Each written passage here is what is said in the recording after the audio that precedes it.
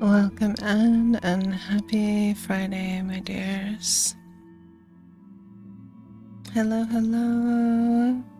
I did see that someone got swept up by our wonderful Bibu Bubby. If your account is not longer than a month old, to prevent it from being a bot account, I'm sorry that you won't be able to chat. It's hard to tell sometimes, but you're more than welcome to sit with us and enjoy the listening this evening. Moshi, dear. Hello. Happy Friday, my dear. Hello, Ashley. Hello, my sweet Edha. Hello, Premium Dawn. Welcome in. And hello to Jose. Again, sorry about that. It's just to protect the community from bots. Hello, Ethan. Welcome in, everyone. So today we will be listening to the Magnus Archives. It is a horror podcast created by the amazing group behind Rusty Quill. If you're familiar with Slay the Princess, one of the voice actors, or the main voice actor from that game, our narrator in it, is a part of this production group.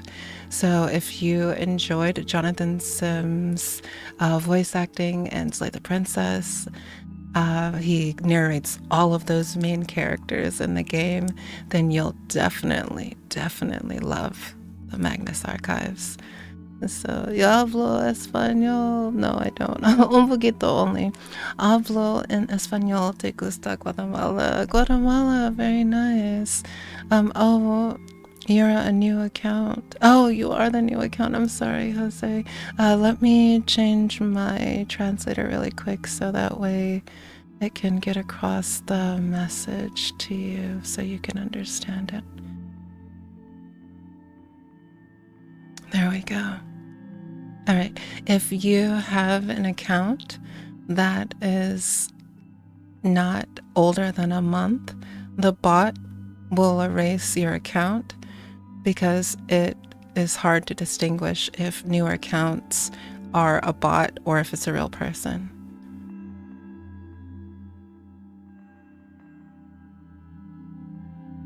So you just have to wait a month and then you should be able to chat freely. So I apologize about that.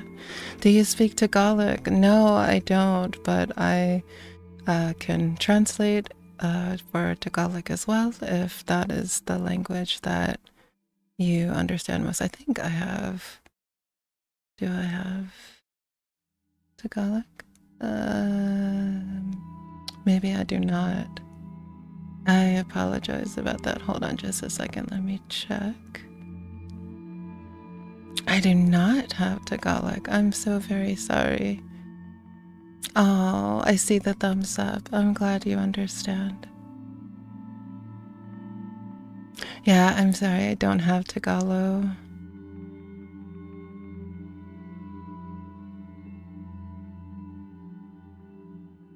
That is very unfortunate. I'm surprised it's like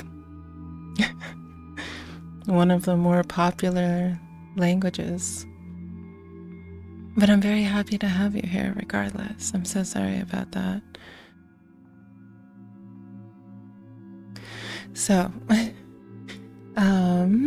yes, we're going to be listening to the Magnus Archives again. It's an amazing horror podcast. If you would like to support them, please do. We're on episode 66 tonight. And there are 200 episodes in this season of the Magnus Archive. Then there's other break-offs from the show. And they have so many amazing things going on. Next month, our birthday month, they're going to be coming out with their first book. And I'm so excited about it. I actually might reach out and ask if they're okay with us reading, because we read books here and have nice bedtime streams so that you have something nice to listen to and fall asleep. But I want to ask the publishers if they would be okay with maybe even if we could just read some excerpts from the book. But please allow yourself to get comfortable. If you want to grab snacks, we're usually here for a longer bit of time on Fridays. Oh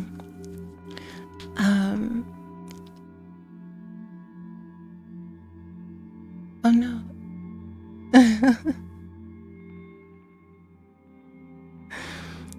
It's Spanish. Hello, Moses. Welcome in there. No, not Spanish. And this is also just in case, also a welcome in is it Eliana? That's a very beautiful name. Welcome in, Eliana. But please make sure to check out the description box. It's got a lot of information about what we do here. You can also visit our site. The rules for the chat are in there, so please make sure to read the rules, because that could possibly get you to be taken away like this shadow here in the dreamland. How do I... Okay, let me address Jose specifically really quickly. Your messages will continue to be deleted because your account is less than a month old. So the security bot program that we use, it doesn't allow users to chat if their account's not older than a month, because a lot of bot accounts are very new. So it's not a personal thing. It's just to protect the community from bot channels.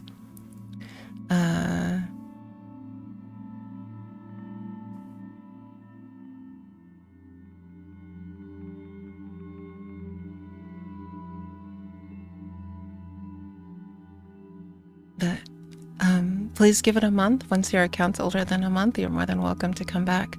You can listen, but every time you chat, your messages will just be deleted. And again, it's not personal. It's just to protect the community from any bot accounts. But yes, if you'd like to, please go grab some snacks. If you read any of the beginning messages in our starting scene, sleeping is encouraged. It is my duty as a dream siren to make sure that you rest really, really well. Sometimes that's more difficult to do when you're listening to something scary, but you can cuddle close and I'll keep you safe, so don't worry about that at all. It's okay. And this is also a 21 plus community as well too, just to note on that while we're going over some of the rules. But yes, everyone, please go ahead and get what you're going to have this evening. If you want to go grab some food, I've got some gummy bears, I've got water, I've got watermelon, I've got later after we take one of our breaks, I've got a nice bit of melon bread that I got today, and I'll be having that with some yummy tea later, so that'll be really good. Hi, dear. And I apologize about the security thing, but I'm glad that you understand, hopefully. But yes, everyone go ahead and grab what they need. We will start. Let's start at 2020. It gives about 5 minutes or so for everyone to get comfortable, grab their food if they want, or if you're just going to lay down and be cozy here in our little cuddle puddle, you're more than welcome to join the pillow fort. And we'll start our show soon, our listening party soon. There won't be anything on the screen for you to see because we're just listening. It's a podcast. But we can talk about different parts of the podcast. You're more than free to comment while we're listening. I try not to speak, so I don't want to listen. I don't want to disturb the VOD if someone goes back to listen, because there's really intricate details to each episode. It's really fun.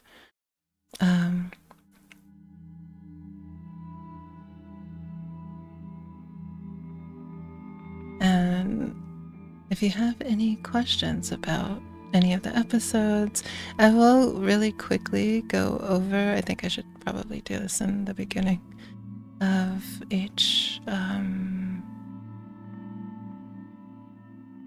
episode, because it's a lot to catch up on.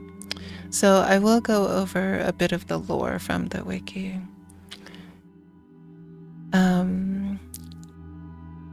Let's see. The Magnus Archives. So join, oops, I gotta move this to the other side so it can be seen. All right, there we go. I did everything.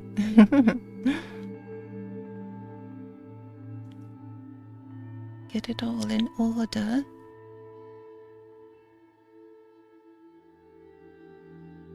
There we go.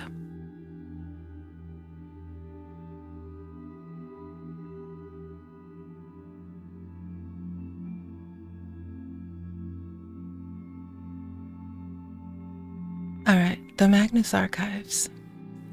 Join Jonathan Sims, newly appointed head archivist of the Magnus Institute, as he attempts to bring a seemingly neglected collection of supernatural statements up to date by converting them to audio and supplementing them with a follow-up work from his small but dedicated team. Individually, the statements are unsettling.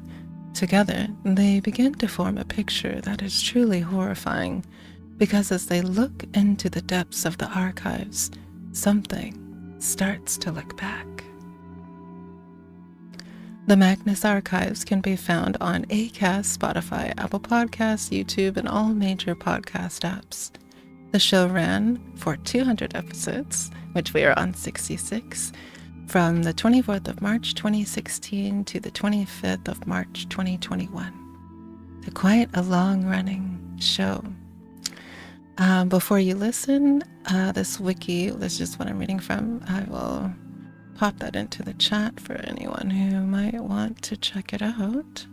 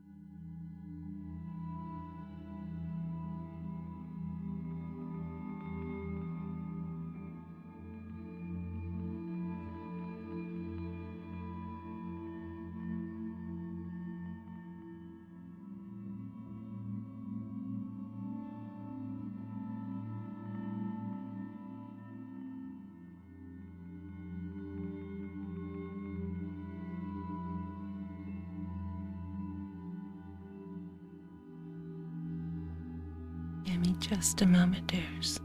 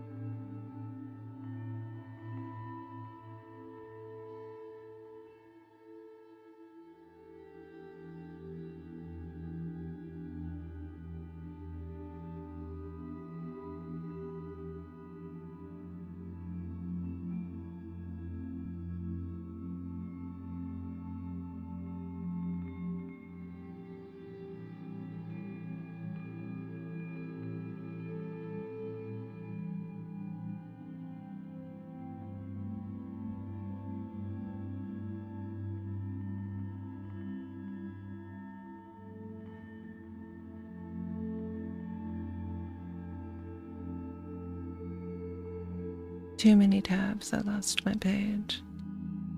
All right, there we go.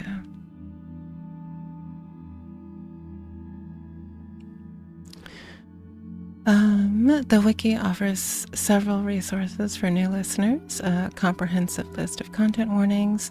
So if you have a real fear of the horror genre, like if you generally really get scared, I would recommend checking out the wiki because it has good content warnings for some things that you might not want to listen to.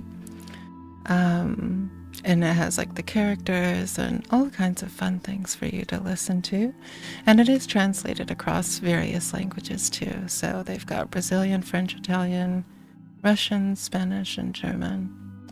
So you can find any information there to find out more about the show. And again, the book will be coming out in October. So if you want to support them, let me link their page as well. It's rustyquill.com. And you can pre-order the book. It's going to be called From the Library of Jürgen Leitner. So this is also a UK-based show. So if you hear me switch over to my UK accent, that is the reason why.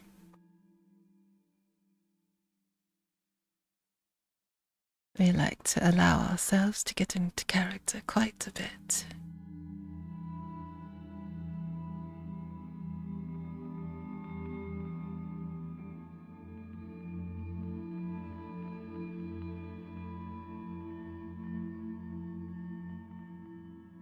All right. Let's go ahead and start the first episode.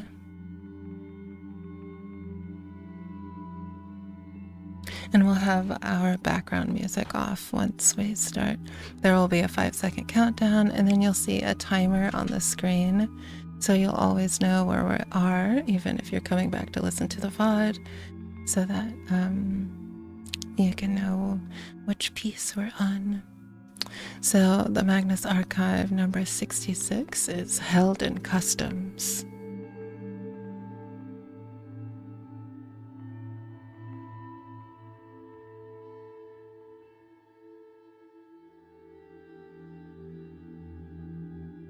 All right, let us begin. I hope you enjoy. Thank you again for being here with me. I appreciate you. And our countdown starts now. 5, 4, 3, 2, 1.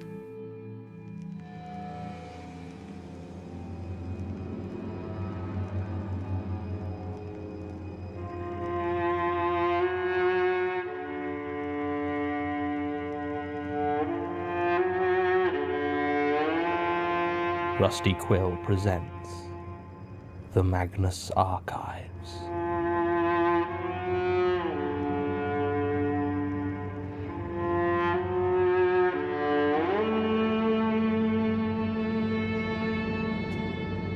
Episode 66, Held in Customs.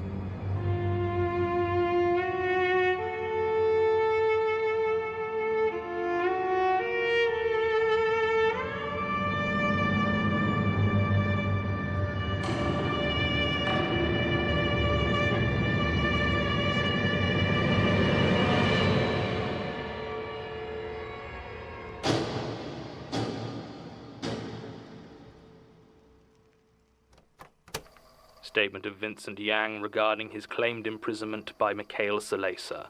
Original statement given February 22nd, 2000. Audio recording by Jonathan Sims, head archivist of the Magnus Institute, London.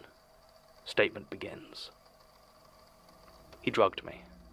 Obviously, he drugged me. That's the only explanation that makes sense. It was the only way he could get me in there, and drugs can affect how you see all sorts of things, even time. It's just, it felt so real. I felt every second, and I checked my watch, but I've taken all sorts of drugs in my life. I experimented plenty with psychedelics in my youth, and this didn't feel like being drugged. It felt like being eaten. No, not eaten.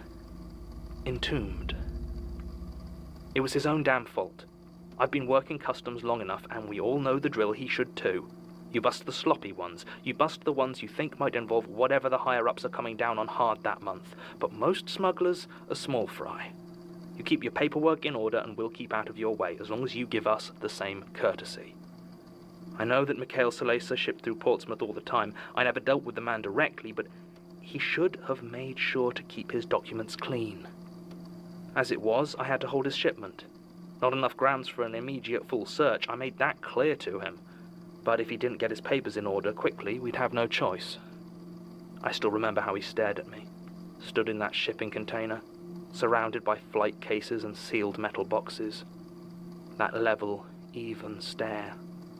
He was appraising me like some sort of antique, like he was curious what my value might be at auction. Then his face turned to a scowl of irritation, and he gestured widely to his cargo, offering me the chance to examine it if I thought him a criminal.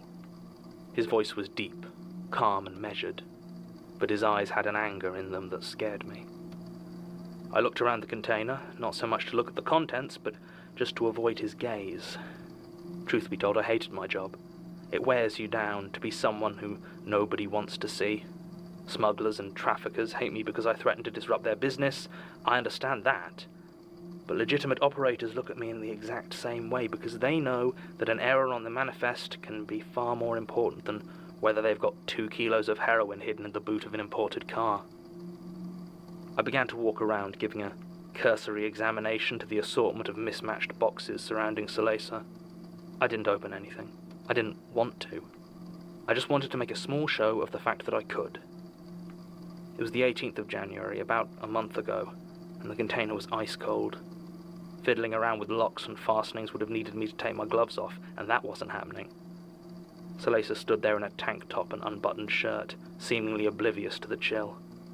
If he was trying to make some show of toughness or bravado, then to be honest, it was working. I had no interest in crossing this man. More important, though, was the fact that smuggled antiques was so far down the list of priorities at that point that from a career point of view, bending down to stare at some flight case full of incorrectly declared pottery was a complete waste of my time. I sighed, got to my feet, and as I did so, I grabbed the edge of an old wooden crate for support. I felt the lid shift slightly under my weight. I looked at it a bit closer and couldn't help but notice it didn't seem to have any bolts or locks on it, and the lid clearly hadn't been nailed shut. I reached over to try and slide it back into place, but my gloved hand slipped, and as I tried to grip it, I swear I barely touched the thing, but the wooden top slid further off, releasing a dusty cloud of air that sent me into a coughing fit. The air was dry and hot in a way that seemed rather alarming in the frigid shipping container. The inside was dark, the light from the entrance not reaching this far back. I shined my light in, and to my surprise, the crate appeared to be completely empty. I didn't remember it listed on the manifest, but if it didn't contain anything, there wasn't necessarily a reason for it to be. I turned back to face Salesa with a shrug. He no longer looked angry. Instead, his face now had a look of concern. I assumed he was worried I'd found something suspicious, but I shook my head and told him that if he got his documents in order by tomorrow, he could be on his way no problem. Otherwise, it was going to get more complicated. The look on his face didn't change. I began to walk out. I had plenty more work to do that day, when he grabbed my arm. His grip was just as strong as I would have guessed, and for a second I was suddenly afraid he was going to kill me. Instead, he looked me in the eyes for a long moment, before he said, very softly, "Don't go to sleep." I shook my head, assuming that was meant to be some sort of threat, and gave him a look that tried to tell him I wasn't scared. Of course I was, but either way he didn't seem to notice. He just looked at me and repeated himself. I was understandably nervous after that little encounter, but I live in a ground floor flat in a rather rough area, so I have several locks, a sturdy door, and bars on the window, all of which I triple-checked before turning in that night. Everything seemed to be in order, so I had a few shots of vodka to calm my nerves, and, well, I turned in. Looking back on it now, the thing I find hardest to believe is how well I slept. It was a restful night's sleep, and I didn't dream. The pain in my legs was what woke me. The dull cramp dragged me slowly from unconsciousness, and I tried to shift them into a more comfortable position under the covers. As I tried, I gradually realized that I couldn't. They were pressed right up against a hard surface. My eyes began to flutter open, and I realized that instead of my pillow, my cheek was pressed against something coarse and rigid. Something that, when I tried to move, greeted me with the needling sharpness of splinters. It was dark. Opening my eyes didn't do much to change what I could see. My hands pressed against unvarnished wood, and I felt a rising panic in the back of my mind. I think deep down I already knew exactly where I was, but I still tried steadily, one at a time, to move every limb and part of my body, hoping desperately that one of them would pass out into open air and reassure me that I wasn't trapped within that small wooden cube. But I could barely move any of them, and it soon became apparent that my prison was, indeed, a sturdy wooden crate. I started to shout for help then. The sound was jarring, the echo muted by the close confines of the walls, and my cries seemed incredibly loud to me.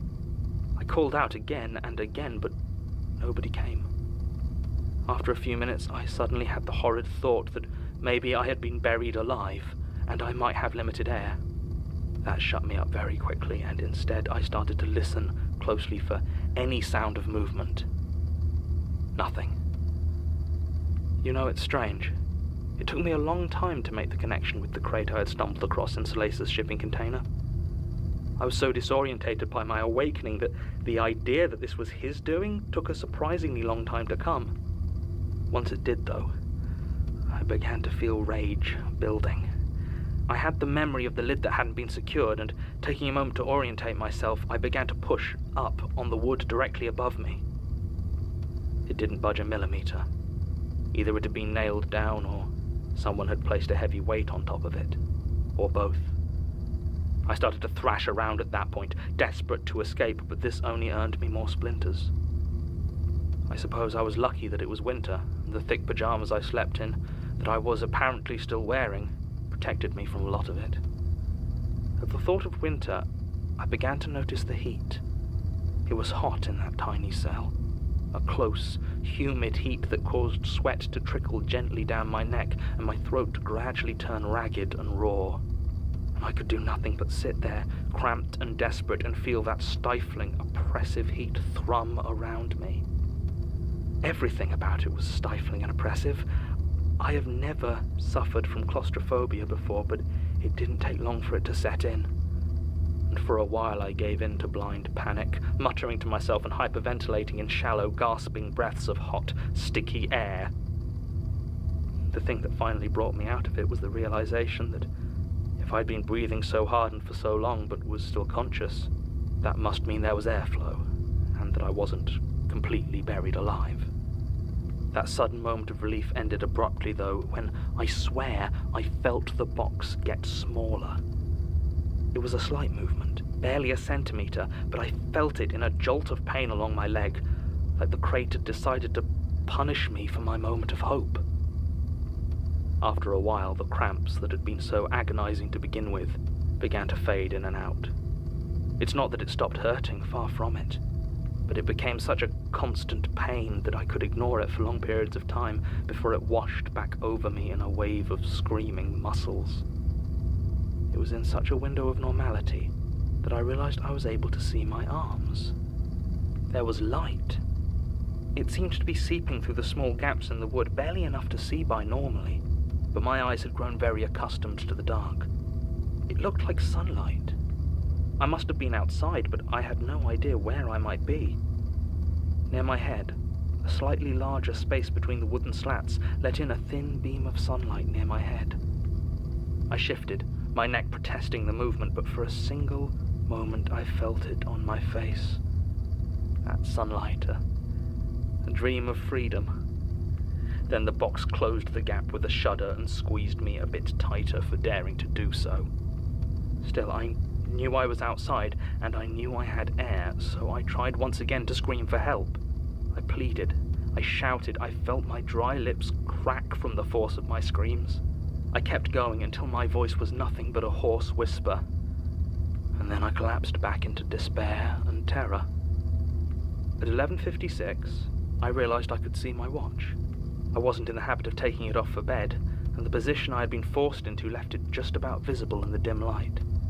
It was surprisingly little comfort, as the hours that had passed by in a hazy blur of pain and fear now ticked by with an awful slowness. Even so, it grounded me, kept me focused on something real. The minutes and hours passed same as they would have outside the box, and this, more than anything, convinced me that I was neither dreaming or mad. At 9:45, the light began to disappear, and I was once again in darkness. I slept then, fitfully and in great pain, and when I woke back up to find myself still trapped there, I cried. Even as I did so, in the back of my mind, I hated myself for wasting what water I might have left in me. 4 days I was in there. At least, if the darkness and light really was night and day. I used to be religious, and I tried to pray several times, but the words felt hollow on my dry, desperate lips. I called out to God, then later to the devil, and finally to Salesa himself. None of them answered. I knew that that was where I was going to die, trapped and alone. I wondered if they would ever find me. Was I somewhere where the stench of my rot might bring some poor soul to investigate? Probably not if my screams couldn't be heard, but maybe someone would find me. Maybe they would join me if the box was still hungry. It was thoughts like these that played endlessly through my mind, round and round like a feverish, thirsty carousel. Then all at once it was over. I awoke to hear the sounds of wood shifting above me. I barely had time to register what was happening before frigid, icy air washed over me and the torchlight was shining in my face. I blinked hard as I started to make out 2 figures above me. One was Salesa, staring at me with an expression of curiosity. The other I didn't know, though I vaguely recognized him as one of the captains that made port here occasionally. Captain Laurel, maybe? Or Luca? I don't really remember. He looked at me, then over to Salesa, shrugged, and handed him a £20 note, before turning around and walking out of the shipping container, which I saw I was once again inside. Salesa lifted me gently out of the box, being careful, I noted, not to touch the sides. Moving my legs was like walking on knives, but I managed to stumble out, overjoyed at my freedom. I felt Salesa push some papers into my hands. An updated manifest, he told me, and sent me on my way.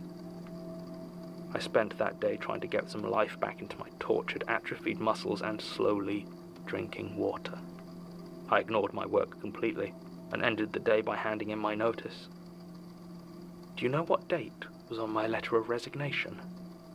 The 19th of January, the day after I had first seen Salesa. My watch no longer matched the clock in the break room. I don't know why the night was so much longer for me, or why it boiled me with the sun in the middle of winter. I must have been drugged. Salesa must have drugged me. It's the only rational explanation. But I know that he didn't. Statement ends. Another tale of the elusive Mikhail Salesa, dealing in all sorts of artifacts without any decent safety measures, unless that's the point, of course. And if I'm not mistaken, it would appear he's at least acquainted with Captain Peter Lucas of the Tundra. Whatever this grand game is, Salesa is definitely involved. I just wish I knew whether he was a player or a pawn, or something else entirely. Surprisingly, it seems comprehensive shipping records are harder for Tim to flirt his way into than police reports, and Sasha has had her own issues with trying to access the electronic records. If there is official documentation of this particular shipment that might verify Mr. Yang's story, we're not able to obtain them. Martin encountered a different problem tracking down Mr. Yang himself. Apparently he's retired now and living with his children, who were surprisingly cooperative in allowing Martin to see him. He's also in the later stages of early onset Alzheimer's disease. He could provide no new useful information, and Martin left after Mr. Yang became acutely distressed at the mention of boxes. All in all, a dead end. If this was the first time Mikhail Salesa had turned up in our files, I would definitely agree with Mr. Yang's own assessment. But by now there are far too many cases to chalk them all up to drugs. Whatever Salesa deals in is, I suspect, infinitely more dangerous. End recording. Supplemental. Gertrude's laptop has been rather interesting. Unfortunately, nothing along the lines of mymurderer.avi, and she didn't keep any sort of diary from what I can see. In fact, it doesn't look like she kept many documents at all. A few budget spreadsheets and work forms, but I get the feeling she wasn't much of a note-taker. The thing that is interesting in the budget spreadsheet is the rather large amount she requested for travel. What's even stranger is that it seems the budget was approved. Her internet history and emails reveal some more pertinent information. It looks like she did do a lot of travel all over the world, far further than the single basement one would expect an archivist to keep to. And in these cases, at least, she kept the receipts and the booking information. Nairobi, Wichita, Budapest, Shanghai, the list goes on. No records as far back as '98, of course, but given the pattern, I don't think a trip to Alexandria is at all out of the question. There's also the matter of the products she was ordering. There are several online orders of petrol, lighter fluid, pesticides, and high-powered torches. They are sporadic, but notable in that she did not drive, smoke, or work in pest control. The torches would make sense if it wasn't for the quantities in which she ordered them. She also sent orders for a staggering array of filing tabs, labels, and index markers, all different makes, formats, and systems, most of which I have encountered in various forms around the archives. Given that the doddering old lady image is now dispelled in its entirety, I cannot help but wonder if there is a reason she was keeping the files in disarray. I'm not convinced she would approve of my efforts to organize them. Part of me is tempted to follow her lead and suspend my explorations, but the more I find out about Gertrude, the less I am inclined to trust her. And I am not sure emulating her is the wisest course of action, especially given the 3 most alarming purchases I found in her history. Gertrude Robinson was trying to buy lighteners. Seeing the account name GR Bookworm 1818 gave me a particularly hollow laugh. Obvious when you're looking for it, I suppose. It looks like she managed to get hold of 3 books.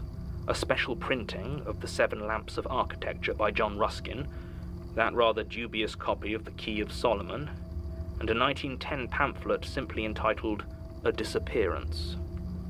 I am quite sure none of them are in the archives, and they weren't in her flat either. I rather hope she destroyed them, especially as The Key of Solomon is something of an almanac on demonology. But my luck isn't that good. All told, the laptop has given me much cause for concern, and little in the way of hard evidence. The more I learn about Gertrude, the more I respect her, and the more I worry about her motives. Perhaps I've been focusing on the wrong question, and the most important thing isn't who killed her, but why. End supplemental.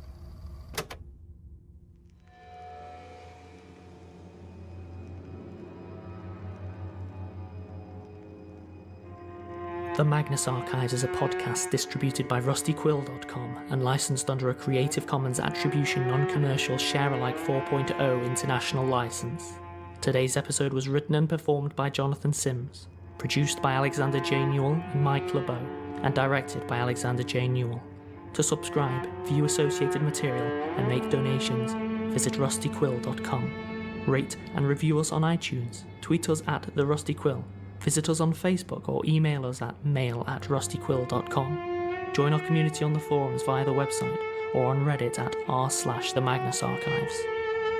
Thanks for listening.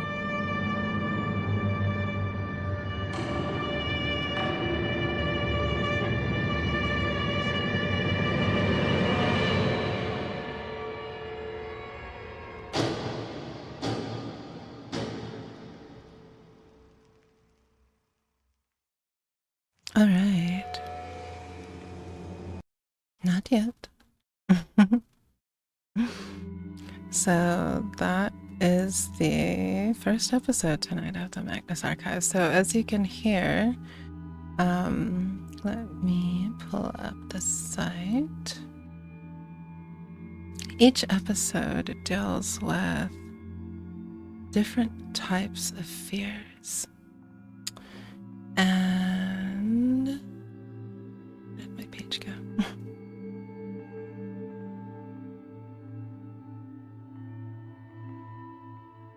We learn together as we go through the episodes that each fear is represented in the show as an entity.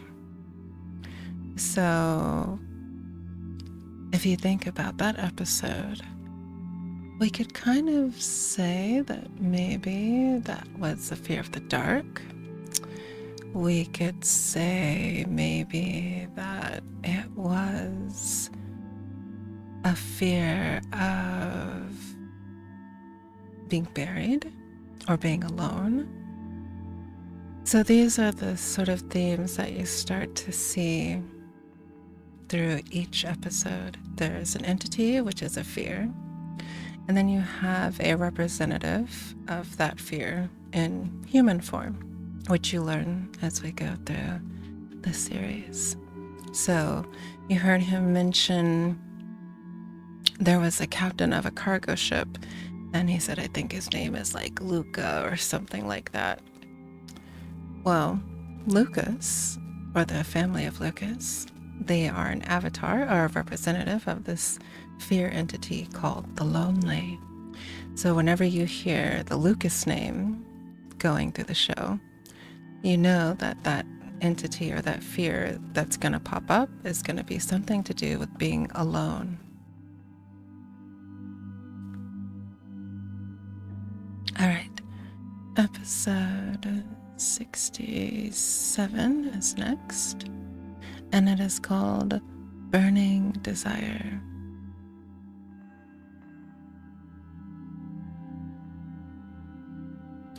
So do you think it depends in how the viewer sees it?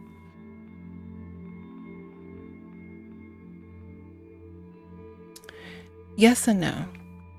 I think that the show, which is kind of like why it is best to listen to it going from the beginning, because it sets up the framework to introduce the different types of fears. And I think as we go through the episode, you'll see how even if you, sorry, the translator, even if you view it in a slightly different way, like that episode, I maybe would have initially just thought the fear of being buried alive, right? So that entity, the buried, that clicks in my mind. But I wouldn't necessarily firstly think the fear of being alone because I'm being buried. I would just think, I don't want to be buried alive.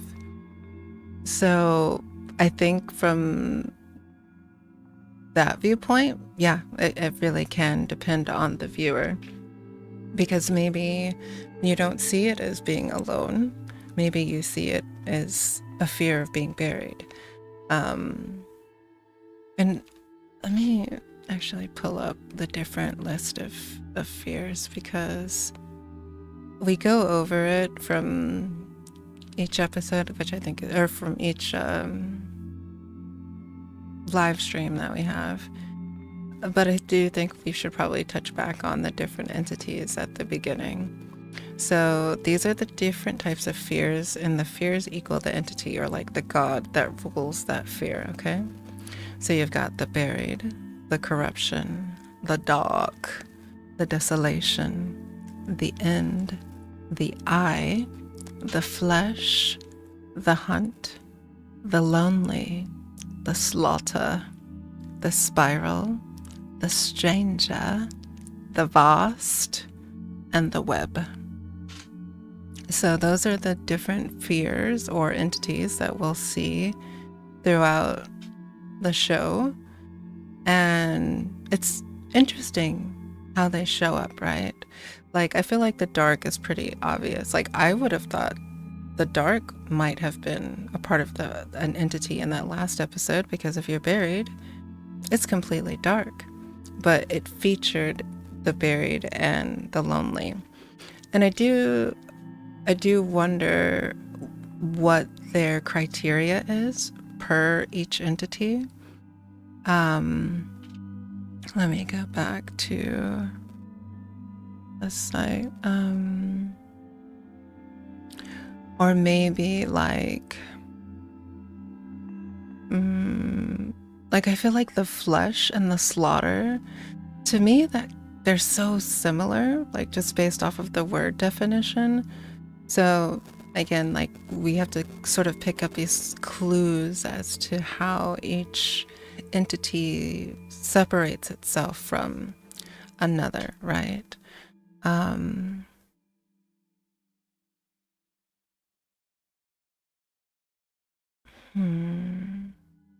Yeah, like the hunt and the slaughter, those two sound very similar as well. If you're hunting, you're slaughtering, you're killing something. But I think when we're thinking about slaughter in the context that they mean it, maybe it is more like a very gruesome type of killing, right? Maybe it's more grotesque. So let's just look at the buried since we just listened to that one. So the buried, small spaces, crushing, you can't breathe. You are the center of everything and it pushes down on you. If the vast is like losing yourself in too much space, the buried is being trapped without enough. The buried is one of the entities. It is the manifestation of a collection of fears that deal with being trapped without enough space. So claustrophobia, small spaces, of being unable to breathe, and the underground and dust of being at the center of everything, and it is all pushing down. Deep water can be associated with the buried, but also, don't you think that deep water could be associated with the vast as well? Because the ocean is forever, right? The buried, deep water can be associated with the buried, but only when the effect is described as claustrophobic, crushing, drowning, heavy, sinking, etc. The buried is also associated with certain crushing money issues, such as desperate poverty, drowning in debt, and seeking or borrowing money under bad terms. So see how like there's that criteria, right? Like how it can be all of those things and nothing. Nothing at what we think sometimes. So it's magnificent how they're able to really, I don't want to say catastrophize, but also expound on what a fear is. Like if I'm like, oh, I'm scared of the dark, let's go look at the dark, because I genuinely do have a fear of the dark as much as I love horror. I have had a fear of the dark since I was a little girl. So for the dark, it says, that's an old one and one of the deepest. I mean, who isn't a little afraid of the dark or what might be in it? So the dark is one of the entities. It is the primal fear of the dark and the unknown regarding what lurks within it. Along with the hunt and the end, it is said to be one of the oldest entities. So that makes sense, right? If we're thinking like man, like going back to like caveman, human, or early human, like functioning, the darkness, hunting other animals or being hunted by other animals, and the end, which is essentially death. That makes sense as to why they would be the more primal or older entities, right? It often manifests as dark, sticky, brackish water, as well as coldness and blindness. The dark has a large following in the form of the People's Church of the Divine Host, which we've heard about them, also connected with Outer Base Shipping and Nye Elesond. So it gives that one doesn't give too much, because I don't know how else you explain about being afraid of the dark and the encroaching, unseen things that lurk within it. So yeah, just it's good context clues, I think. But that was a good question, dear. I do think it depends on the person when it comes to some of the other ones, because I feel like the dark one, pretty much like everybody might be a little bit afraid of the dark. And I think we might have talked about real darkness like several Fridays ago, that I don't think many, you're welcome, dear, I don't think many people know what real darkness is, because even when you're in your room, say at night, and you've got your blinds closed and no TV, no computer light, no night lights or anything like that, that's still not real darkness. You would have to either be in space or do one of those deprivation chambers that you can get into, and that is real darkness. And I imagine that would be truly, truly terrifying. So, but let's see what the next one is about, and then you can tell me, based off of those fears that we went over, sort of start to think about, well, which one do I think that this is going to be? So, burning desire. Let's read the synopsis. Statement regarding the short-lived courtship in the autumn of 2006. The Magnus Archives tells the tale of an unexpected, fiery romance between a cafe worker and one of their odd customers. So, not too many hints, but just enough. So we'll have to see what is the fear.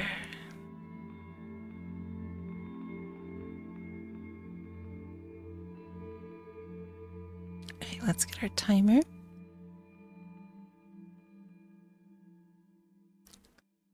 And let us begin. 5, 4, 3, 2, 1.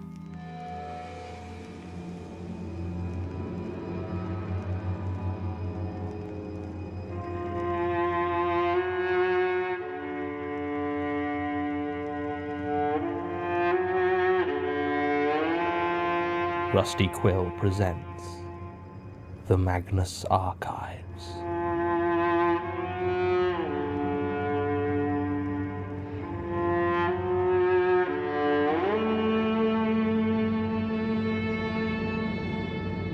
Episode 67, Burning Desire.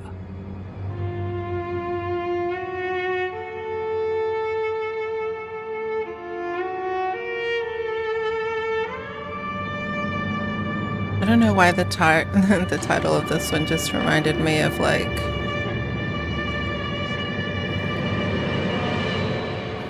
I forgot the music, it's really loud there. A song by the Arctic Monkeys.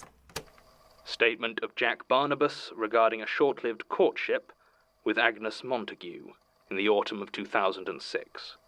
Original statement given March 18th, 2007. Audio recording by Jonathan Sims, head archivist of the Magnus Institute, London. Statement begins. I knew she wasn't normal. I think that's what originally drew me to her. I thought she was just like me, another weirdo cast off from the world. I mean, there was no way I could have known she wasn't human. At least, I don't see how she can have been human, not the way we think of it. But she was so beautiful. She was tall, with long, straight auburn hair and these eyes that, when they looked at you, it didn't feel like she was seeing you so much as trapping you. I never understood the phrase, like a deer in the headlights, until she looked me in the eyes for the first time. I don't know, maybe something in my fight or flight reflexes screwed up, because those weren't the instincts I felt when it happened. I should have run, of course. I don't know if you normally leave people alone in a room when they write their statements, but I can understand you doing so in my case. I'm getting used to people making polite excuses not to look at me. Dahlia tried to warn me off. Daily Roconjo had worked in the Canyon Cafe ever since it opened in 1991, and as soon as I headed back into the kitchen after I saw Agnes Montague for the first time, she spotted the look in my eyes and shook her head. She told me she was trouble, that there was something not right about her. I asked for more details, and Daly just shrugged, said that she'd been coming into the cafe ever since it opened, and that there was something off. At the time, I assumed that she meant Agnes had been coming in ever since she was a child, as she looked about my age. But looking back, I'm not so sure. It wasn't as though it would have made any difference. I was drawn to her in a way I can't even explain. I could never bring myself to say anything or even make a sound when her eyes fell on me. I barely had enough wherewithal to confirm her order, even if it was always the same. A large cup of black coffee with enough room for milk. She never actually put any milk in it. She never even drank it. She'd just take it over and sit there, staring out the window into the street for an hour or so. It wasn't like there was much of a view. Just a normal street. And outside Sheffield city centre, that's not much of a view at all. Still, she'd sit there, staring, alone with her thoughts for about an hour, then stand up and leave. I'd go over to clear away her coffee, and it was always scalding hot. It was such a strange little routine, and I would spend time wondering to myself what she could possibly be thinking about. What was her life that every Tuesday at 3 p.m. she came into the same cafe and didn't drink a black coffee? The way she always used to order the coffee, it always sounded like she was enjoying it. The order, I mean. Like the phrase, 1 black coffee with room for milk, was a delightfully novel thing for her to say. In the year and a bit leading up to my finally talking to her, I only ever saw 2 occasions when she wasn't sitting alone. The first was when another man attempted to chat her up. At least, I assume that's what he was doing. I didn't recognize him, but you can always tell when someone starts a conversation with a motive like that. He walked over and started saying something or other, cocky as anything.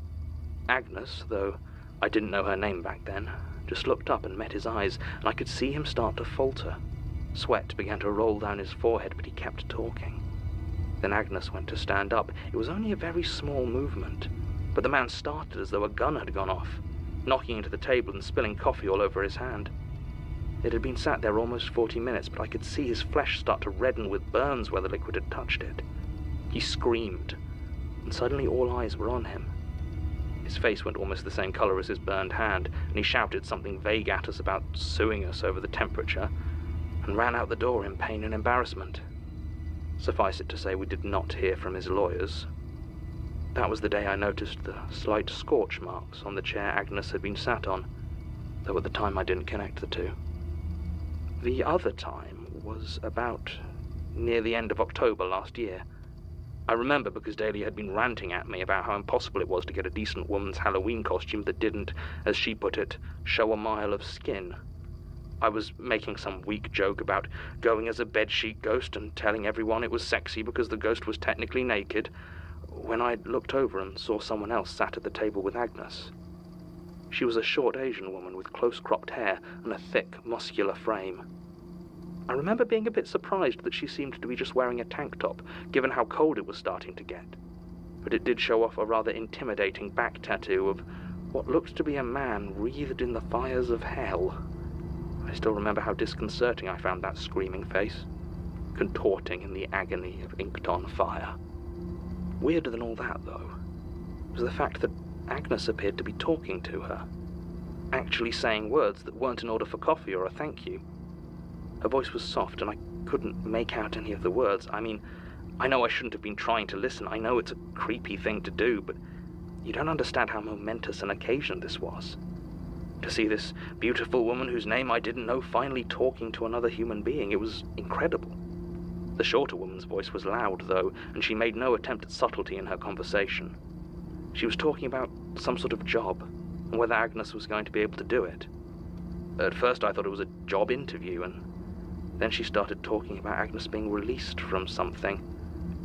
Agnes just said something softly and shook her head. She looked sad, an expression I'd never seen on her face before. The other woman sighed, clearly unhappy with the answer, and stood up to leave. Before she went, she took out a brown paper envelope and handed it over. Said that she'd give it to her now so she didn't forget later. She called it a collection. It looked like the envelope might have been full of money. Agnes put it in her jacket and returned to staring out the window, as her intimidating companion left with a frustrated expression. That was the moment I decided to try and talk to Agnes. Seeing her interact with someone else, even in such a weird way, unblocked something in my mind. The following Tuesday, when she came in and ordered her coffee, I asked her name. She looked at me in surprise, and for a second I felt like I'd made a terrible mistake. But then she told me, very matter-of-factly. And then I asked her out on a date. I don't know how it happened, it just tumbled out of my mouth before I could stop it. There was a moment of absolute silence, like everyone in the place had stopped breathing, though nobody had looked up. Then Agnes's face twisted into something I think was a smile, and she said yes. A wave of giddy joy just washed right over me, and she took her coffee and went to her normal table. I could feel Dahlia staring at me from the kitchen, and I didn't want to turn around because I knew exactly the face she'd been making. I was too happy to let her ruin it with her muttered predictions of disaster. It was only after Agnes had left her undrunk coffee and headed out to wherever she went that I realized we'd never made any actual arrangements. I spent the next day in a funk, kicking myself for having been so stupid. I have Wednesdays off work, so there was plenty of time to mope around the house feeling sorry for myself. About 3 p.m, though, there was a knock on the door. Standing on the other side was Agnes. She was dressed in a dark woolen coat and grey scarf, and had that same sort of smile on her face. She asked if I was ready to go. I was very much not. I asked her to wait a minute as I ran back to my room to put on some deodorant and a clean shirt. It was as I was doing this, noticed that in the corner of the room, where there had been a spider's web this morning, there was just a faint wisp of smoke. It was weird, but I had more important things on my mind. As soon as I was ready, I headed out. I asked her what she wanted to do, and she looked at me like I was stupid. We were going to walk in the park, she said, like it was the only possible thing to do. Of course I agreed. She was the strangest person I'd ever met, but something about it just charmed me. So we went down to Bowl Hill Park, the nearest one to my flat, and we walked. I did most of the talking, as you might have expected. I don't even remember half the things I said now, just a meaningless babble of thoughts, personal details, anecdotes. I worried I was boring her, but every time I looked over she had that same expression on, which by then I was pretty sure was a smile. I'd catch her eye and that feeling would flood through me. I still don't know quite how to describe it, but whatever it was powerful. We sat on a bench as the sun went down, watching the sky redden, and Agnes asked me a question. It was the first time she'd said anything more than a few words since we left my flat. She asked me if I had a destiny. I don't need to tell you the question caught me off guard. I don't know if I've given the impression clearly enough yet, being a single guy in my early 30s still working the till at a Sheffield cafe, but I don't really see myself as having much of a destiny. Hell, I'm not even sure I believe in destiny. I certainly don't believe in God, and I feel that's kind of linked. So I told her this. She looked at me with the same sadness I'd seen on her face before. "That must be nice," she said, and went back to staring into the sunset. We went out several times after that. Each time she'd show up at my door unannounced and tell me what we were going to do. We went to the park a couple more times, had a meal in an Italian restaurant where she didn't eat anything, and even went to see a film. I remember it was The Prestige, and when I asked her thoughts on it, she just told me she hadn't been watching. God, she was so bizarre. The last date was November the 23rd, 2006. It was a Thursday, and the chill had really hit. It was too cold to spend an evening in the park, to be honest, but Agnes had decided that's what we had to do, so that's what we did. She never seemed to feel the cold. We'd walked in silence for about an hour, and it had gotten dark. I was about to suggest we leave, as they usually closed the park after nightfall, when I heard Agnes gasp. I turned to see her gripping her chest as though in sudden pain, and she told me we had to go. I followed her as she staggered out of the park and over to a phone booth where she made a panicked call. She said something about a tree falling, and that they had to finish something. Then she hung up. She leaned on my arm as we walked back to her flat. I'd never been there before, but it was clear she couldn't make it unassisted. The building was old, and the wallpaper of the corridor was a faded green lily pattern, occasionally scarred with a vivid hole burnt into it. As we approached her door, I saw a small group of people gathered around it, waiting. I recognized the woman she'd been talking to several weeks before, but the others were strangers to me. They were all dressed in rough work clothes and wore severe expressions. One of them, a big guy with a shaved head, was holding an unlit lantern and speaking to the others in a language that I think was Spanish or Portuguese. Another held a bag that seemed to be full of candles, while a third had a clear plastic container filled with hundreds of tiny spiders. None of them paid me any attention, and I was rapidly feeling like I was falling into something that I really didn't want to. Agnes turned to me and apologized, told me goodbye, and thank you. There was such a sense of finality to it that I felt like my heart stopped. I should have left. I should have turned around and walked back the way I'd come and accepted that I'd never see her again. Instead, I did the stupidest thing I've ever done. There, caught up in a series of events that I didn't understand but that terrified me, and drowning in emotions that I still can't explain, I asked if I could kiss her. Without warning, she put her hands either side of my head. I realized it was the first time our skin had ever touched, and I could feel the intense, hellish heat that radiated from inside her, but it was too late. She leaned in and kissed me. There are no words to describe the pain. My face erupted in boiling agony as I felt my skin start to crack and peel, and the heat washed over me, erasing all thoughts in blistering white. I felt the fat in my cheeks liquefy and bubble as I tried to scream, but my lips wouldn't work. I fell to the floor. The last memory I have before waking up in the hospital was a single tear dropping onto my hand. A tiny, sizzling pang of torment that still somehow managed to cut through. When I awoke 3 days later in the hospital, Agnes was dead. The police came and took my statement, but they had already decided it was a suicide, and when I tried to tell them what had happened, they looked at me like I was making it all up. At least, when they could stand to look at me at all.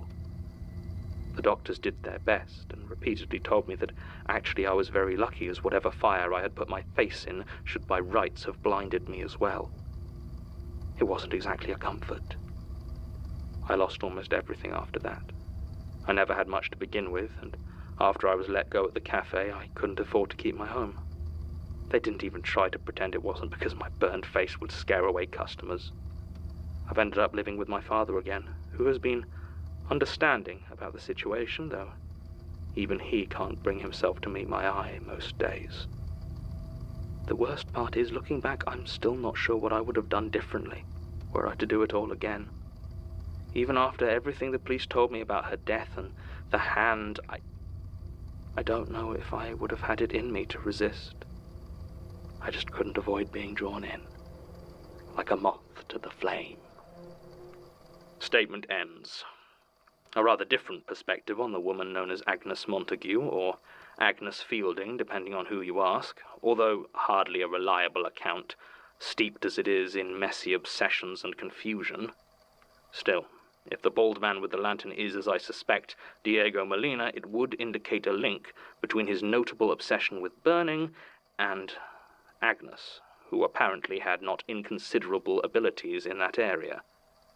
I can't help but wonder if Arthur Nolan, the Hive's landlord, was one of the other members of that little group. I do not know if they have a name as such, but given the evidence of organization and the indications of worship, I have started to refer to them in my notes as the Cult of the Lightless Flame. And I believe they may also be connected to the ritual circle found in Scotland by Jason North.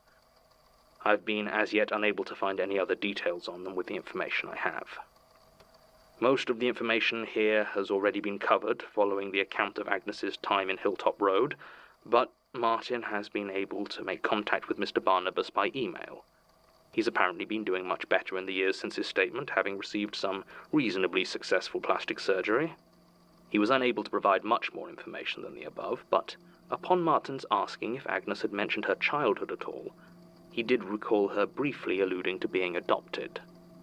Tim also got in contact with Delia Okonjo, who confirmed what we had suspected, that the woman known as Agnes Montague had visited the Canyon Cafe for a decade and a half apparently without aging a day.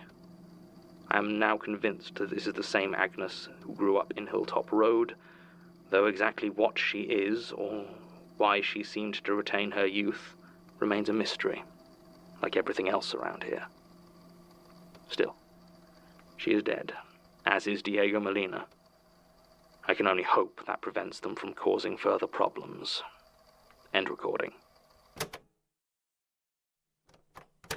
John, there's nothing down there. No, that's not true. I told you what happened. You told me you wandered around in the dark for hours at a time shortly after suffering an incredibly traumatic experience. So you're saying I imagined it? It's a possibility. The other possibility is there's something very dangerous down there. Neither makes me particularly inclined to unlock it. So what do you plan to do about it? Send someone else? We really don't have the budget for that. So nothing. You're just going to leave it. For now, I think that's for the best. Please, Elias, I need to know. You really think that this will help? Yes. Yes, it's getting harder and harder to work down there without being sure of what's underneath me.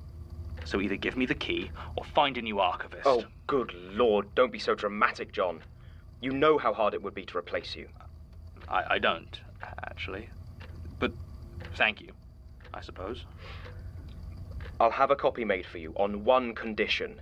Be careful. No more impetuous subterranean adventures, understand? Of course, of course. Understood. And for God's sake, get some sleep.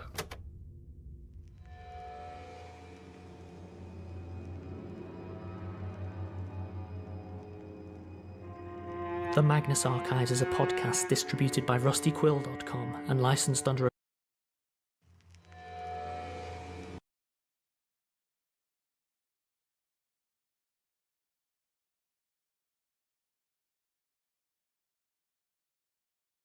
Okay, so what do we think that fear was?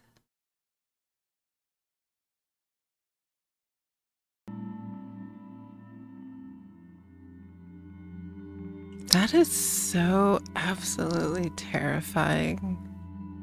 And I feel bad for the guy. He just wanted to go on a date and his entire face.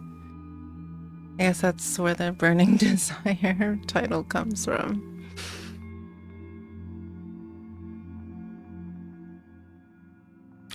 But I like how they looped back around with Agnes, because we did listen to an episode already on Hilltop Road about all of those adoptive children.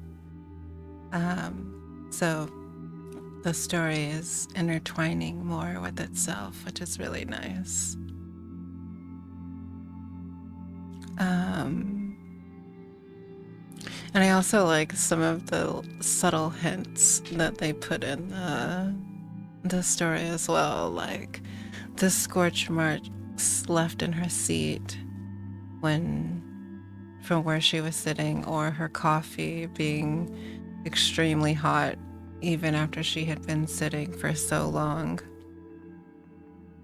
That was harder to guess, but it feels like it's contact. So that one was The Desolation. Let's go read about that one. So the desolation is fear of pain, fear of loss, fear of unthinking or cruel destruction. The desolation is one of the entities. It is a manifestation of pain and loss, all of the worst parts of fire, with none of the warmth. Jude Perry calls it a reckoning, a surging tide of destruction and pain, and blackened earth, the destructive, agonizing heat of burning flesh, and land scorned of life, the light with the comfort of fire stripped from it, leaving nothing but the terror of its approach. The desolation is worshipped by the cult of the Lightless Flame, which he just called them. Cult members are enriched by destroying the lives of people who had reasons to live and destroying things before their potential is realized. In exchange, the cult members can create extreme heat, but not fire, and gain the ability to manipulate skin as if it were wax. I think it's interesting that they say that they're enriched by destroying things before their potential is realized, because she asked him, do you believe in like destiny or like someone's like full potential? And he was just like, I don't even have anything really going on with myself. And I wonder if his answer would have been different if she would have actually like killed him. So yeah. So yes, we got to see Agnes again. And Diego Molina is another reoccurring name as well.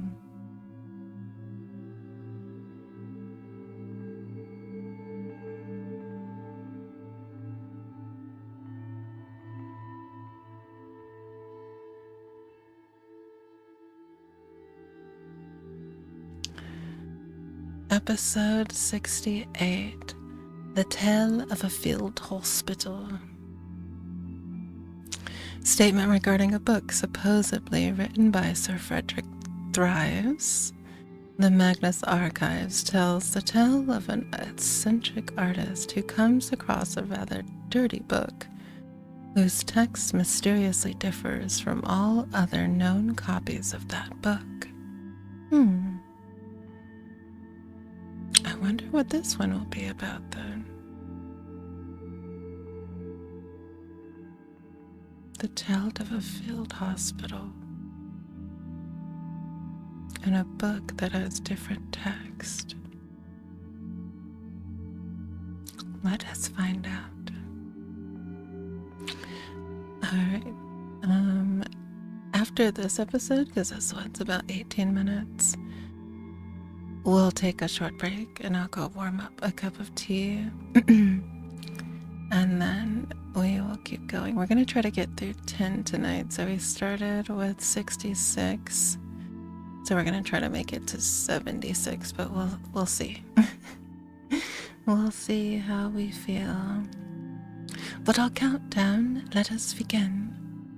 5, 4, 3, 2. Oh, I didn't even hit it. Sorry.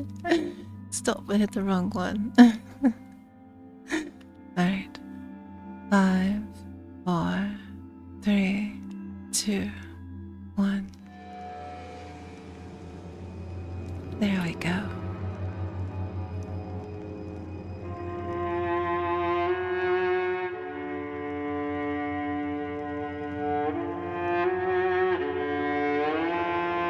Rusty Quill presents The Magnus Archives.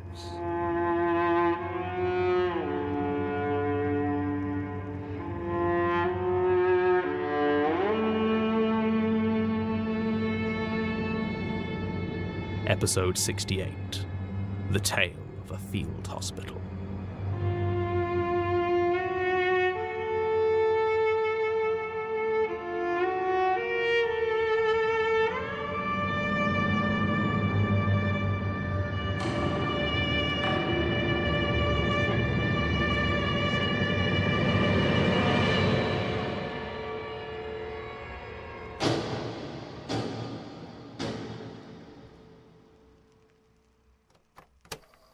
Statement of Joseph Rousseau regarding a book allegedly authored by Sir Frederick Treves.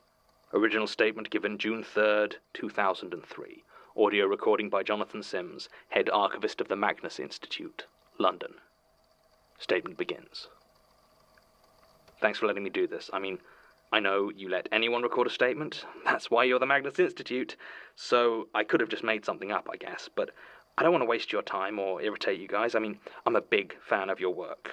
Never had the academic chops to get access to your library or anything, but when all those statements were leaked back in '99, I know all the letters pages called you crackpots, but I know, yeah? I get it. I read them all, start to finish, and sure, there's a lot of nonsense in there, a lot of bad acid trips and liars, but in the middle, at the core of them, there was something there. There are things that go bump in the night, and now I think I've got one to share with you. So, I'm kind of an artist. I like to use the detritus of mankind's time on this planet to craft its own reflection back at itself, you know? So, I take what other people consider garbage and use it to send a message to the puppet masters and fat cats who hold our lives in the palm of their hand and play with our society like a chess game. A message of art. You know what I'm talking about. I bet you have a ton in your archive about the Illuminati. That's why they smeared you so hard. I'm not asking to look at them or anything. I'm just letting you know that I get it. Yeah, I get it. So, anyway, I spend a lot of time at the dump. Not so much those huge iron skips or the bottle bank. I mean, like I don't have enough bottles in my studio already. But you know the bit in the middle where they sell stuff. All the stuff that really skirts the line between trash and treasure. Mirrors that are tarnished but still good. Old furniture just a bit too scuffed for the charity shop. You can get amazing things there for almost nothing if you look hard and aren't too picky. And when you're making art, you don't need to be picky. If something's not perfect, you can make it perfect. You use the beauty inside of you to reach in and pull the beauty out of the object, sometimes by breaking it more, sometimes by repairing it just enough, and once by setting it on fire. So the people at the dump around my area, they know me. Generally when I turn up, they key me into any of the good stuff that's come in. So I was checking out the tip near Wood Green 2 days ago, and they don't usually have a lot of good stuff. I mean, I've been there sometimes when there's literally no stuff out for sale, but this time they had a few furniture pieces and a cutlery set, but nothing I could use. But one of the guys who works there, I think his name's Gus, or Al. He looks like a Gus or an Al. Anyway, he pointed me to the only thing that really caught my attention. It was a wicker basket full of old books. Now this I was interested in. I'm working on a piece at the moment. It's called Page Views, and it's about the death of print media at the dawn of the digital age. Point is, I'm filling a bunch of computer monitors with shredded books, so cheap books, especially a bit old and a bit yellowed, were exactly what I needed. I discarded a few of them as the texture or page tone wasn't quite right, but there were plenty in there I could use. Then I spotted a book that looked a bit older than the others right at the bottom. It was large and the pages looked thick and loose. It was titled The Tale of a Field Hospital by Frederick Treves. So clearly I'm buying it, right? I mean, obviously you know Frederick Treves, the surgeon who was best friends with Joseph Merrick, aka the Elephant Man, aka my all-time favourite Victorian medical curiosity. And not just because he shares my name, though I guess that doesn't hurt. I mean, I knew about the book, Treves' account of his time working in a field hospital during the Second Boer War. I'd read it before, of course, but my copy had gone missing about the time Sandra moved out. She wasn't exactly a fan, and I think she threw away a whole bunch of my stuff out of spite. The thing is, this one looked old, like 19th century old, which, since that's when he was writing, meant that there was a good chance it was a first edition, and that sort of thing can be very valuable. Meaning I get a good read and a payday. Win-win, right? So I buy it for like 50p and head off, but it's weird. Don't know who owned it before, might have even been a library copy, but the sticker was mostly torn off. It didn't have a frontispiece though, and a lot of the pages had different ink weights or layouts, and it kind of looks like they were printed at different times. It's only when I get home that I remember The Tale of a Field Hospital was actually based on a series of short columns he wrote for the British Medical Journal during the war itself. So I reckon what I've got here might just be some kind of proofing or draft copy, or maybe some custom-bound collection of those articles, and I get really excited. As I started reading through it, though, there was something kind of weird. Bits of some of the chapters that I really don't remember from the version I read before.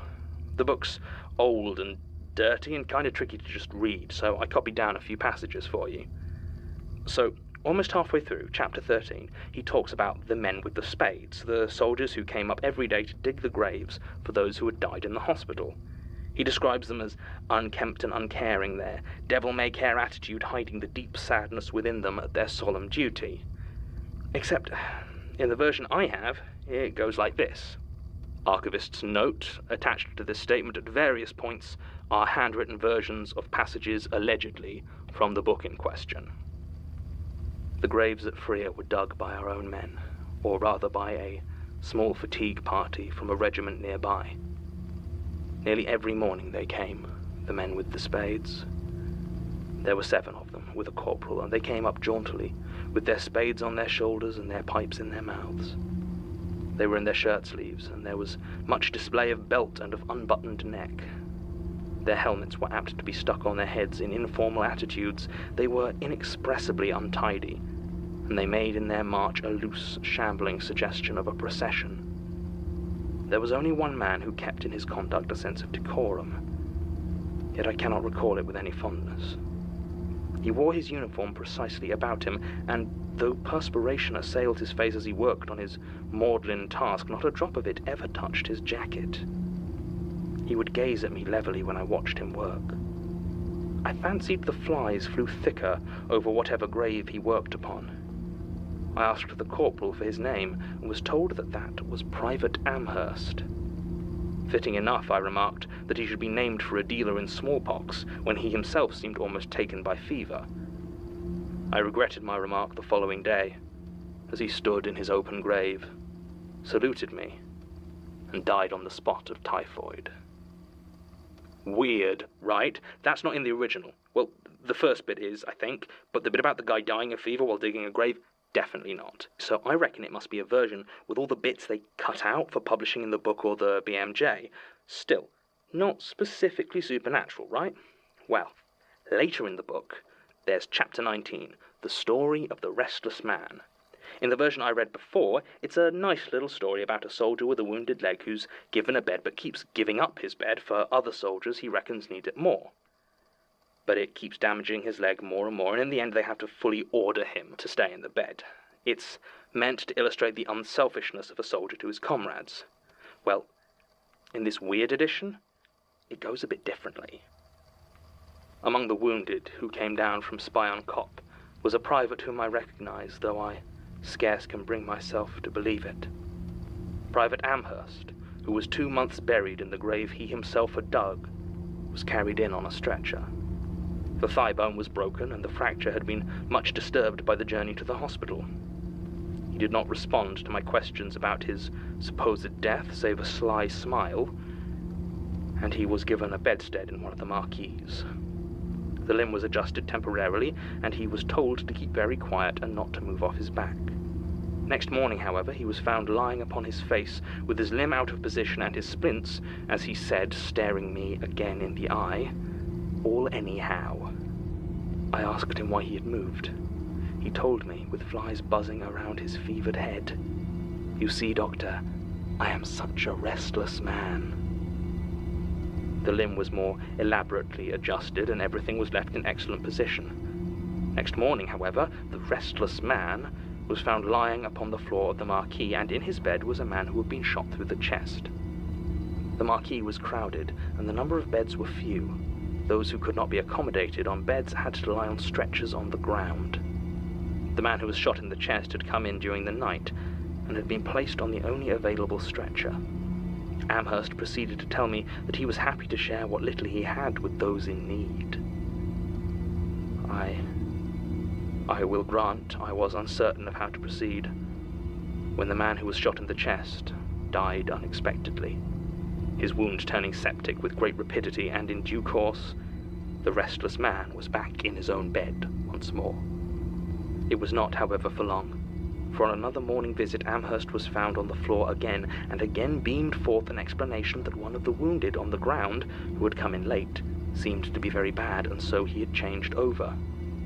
The present occupant also died of an infected wound within hours of my noticing. I was deeply shaken by this odd harbinger of sickness and fatality, but could think of no immediate redress for the matter. However, the moving of a man with a broken thigh from bed to ground and back again means not only such disordering of splints and bandages, but no little danger to the damaged limb. So I felt almost a relief when the wound turned gangrenous with such alarming speed that amputation was simply impossible. As he passed away, the second time, I implored him to stay that way. He just looked at me. "But you see, Doctor, I am such a restless man." Pretty spooky, right? You can see why I wanted to bring this to you guys. I mean, I know it's not exactly having my own statement, my own brush with the darkness that lurks behind the shadowy veil and preys on the unwary mankind, but it's the next best thing, right? I'll be honest, I didn't really read it fully before bringing it over here. I thought you're probably in a better position to do that with your researches and that, but there was one other bit I wrote out. It was in a worse state than the others, but It was the final chapter, chapter 30. In the original, it recounts the rather miserable death of a soldier as contrasted with battlefield heroics, and is titled Sic Transit Gloria Mundi. In this version, it doesn't have a title, and it goes like this. I remember at Chieveley one morning before breakfast, watching a solitary man approach the hospital lines. I knew it was him long before my vision became clear.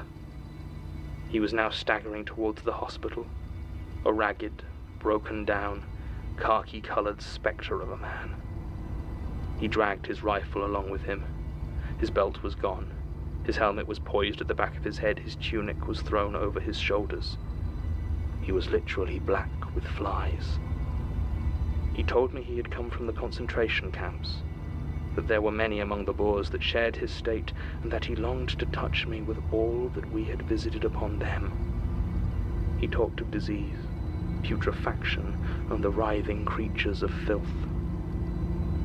He breathlessly talked of his revelation. Then he died, as did the man who came to bury him. So yeah, I reckon it might be right up your street. Consider the book a donation. It's not quite as cool as having a real close encounter of my own, but it's the next best thing. Be careful carrying it, though. Those old pages are kinda sharp. Statement ends. Mr. Russo was found dead in his home on June 5th, 2003, 2 days after his statement. Cause of death was found to be blood poisoning from a wound in his hand. Given that the medical records Sasha dug up seemed to indicate the putrefaction was far more advanced than the time frame would reasonably allow, I have a suspicion that Mr. Russo may have gotten a far closer encounter than he realized with a very dangerous book. A lightener, I would guess, though some slight charring around the edges of this statement leads me to believe that Gertrude may have made a somewhat unilateral decision about disposing of it, rather than committing it to storage. Beyond that, all the details seem more or less accurate. Sir Frederick Treves did indeed work in a field hospital during the Second Boer War, and did write a book about it titled The Tale of a Field Hospital, published in 1900. Tim hunted down an online version of the text, and it certainly doesn't match up with what Mr. Russo reproduced here. Interestingly, the official text makes no mention whatsoever of the concentration camps used to imprison Boer civilians during the conflict, where sickness and hunger killed tens of thousands, and indeed it is perfectly possible it was not part of the war Treves encountered or engaged with. Odd, then, that whatever thing it was that haunted him would choose that as its final message. Amherst is rapidly becoming one of an uncomfortably long list of names that I dread seeing in a statement. Could this be an ancestor of John Amherst, or, given the many apparent deaths of the soldier in the book, might it be the same being well over 100 years old? If so, I wonder how many times it has died of sickness and disease. Another point is a link that Treves brings up, which I had not considered. That of Geoffrey Amherst, an 18th century baronet who is most remembered for deliberately providing blankets infected with smallpox to Native American tribes during the so-called French and Indian Wars, leading to a devastating epidemic. A connection to a very different sort of monster, but still one that has the trappings of disease. I had assumed that Amherst was something similar to Prentice in his connection to insects, but that may not be all. Insects and disease. No clear connection other than the fact that they somehow feel similar. They both make one feel distinctly unclean. End recording. Supplemental. I'm in the tunnels. I was exploring and I got lost. I haven't gone down any of the stairs, and I think I'm still under the Institute. There were a couple of spiders, so I changed routes and found, I think it's a gas main, must be for the whole building, but there's someone coming, and I don't know who else would be down here except, whatever's down here. It was just checking on the upper levels. I didn't prepare for... John? Ah! John, is that you? Oh, Sasha, thank God. I thought you were I don't know. What are you doing down here? Forgot my coat. I noticed the trap door was open and wanted to make sure you were okay. Did Elias give you the key? Yes, he thought it might help to stop to some of my wilder imaginings. Are you okay? Yes, I'm okay. I don't really like it down here. Hard to focus.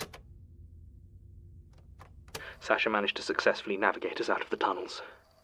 Might defer future exploration for a while, at least until my heart rate settles down sometime in about a year. The place plays odd tricks with your mind. When I saw Sasha down there, for a moment it was like I didn't recognize her. She seemed far too tall somehow. I've locked it back up for now. I think I need some fresh air. End supplemental.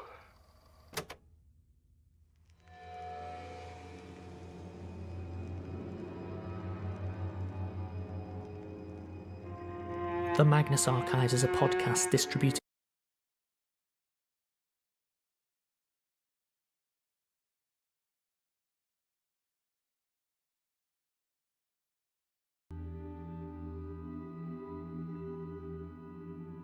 Okay. Not Roblox.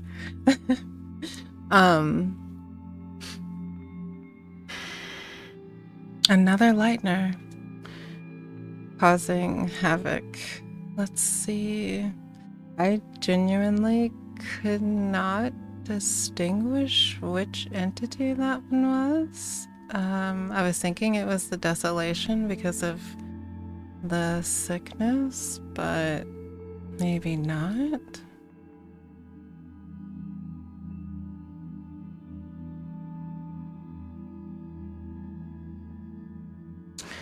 The corruption.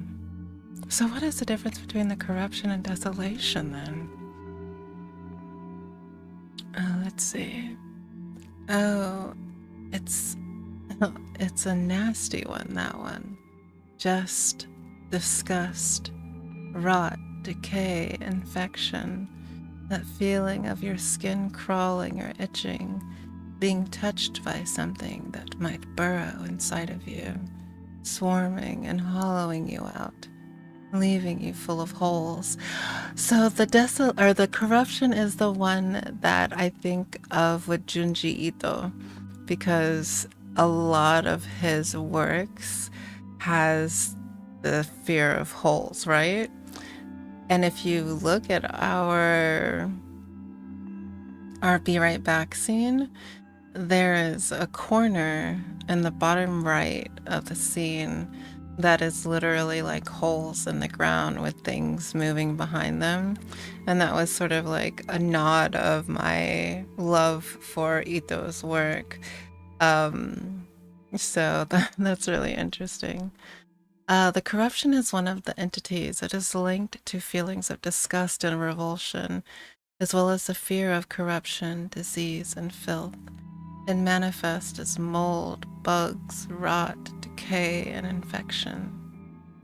Elements of the corruption also show themes of love and companionship with unhealthy boundaries, where several of its victims find comfort in its manifestations. Growing fond of company others find vile. The corruption seems to specifically target people who are considered toxic by others as avatars. So that is the corruption.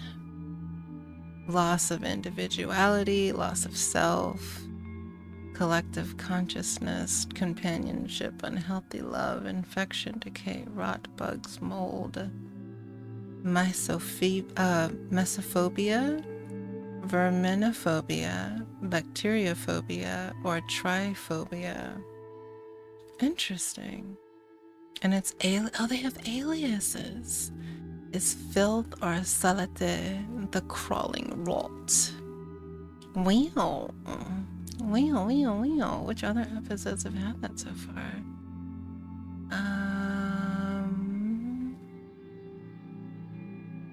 So the one episode that we listened to, number 45, about the mosquitoes, that one was the corruption because of the bugs and mosquitoes boring into the skin. That makes sense.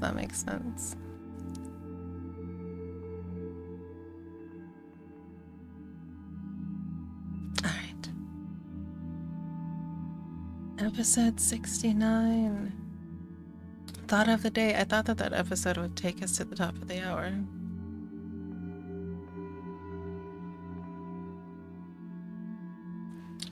And the synopsis for this one, statement regarding a failed psychology experiment.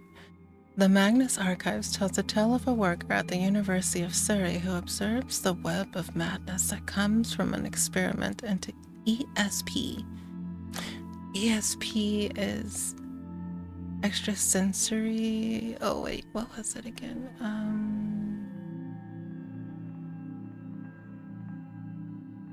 It is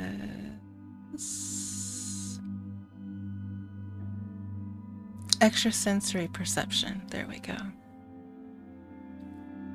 All right, let's see what this one entails and what it's on about. What are you on about? All right. 5, 4, 3, 2, 1.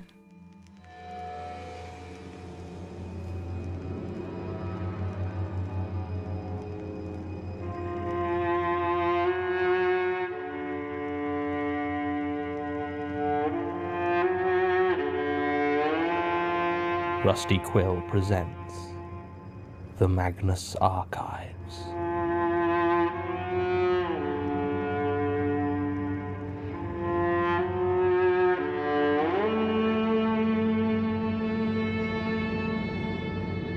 Episode 69.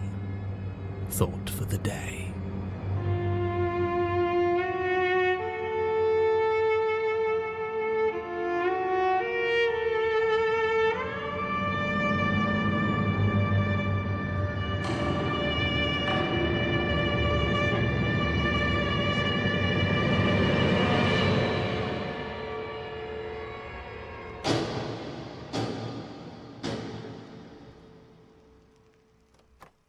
Here you go.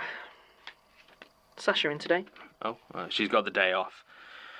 Said she was spending the day with this Tom of hers. Oh, anything nice? Didn't say. Have you ever actually met him? Why would I have? We don't exactly hold socials. He sounds nice enough, I suppose, in a Kensington sort of way. You ever met him? No, but she's pretty private with that stuff, isn't she? Not like Tim. Just talk to him, please. I think we've said more than enough.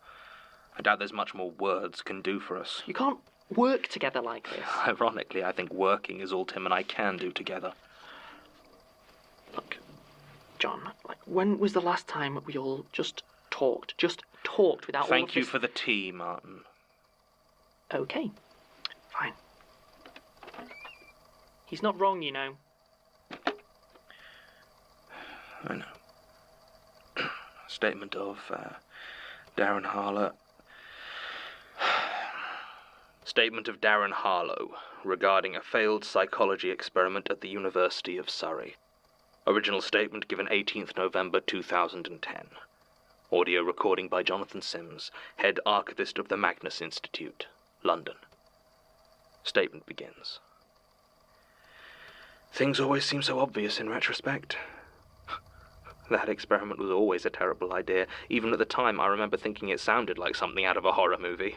I mean, every time I heard a new detail about it, I'd go home and tell my wife, and we'd speculate over dinner about how it was going to go wrong in some grotesque and horrific way.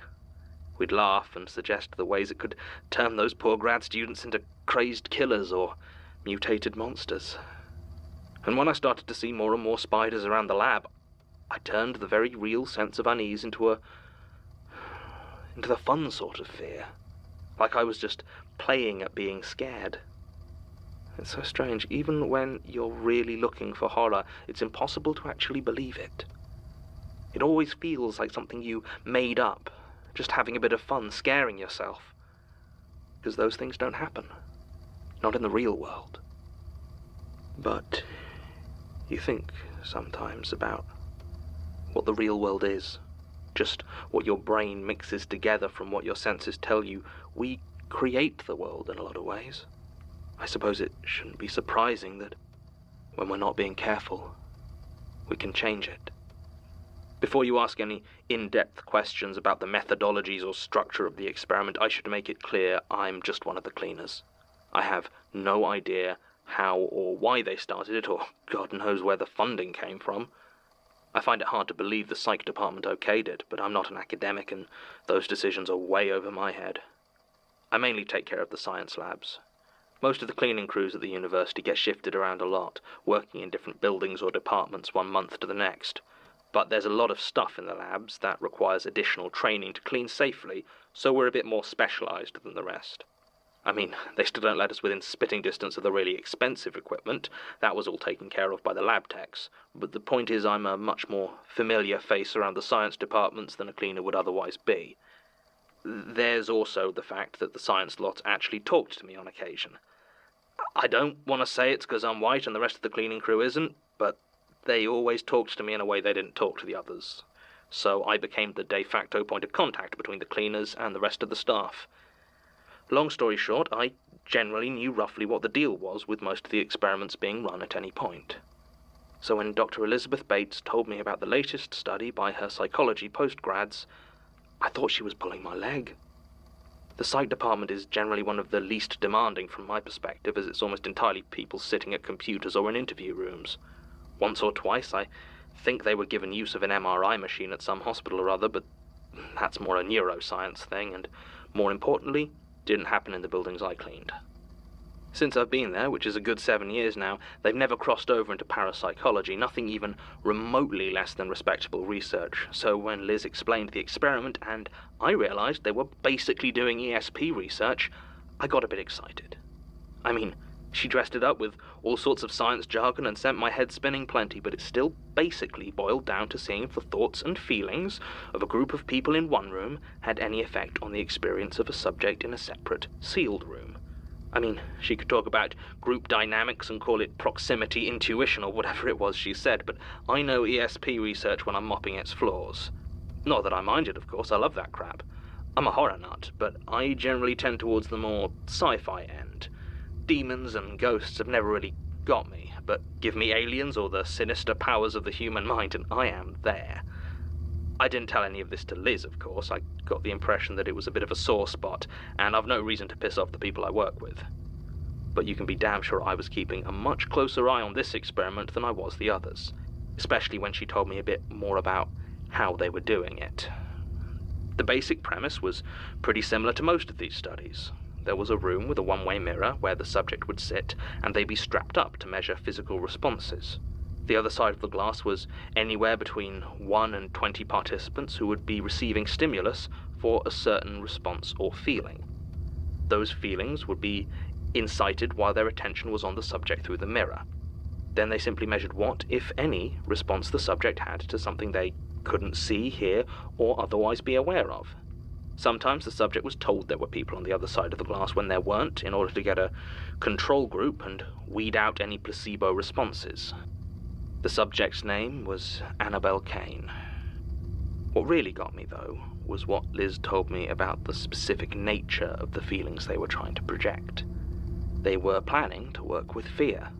Specifically, they had selected as projectors a group of people who self-identified as arachnophobes, and at certain points of their watching Annabelle, videos of spiders crawling, eating, and spawning would be randomly projected over the glass, inciting an acute fear response. The reasoning was that fear was both an extremely powerful emotion and one that would be very easy to distinguish in Annabelle's responses. They wanted to see if they could use ESP to scare her.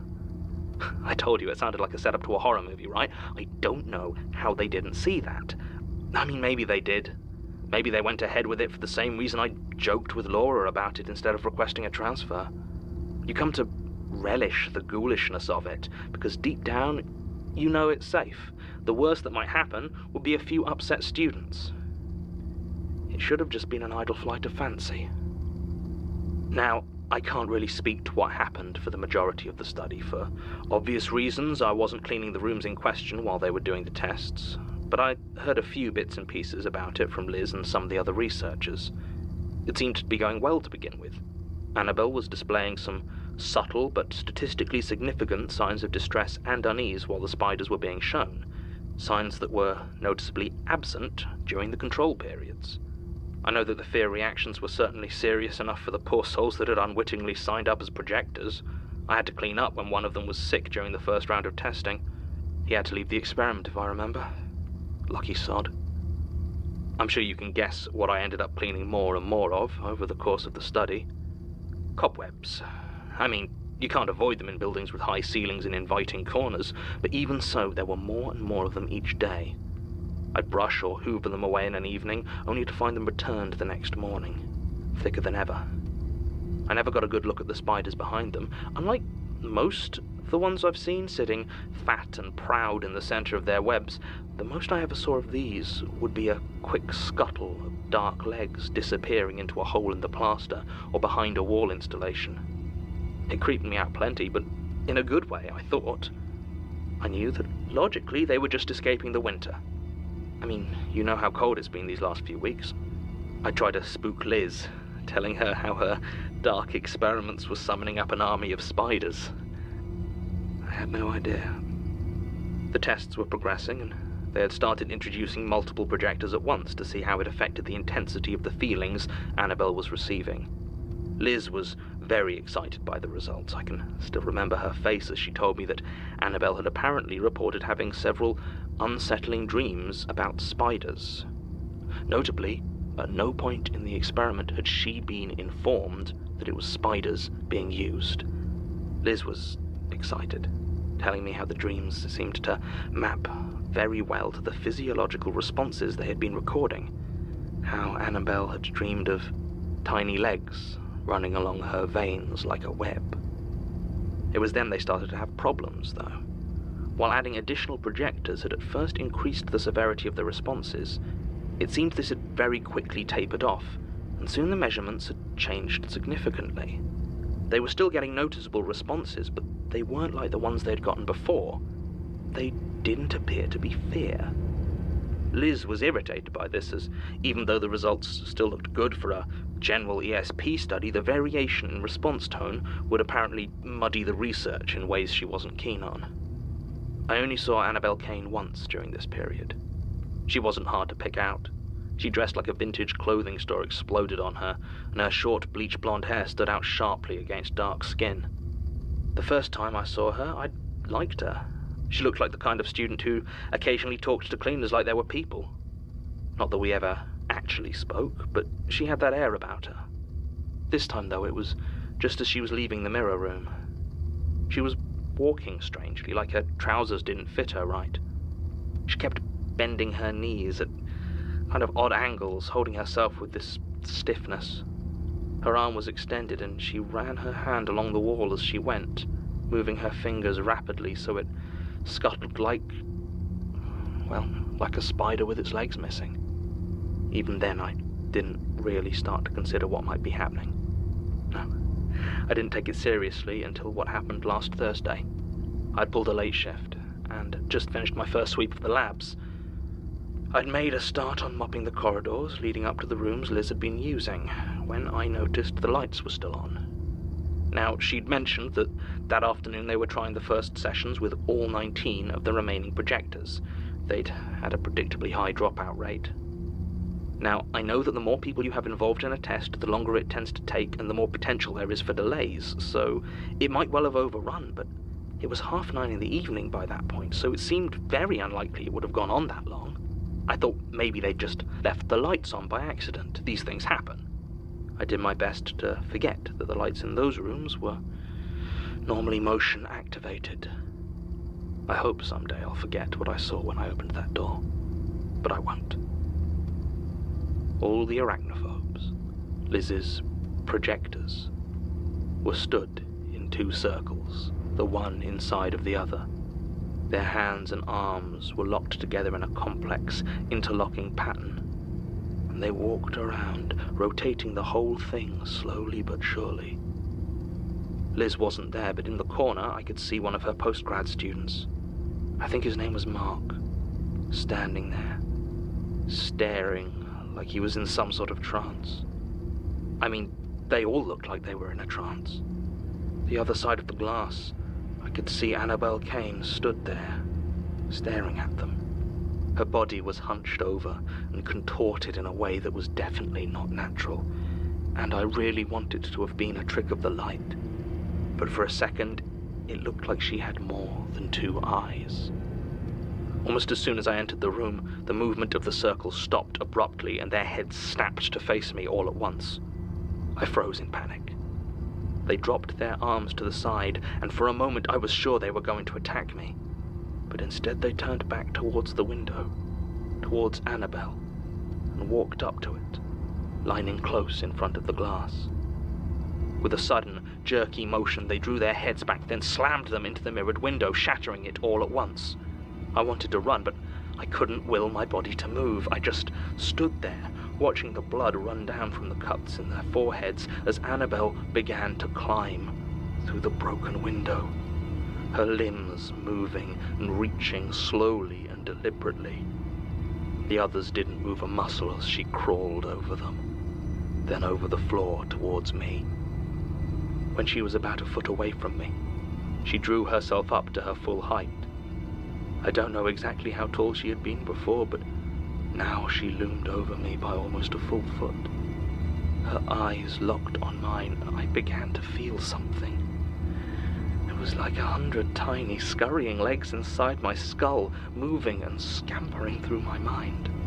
I felt my hands, which had dropped to the side of my body, begin to raise. They gripped my legs, and then, apparently of their own accord, they began to crawl up me, climbing slowly over my stomach, my chest, my shoulders, until finally they came to rest upon my throat. I've never been a strong man, but that didn't seem to matter as my own fingers began to close around my neck like a vice. Panic was making me breathe fast and shallow, but within seconds I couldn't even do that. I don't know if you've ever been strangled, but it takes a lot longer than you think it does. I've no idea exactly how long it was before the edges of my vision began to go dark, but it felt like forever. Then, out of the corner of my eye, I saw Mark, the researcher, move. I don't know how he'd broken whatever spell Annabelle had put him under, but he'd apparently managed to. With a sudden, unexpected motion, he charged at her and slammed his full weight into her side. The attack took her completely off guard, and she fell hard against the edge of the broken window, the side of her head making a god-awful crunching sound as it hit. All at once the others collapsed onto the floor like their strings had been cut. My hands dropped as well, and I took a long, painful gasp of air. I collapsed, taking a few moments to try and regain myself. Mark already had his phone out and was trying to call the police. I was groggy, and my brain felt like someone had taken a belt sander to it, but I managed to struggle to my feet.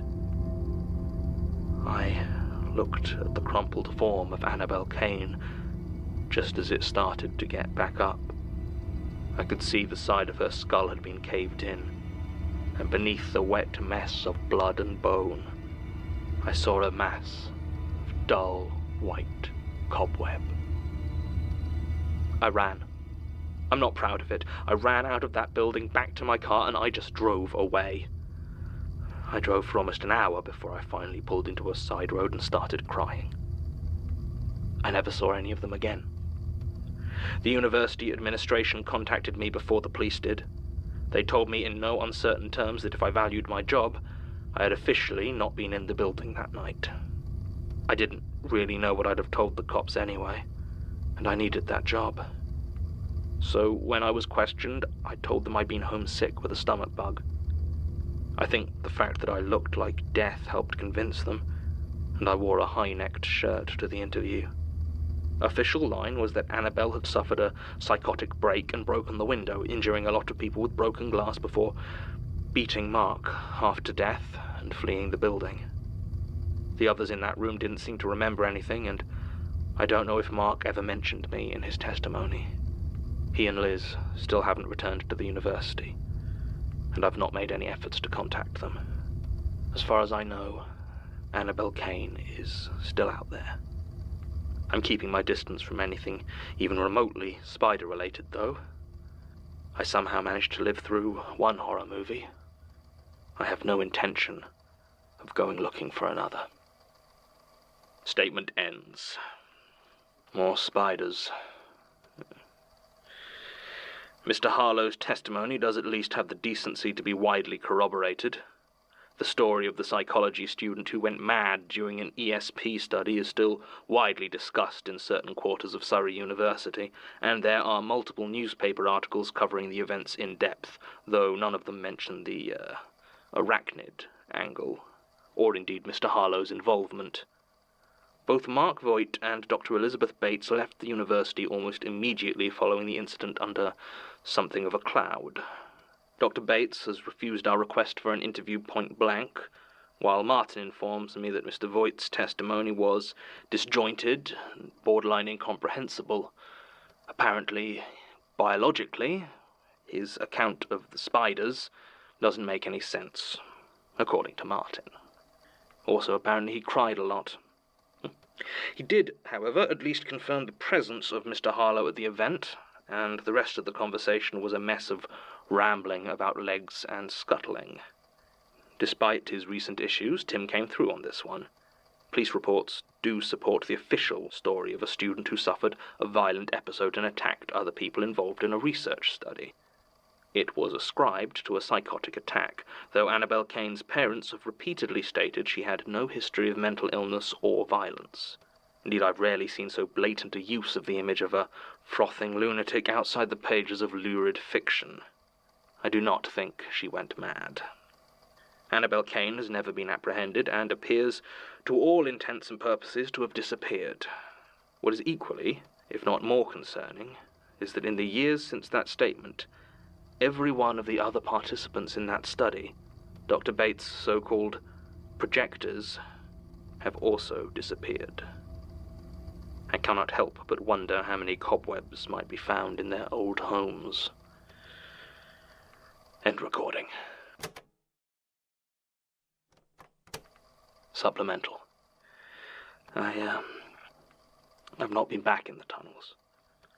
I find myself, let's call it what it is, I'm scared. Especially after last week's abortive exploration. And yet, every other lead seems to have dried up, or given more questions, without resolving anything. And short of confronting Elias with what I found, or waiting in the unlikely hope of more tapes from Basira, I am struggling to settle on any plan that doesn't take me down into those tunnels. Down to find something that has made very clear that it does not want to be found. I should ask the others for help, but I can't. At best, they'd just try to talk me out of it. At worst, no. If I'm going down there, I go alone. I should just leave it. They're right. But I can't not know. End supplemental.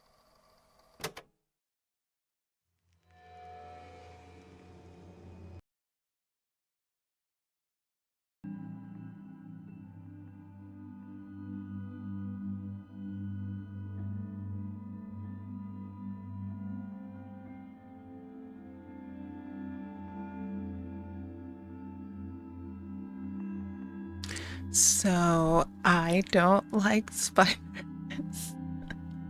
Every time I listen to this, like the show, I am reminded of how much I don't like spiders. Like, I'm the type of person that just by listening to it, I literally feel like crawly. I feel creepy, crawly little legs.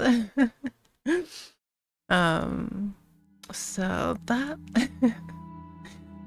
when I had first listened to the show, I actually deeply considered skipping all of the episodes that have to do with the web, which is the entity specifically that this episode was about, which makes sense because the web is spiders.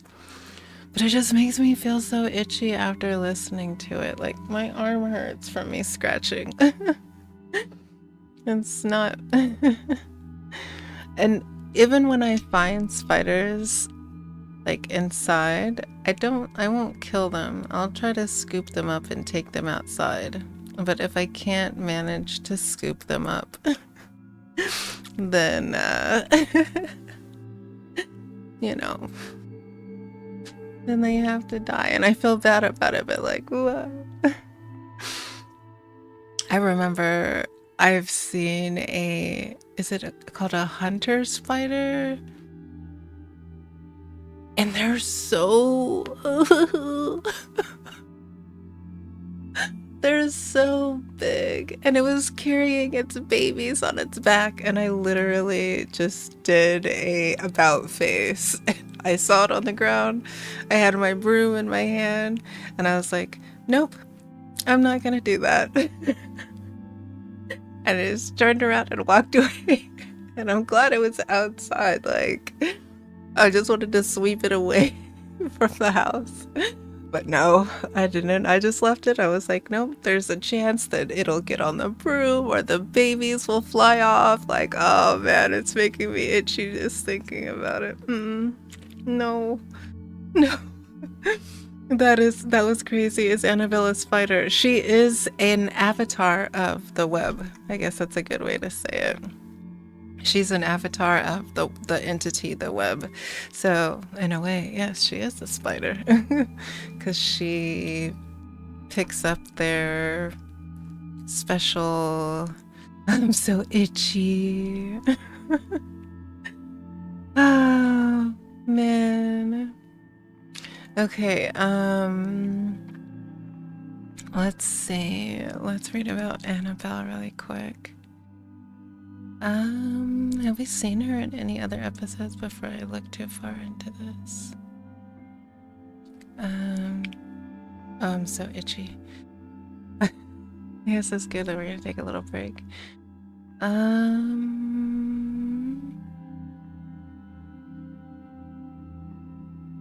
Okay, so I don't think she shows up until other later episodes, so I can't really read too much more.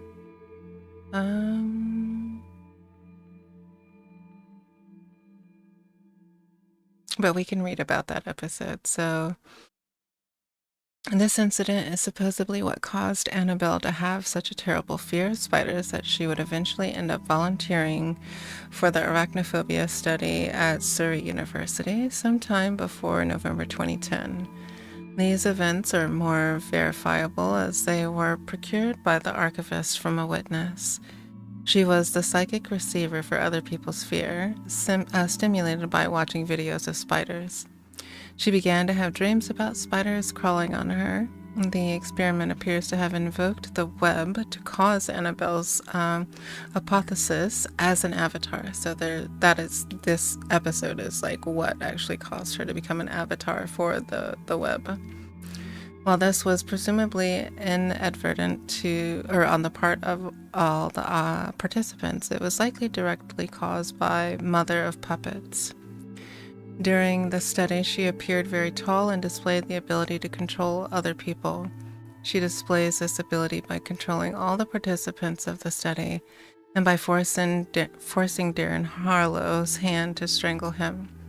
Graduate student Mark Voigt cracked her head open on the wall, and inside was empty. Inside it was, oh my gosh, she didn't even have a brain. It was just spider webs. So yeah, she's a spider. She's she's the avatar for the web entity. Oh my gosh.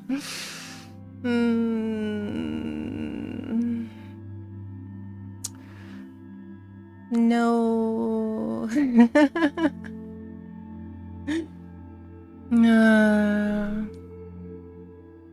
Alright, well, that's Annabelle. Annabelle Kane, nice to meet you.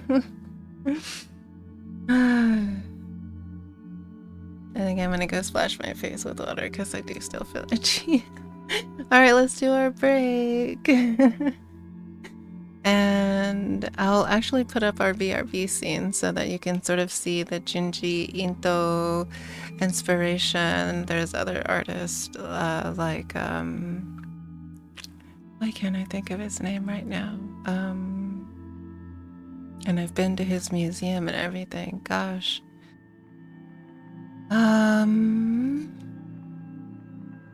That's crazy, yeah.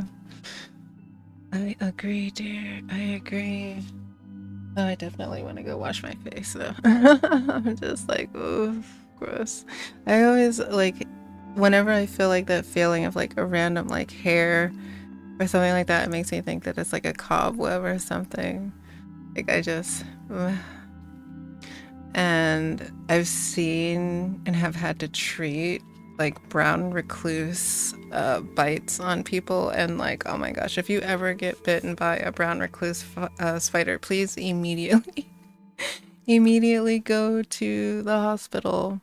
Like their poison, like it's almost like an acid, and it like eats away at the flesh. It's really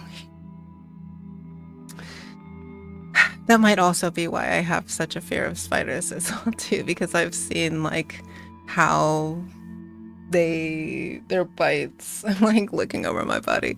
I've seen how their bites and their poison can affect the human flesh, and it's like it looked like someone just dropped acid on the skin, and there was like it creates like this deep pocket, like this deep hollow pocket. It's really no. One of the things in my life that I wish I had not had to see, but either way, let's take a break. And then we'll get back to, oh my gosh, please let me stop itching. We'll be on episode 70, oh my gosh.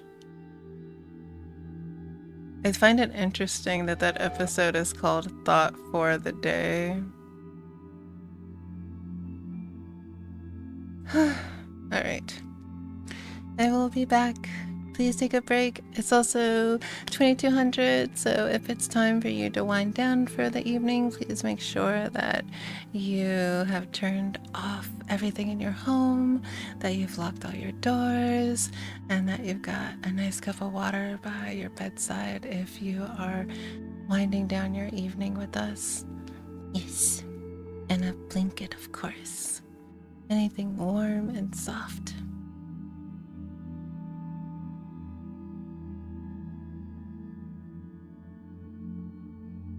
All right, let's go.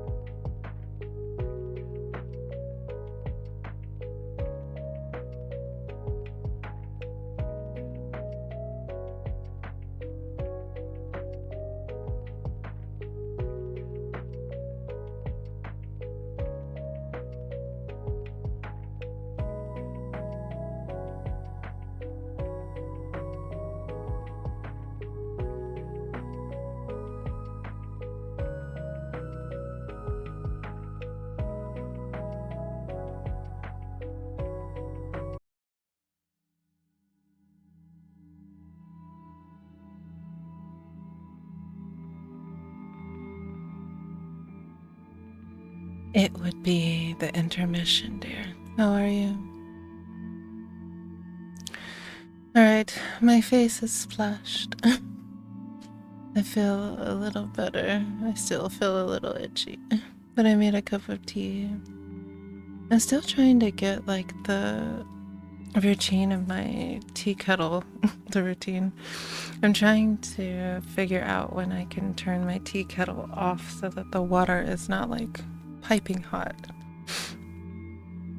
Allergic reaction to spiders. The last episode that we listened to has featured spiders, and it made me very, very itchy, and I felt little creepy crawlies, so I wanted to go wash my face.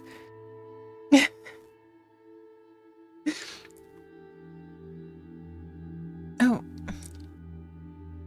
Apologies for being late. I was a little sick, but I am back in business. You don't have to apologize, dear.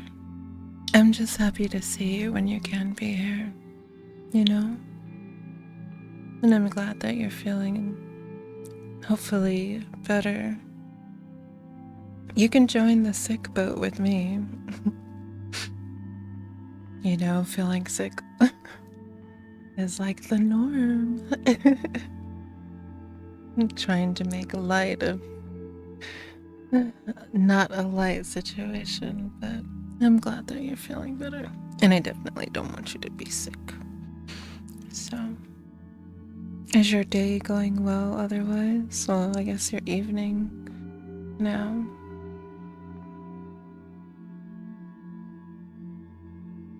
I feel like you've been rather busy on, well, you know, yeah.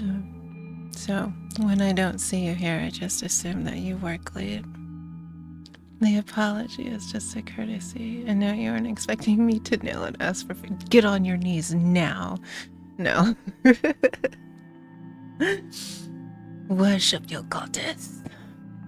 You know, I hop on a boat. Oh, I'm on a boat and I'm moving fast and I got my dream siren with me and we're blasting. I'm a rapper. But I'd happily be in a boat with you too. I'd rather be in the vast than in the web. More the vast than the web. Oh, itchy, oh my goodness. Captain would rhyme too. I'm on a boat with my captain. Yeah, it would. You're a rapper too. We're just linguistically styling. Alright, so Jesus, just I think this is gonna stay with me tonight. I might have to take like a Benadryl or something to calm my itch. Let us see what we have on the. Oh my gosh, I'm still so itchy. Why? Ah, man.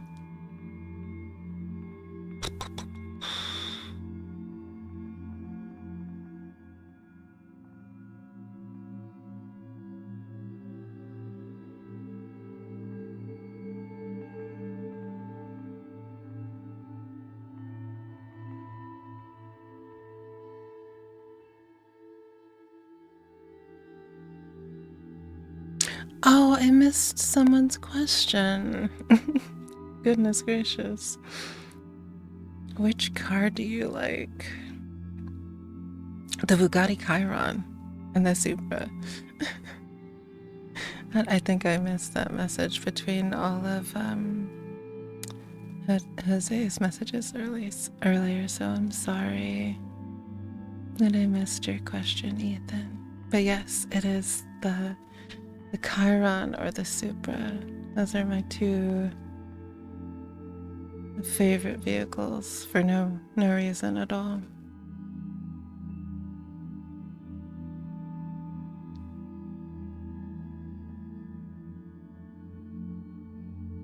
Think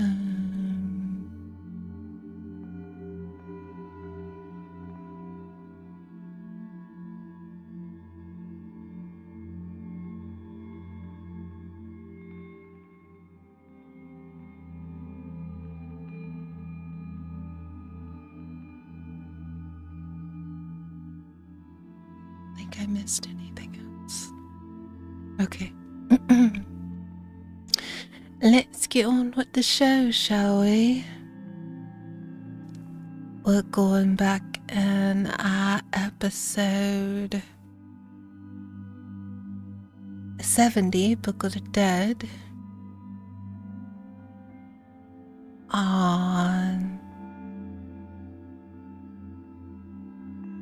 Oh, did we talk about... Oh, we did talk about that one. Okay, so Book of the Dead, episode 70.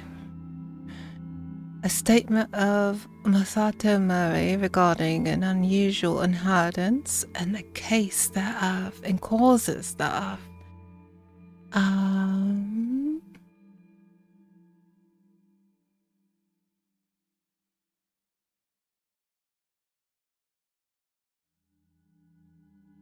Alright, let's try to think about what the entity could be for this episode. Let's get our timer.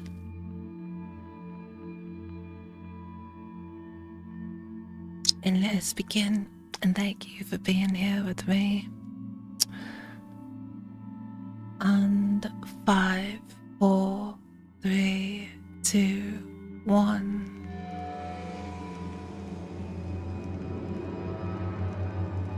So itchy, so itchy.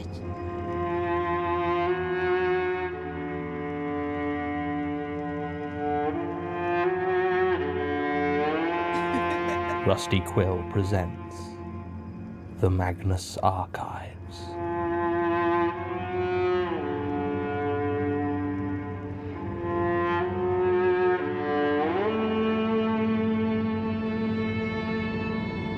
Episode 70, Book of the Dead.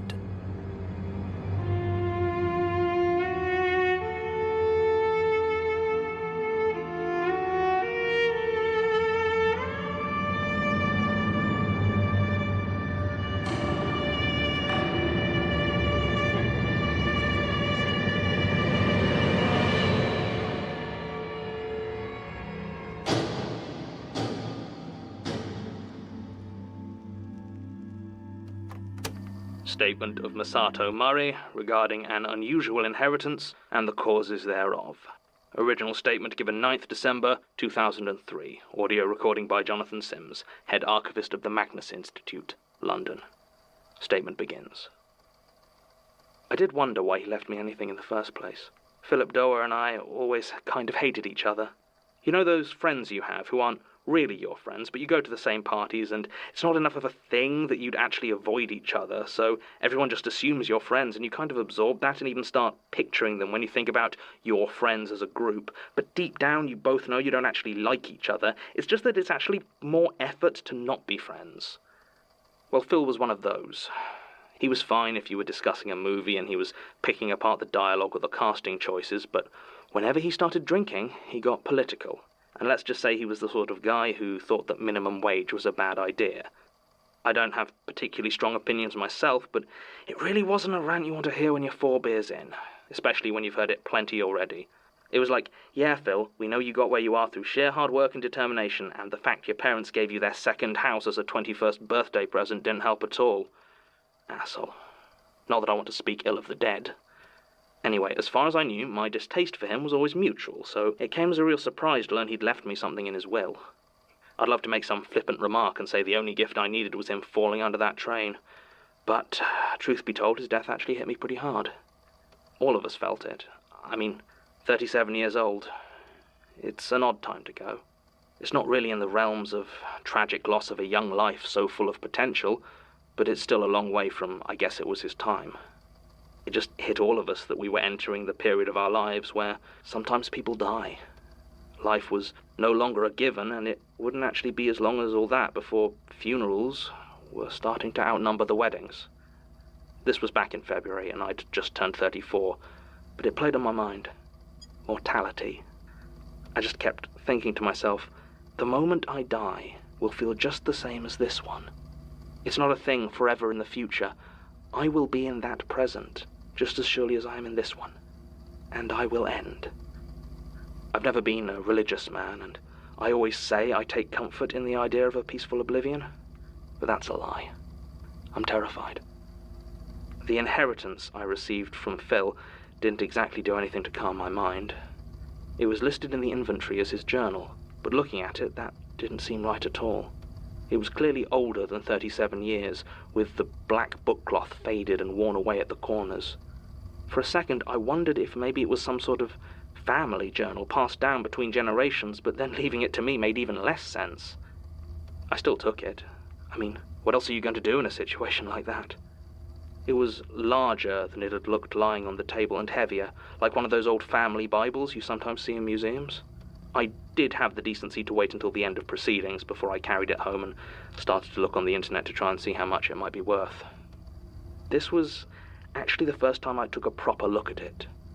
I don't know, really. The whole thing felt so surreal that actually examining the thing hadn't quite felt right when they first gave it to me. There wasn't any obvious name on the cover, and I wondered if it might have had a dust wrapper that had been lost, but it seemed far too large for anything like that to fit. Opening it up at the beginning, it seemed to lack a proper title page as well, or any other form of identification. Instead, printed there was a quote, though there wasn't any attribution for it. It read, "Life is a current which cannot be fought. It is a march with one destination.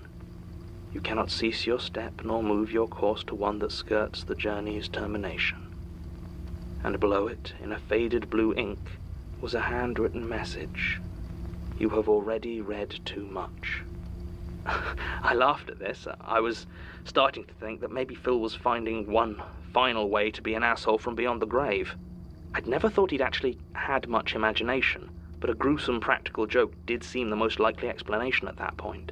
So I turned the page to see what was next. The next page was in Latin, but not printed Latin. It looked handmade like those old medieval books that monks used to write out. The ornate Gothic script cascaded down the page, rigid and sharp. Obviously I couldn't read it, even if I had the first clue about Latin, which I do not. I could barely make out which letter was which. The next page was similar, and the one after that. It was almost 20 pages before the writing became something close to what I recognized. It was English, but not like modern English. I'm not sure if it was old or middle or whatever, but they tried to make me study the Canterbury Tales once for English class, and it looked kind of like that.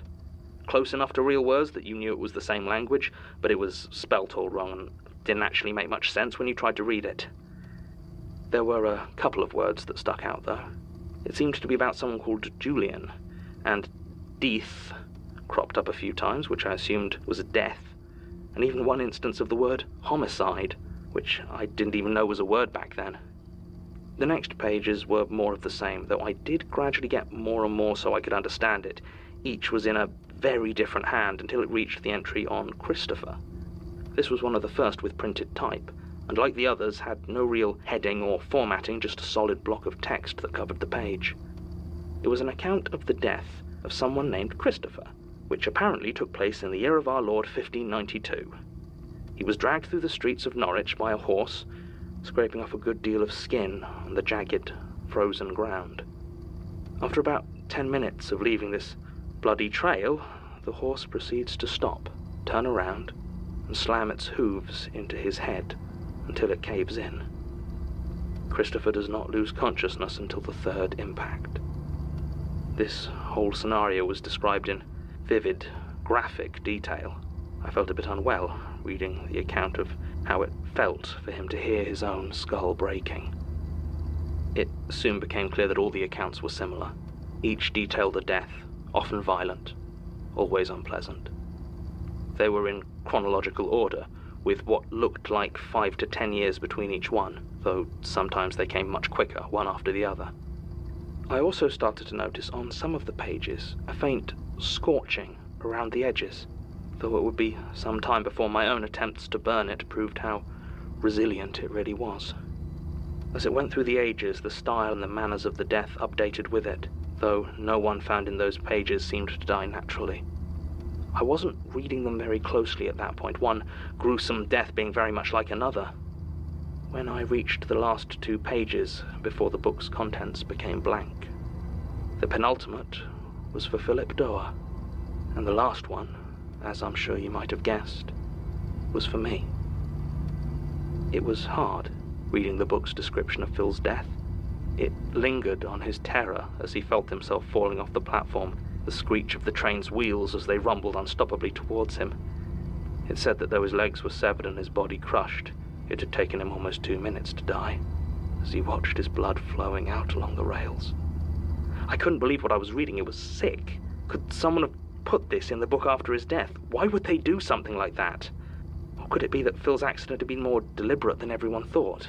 Maybe it was suicide, but even then, I respect anyone's right to end their own life, but even if that was the case, writing gory fiction about it beforehand is well beyond anything that Phil was capable of. I didn't know what to do. Should I tell someone? And tell them what? The book was old, and these pages looked newer than the handwritten bits, sure, but they still did look like part of the book. If this was some elaborate hoax or morbid joke, whoever did it had a whole book deliberately written, printed, and very convincingly aged, just to play it on me, whose only significance was that I kind of didn't like a man who died. None of it made any sense. Finally, I turned to the last page before they turned blank. It was my death. It was to occur, so it said, in 2014, 11 years in the future. I was, apparently, to be walking along an isolated country road in Lancashire, of all places, when a passing car would lose control and run me down. The impact would drive me into the wooded barrier, impaling me on a fallen tree branch. The driver was killed in the crash, and no one else would pass by as I lay there, alone and screaming for help, until my body finally gave up. It was quite particular about how the jagged wood was going to feel as it passed through my torso. I closed the book and tried to understand what I had just read. It was a joke. It had to be. A sick prank by someone who had clearly hated me far more than I had expected. Phil had decided to kill himself and had had this made to harass me afterwards. It was the only explanation that made any sense. Besides, even if it was somehow true and this thing could genuinely tell the future, my end was still well over a decade away, too far to be of any immediate worry. I simply wouldn't go to Lancashire. Maybe ever. Certainly not in 2014. I had no idea what would even cause me to go there in the first place, so I did my best to ignore it. For a while.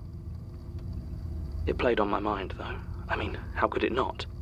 So I started to look into some of the other deaths it detailed. Not obsessively, at least not at that point, but I took the time to search online for a few of the names and how they died. It wasn't easy, as the book only ever gave first names, and most of them predated online records by a long way. Eventually, though, I found one. Alexander, so the book claimed, had died in 1983, after his home was broken into. He was stabbed 7 times in his bed before his throat was sliced open. The entry went so far as to assure me that the murderer was never identified or caught. Well, after a little bit of digging, I found him. Alexander Willard. There was an article on the history of the small town of Ulster, near Stratford-upon-Avon. It was focused on the darker aspects of the area's history, and detailed the few ghosts that supposedly haunted the area. Tucked at the end of the piece was the mention of a strange, unsolved murder that had taken place in 1983, where a local mechanic named Alexander Willard had been killed in his bed. No culprit was ever found, and no motive for the crime was ever determined. Of course, that didn't prove anything, not really, only that whoever had written the book had really done their research. There was nothing to it but a lot of time and energy that had, for some reason, gone towards the sole purpose of scaring me. If it was true, if it was real, and Phil had it in his possession, surely he could have read of his own demise and taken steps to avoid it. I turned back to the page for my own death. The sickening desire to reread the details gnawed at me. And that was when everything I thought I knew crumbled. Because the page had changed. The words were as solid and unmoving as they always had been, but now it told me that I died in London, in 2012. I was apparently renting a flat in Bethnal Green with a faulty gas main. The gas had built up undetected, and when I tried to light the oven to cook a piece of salmon, It exploded and set the whole place alight. I was to be admitted to the Royal London Hospital Emergency Department with third-degree burns over 70% of my body, where I died 19 hours later. My whole body was shaking at this point. I threw the book across the room and left. I walked for hours, no idea in which direction. It wasn't possible. I was losing it. It was the only explanation. But I knew that I was as sane as I ever had been. When did it change? Was it when I turned back to read it again? Or perhaps when I had made the decision to never visit Lancashire? If the book knew the future, then how much did it know me? My decisions and choices were my own, so was it responding to them, or simply to the fact that I opened the book again? Perhaps it changed every time I opened it, even if I didn't read the page. Every interaction changing my fate, though none, it seemed, made it less horrible. I went to stay with a friend of mine, John Kendrick, for a few days. He could see something was wrong and thankfully didn't ask me about it. Instead, just tried to cheer me up. I tried to forget it, to ignore what I had read, but it's not the sort of thing that ever truly leaves your mind. And eventually I found myself back in that lonely house, staring at that damned book. Had it changed? Were the words, now within that raggedy black covering, already describing a new, more painful end for me? Or had it shown mercy and granted me a quicker death? I tried to destroy it, of course. It wouldn't burn, and water didn't seem to damage the pages. Spilled ink didn't mark them, and though I considered burying it, I couldn't shake the feeling that those who came before me must have tried all the same things. I read my death again, as it told me how I was to be partially decapitated by a falling piece of masonry on New Year's Eve 2011. I try not to read it, of course, but sometimes it just gets too much. Every time, the date gets closer, and the manner of my death stays just as awful. When I close the book, I wonder, are those same words still there, squatting and biding their time, or have they already changed into some new, unknown terror that I can neither know nor avoid, waiting to spring on me? I haven't brought the book with me to show you, and I am not planning to write up a will. I don't know whether it's ownership of the thing that makes it write your fate, or just reading it.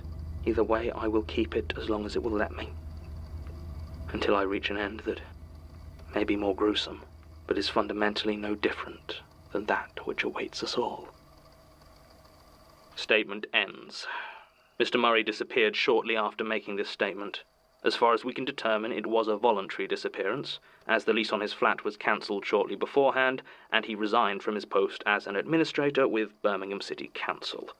Since then, he has apparently been successful in changing or hiding his identity, and neither Sasha nor Tim have had any luck locating him, though Tim was able to confirm that one Philip Doer passed away after falling under a train at Birmingham New Street Station on the 1st of August 2003. There are also no accident reports we were able to find that matched any of his supposed predicted deaths. I've discouraged further attempts to locate Mr. Murray, as even the latest of his possible ends was some years ago now, and if he was in any way correct about the book, he is most likely long dead. Notable in his account, however, is the absence of any indication that this book was ever possessed by Jürgen Leitner. It seems to support the theory that whatever these books are, Leitner is not entirely responsible for them. One other slightly encouraging piece of news is apparently IT have finally figured out what's wrong with Sasha's computer. It's been getting authentication errors when trying to connect with external devices or networks. I can't say I'm fully familiar with exactly what that means, but hopefully now the problem has been isolated, they can come up with some sort of workaround, and future investigations will be able to once again fully utilize her technical skills. End recording. Supplemental. Books. Again and again, it always seems to come back to those books. There are other artifacts that hold sinister power, certainly, but none of them seem to be quite so prevalent or insidious as those damn books. But why? I had always assumed that Leitner had created them somehow, leasing part of his own damn soul to give them power, or some similar nonsense. But no, I've heard enough now to be sure that these books existed long before he managed to hunt them down. Not all of them, though, it would seem. I found something in the tunnels. I have now thoroughly explored the upper level, at least as far as I'm able. Further in, some of the passageways are blocked off or ruined by infrastructure works, pipes and drainage, that sort of thing.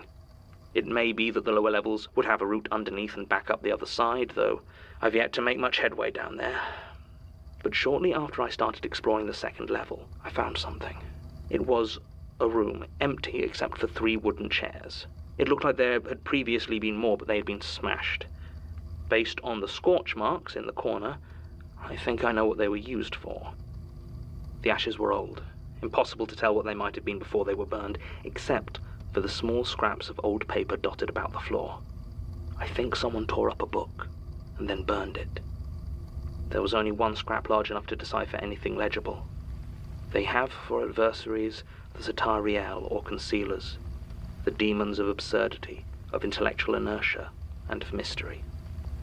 That answers the question of what happened to the copy of the Key of Solomon that Gertrude bought. But if she only bought it to destroy it, why down there?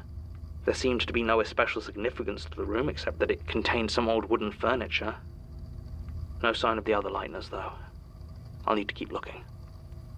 End supplemental.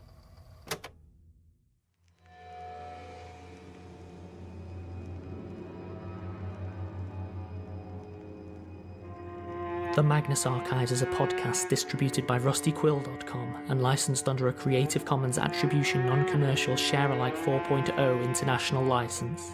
Today's episode was written and performed by Jonathan Sims, produced by Alexander J. Newell and Mike LeBeau, and directed by Alexander J. Newell.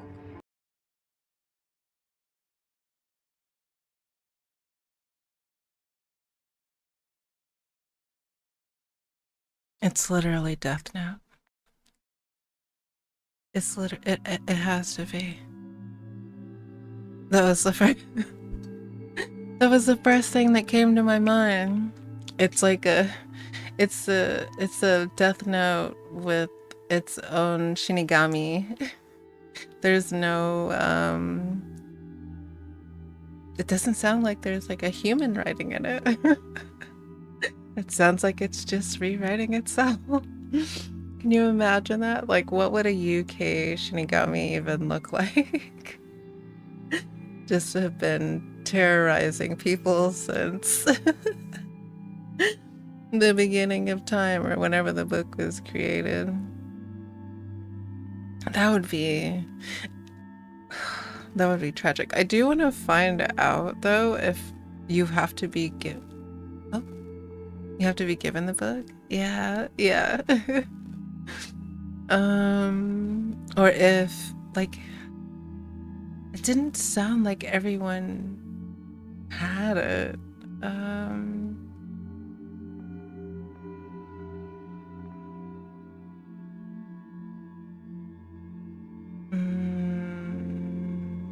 Let's see.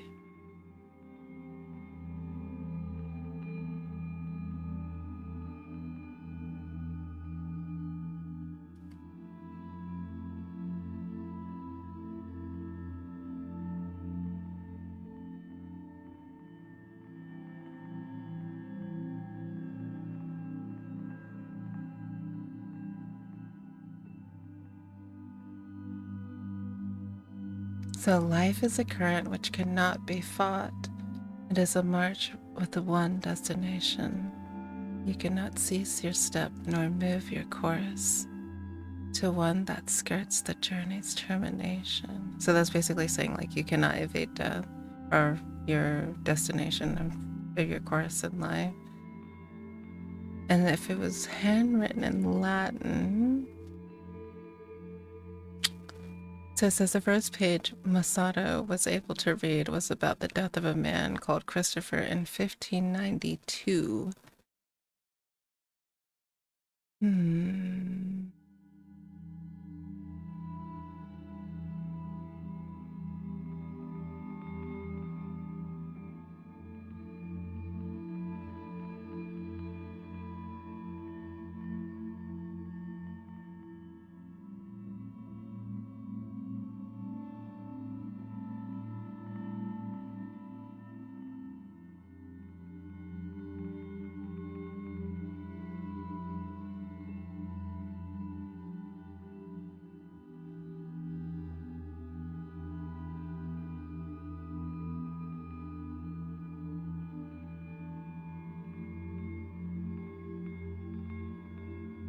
And it's not necessarily a Leitner book as well, but it could be. I don't know. I did think it was interesting them mentioning about Sasha and her computer was having authentication issues, which means that it was not verifying that it was really her. So keep that in mind.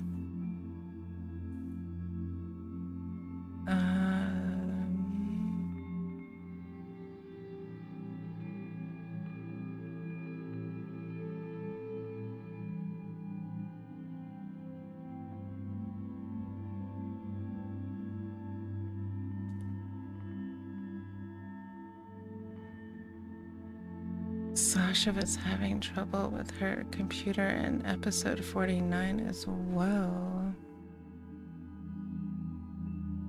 The Book of Evil, pretty much.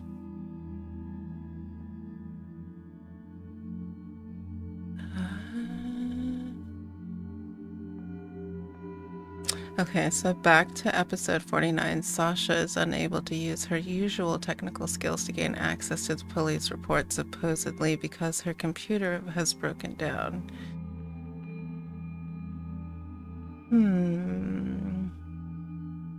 The more odd behavior is on the Sasha front as well.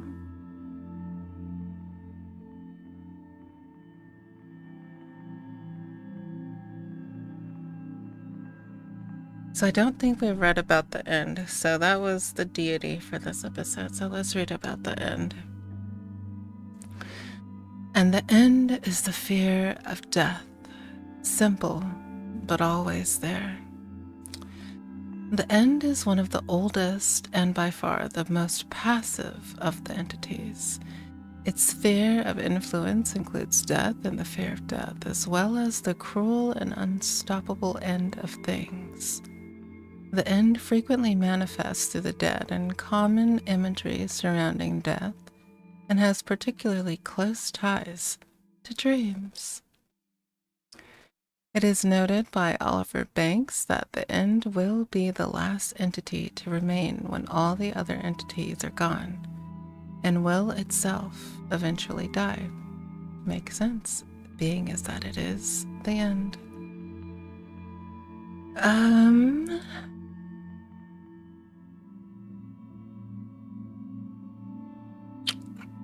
Cool, we got a Death Note episode. Alright, the next episode is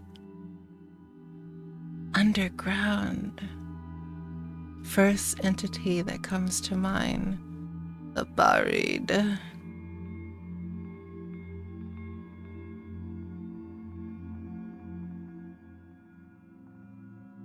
And the synopsis for this one is statement of Caroline Gorka regarding a brief period trapped on the underground, or the London Underground. Statement taken from subject. You know, I want to, well, outside of us deciding everyone deciding what their favorite episode is, or their most memorable, I should say, because favorite with something scary somehow doesn't feel right. But I wonder what the most highly rated episode in the series is on their site. And I wonder if there's a way to find out outside of looking at every single episode, but we'll look towards the end to see. Alright, let's get our timer prepared and begin our countdown. And 5, 4, 3, 2, 1.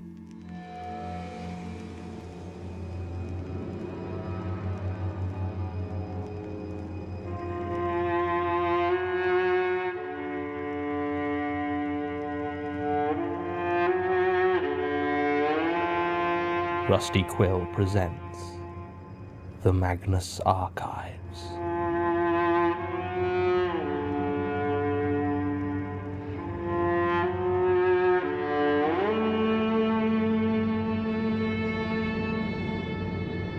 Episode 71, Underground.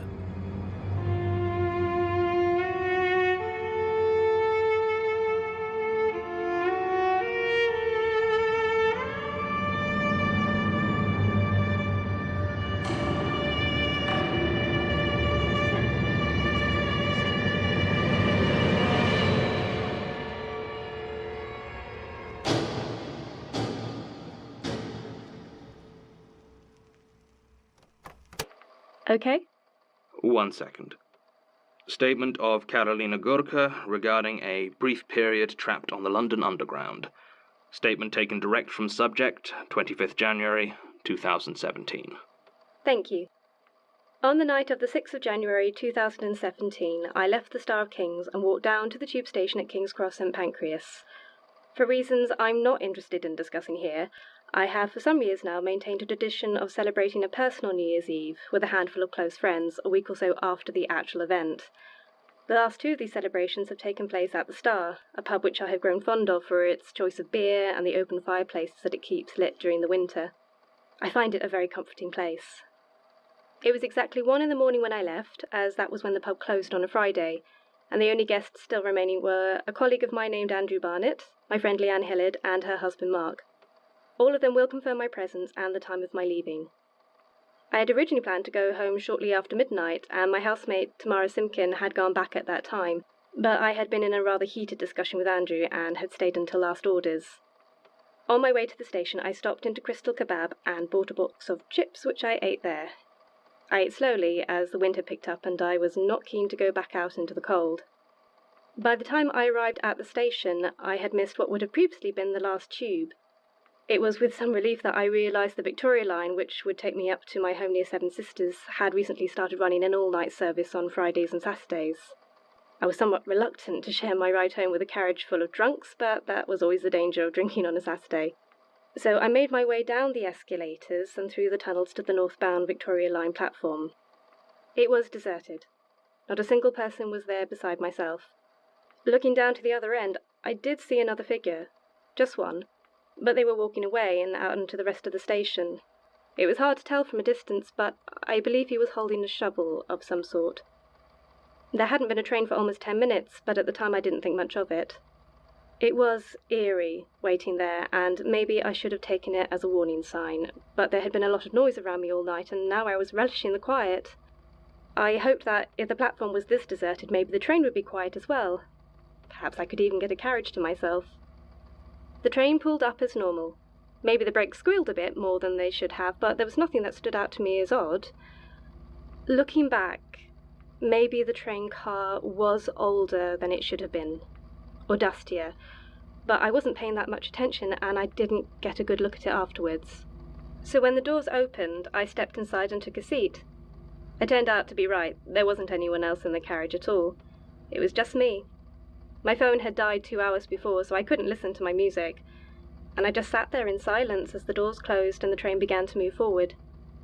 At some point, the silence stopped being comforting and began to feel as though it were pressing down on me. Even the rumble of the train's movement seemed to be muted, like it was being muffled somehow. I tried to take my mind off it. I scanned the adverts above the row of chairs opposite me, but they were blank. At least, they seemed blank when I first looked at them. Moving a bit closer, I could see that there was something behind the clear plastic. It was dirt. It looked as though each of the adverts had been covered in a layer of dry, tight-packed soil. I turned to the ones behind me, above my own chair, and saw the same thing. I reached up to touch one of them, was greeted with a small shower of grit, but still couldn't see anything behind it. Now that I was looking for it, I could see that it wasn't only these signs that seemed to be covered in dirt. When I had first got in, I had assumed the carriage was just grimy from a full day of commuters, but everywhere I looked, I saw now that it was a thin dusting of dry earth. It was on the chairs, the floor, even the edge of the windows. Where I had been walking, I could see my footprints clearly on the muddy floor. They were the only pair. I decided that I was going to get off at the next station. When I reached Highbury in Islington, I knew there was a night bus that I could take to get home. It would be slower, but it would get me off this train, and that was now making me feel very uncomfortable. So I waited. I had been travelling for about 3 minutes at that point, and I checked my watch impatiently. 5 minutes passed, 8 minutes passed. I was sure we should have arrived at the next station by that point, but the train just kept moving. We hadn't gone through the next station. I was sure I would have seen it through the windows, and it certainly seemed to be going as fast as it normally would. Faster, maybe. I don't really know how to measure something like that. 10 minutes went by, then 15, and there was no sign that the train was stopping, or even approaching another station. It shouldn't have been possible, but it was. I just stood there, trying to keep my balance, not wanting to sit on the seats or hold on to the dusty handrail. The air had become thick, and I could smell the coal damp, like an old basement or a cave.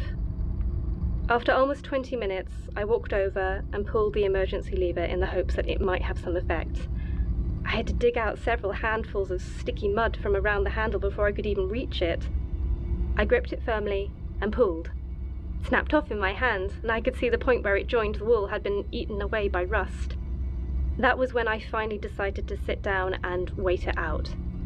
Either it would arrive somewhere or it wouldn't, and if I had managed to wander into some grubby ghost train, then there wasn't much I was going to be able to do about it.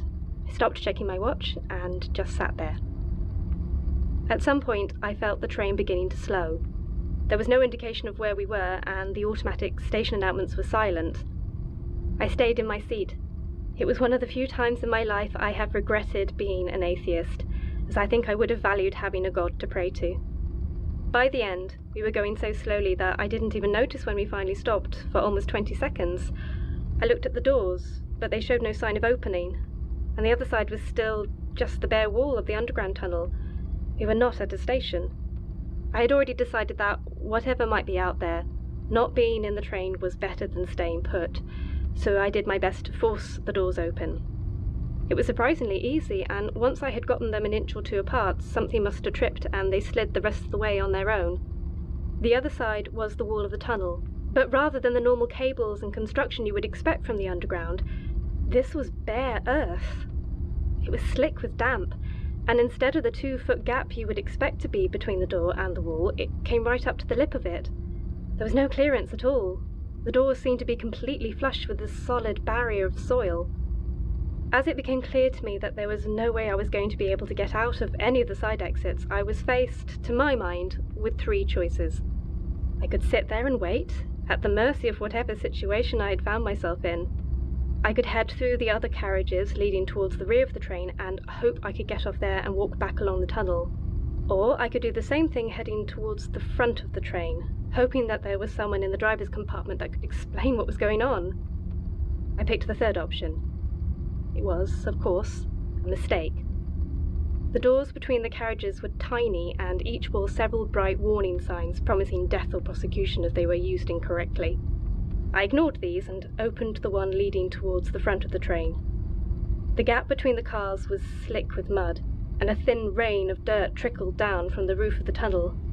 I opened the next door and stepped inside. It was even dirtier in this carriage than the one I had left, with a distinct layer of muddy soil over everything I could see. The silence had been replaced by a new noise, a sort of creaking groan that sounded like it was coming from the train itself. It was only later I learned that this is what metal sounds like when under immense strain. I walked briskly through this car, seeing nothing that caught my attention, and opened the next door at the other end, continuing my journey towards the driver. I hadn't really seen how long the train was when I got in, but I had been in the middle of the platform, so I didn't think it could be more than 4 or 5 carriages to the front. This door seemed wedged quite firmly shut, and it was only with a great deal of effort that I was able to pull it open. I almost fell into the space between them while trying to force the next one open. I'm sure that if I had done so, I would be dead. When I got into this one, the first thing I noticed was the ceiling. In certain places, it seemed to have buckled slightly, with large dents in the material pushing down. Many of the lights and windows were broken, and the whole of the carriage seemed to be bent and twisted slightly, like it was being crushed. The sound of metal fatigue was stronger here, and I realised with a start that this was exactly what was happening. If it got worse the further through I went, there was a good chance the driver, if there was one, had already been crushed, or at the very least trapped beyond my reach. I turned to go back the way I had come, but the door had swung shut, and in the few seconds it had taken me to understand what was happening, the pressure had already warped the frame too much. It was jammed shut, and no amount of kicking was going to move it. I was becoming desperate, and looked around for anything I could see that might be a way out. What I saw instead, right at the other end, was a person. It was hard to make out any details, as all the lights in that section were already shattered, but they were sat very still. I called out, but there was no response. I made my way over to them, though by the time I reached that part of the carriage I was having to bend down to avoid parts of the ceiling. It appeared to be a man, probably late 50s, early 60s, with a scraggly grey beard and what had once been a nice jacket. He had sunken blue eyes, and the seat around him had twisted so much it was now holding him in place at an angle that looked very painful. The armrests were digging hard into the flesh of his leg, and his back was crooked. Despite this, he seemed to be breathing. When he didn't respond to my voice, I touched him lightly on the shoulder. His eyes opened slowly and locked on mine. The look on his face was one of incredible sadness, as though all the fear had been sucked out of him, and now all that was left was some unspeakable misery. I asked him if I could help, whether we could get out of there, but he just shook his head, his neck making horrid cracking noises as he did so. I felt his hand close around my wrist, gripping it with an unexpected strength. I tried to push him away, but his fingernails dug into my skin, drawing blood. A ragged voice hissed out of him, despairing and full of pain. He said to me, "Not enough space to move, never enough to breathe." Then he let me go. By then, the ceiling was almost on top of me, and the walls looked like they were close to giving way. I thought about what options I had, and, after a few seconds, I lay down on the floor and closed my eyes. Being crushed to death would be horrible, yes, but I'd never been afraid of dying, and it didn't appear that there would be any point to further escape attempts. Better to accept my fate and hope it was all some awful dream. I kept my eyes shut and tried to relax as the sound of twisty metal filled my ears and I could feel the floor begin to shift beneath me. It bent up either side and slowly began to press inwards. Far away, under the smothering blanket of earth, I could hear the old man screaming. When I awoke, I was on the platform at Walthamstow Central, with one of the station assistants leaning over me, trying to see if I was all right. I was feeling very groggy, and I didn't want to be answering questions, so I played drunk, ignored his offers to help, and stumbled out into the cold night air. There were a few blissful minutes where I thought it had all just been a dream, but then I noticed that I was covered head to toe in mud and dirt, and my wrist ached where 5 deep red marks made the shape of a clutching hand. That's it. Well, that certainly sounds like an unpleasant experience. I'm not sure I understand, though. Did you fall asleep somehow, or...? I must have done. That's impressive. Do you still take the tube? Of course. I live in London. Right. Is there anything else? I've told you what happened, so I'm done here, correct? I suppose so, yes. We'll look into it, and if we find anything, we'll let you know. Don't bother. I'm done with it. Thank you for your time. Well, that was brusque. Ms. Gurka may not be interested in the follow-up, but I am. Since the night tube opened, there have been a handful of disappearances that occurred when the individuals in question were reported as intending to travel on the late-night London Underground service, mostly on the Victoria and Northern lines. All of them were travelling alone. The reason none of this has been followed up as related is that CCTV from the appropriate stations does not show the disappeared ever actually arriving. Well, Sasha managed to follow this up, and it would seem that there's no record of Ms. Gurka ever entering King's Cross St. Pancras, even though Martin made contact with Leanne Hillard and confirmed the rest of her story. TfL have been understandably reluctant to comment. Interestingly, one of the missing, a man named Nicholas Leckman, has a picture that seems to match the description Ms. Gurka gave. Age 63, slightly unkempt grey beard, blue eyes. He was last seen heading towards Moorgate Station at 2:30 on the morning of Saturday the 17th December 2016, following a fight with his son, who does not believe he ever entered the station. Apparently Nicholas Leckman hated taking the underground alone, as he was a severe claustrophobe. I should probably mention this to Sasha. I believe she takes the Victoria line to work and has a tendency to stay later than she should. Aside from that, all that's left to do is sweep up after Ms. Gurka. She left the place rather dusty. End recording. Supplemental. Someone is living down there, in the tunnels. I'm sure of it now. I haven't found any more pages or detritus that might indicate the presence of further books, but the more I explore the lower levels, the more normal rubbish I find. Food wrappers, empty bottles, even a newspaper dated last year. They are normally quite meticulous, it seems, as those things I have found tended to be tucked away in places that might have escaped the notice of someone cleaning up after themselves. But they do miss things. I find it oddly comforting that who or whatever is down there needs to eat, as it offers some reassurance that they are at least broadly human. But why? And for how long? And how are they getting their supplies? If Becerra was taking my calls, I would ask for some police assistance, in case it's some unhinged murderer. Especially as there is every likelihood they were the one that killed Gertrude. Assuming it is only one. Yes, on second thoughts, I might well suspend my explorations until I can talk to Becerra and get some assistance. End supplemental.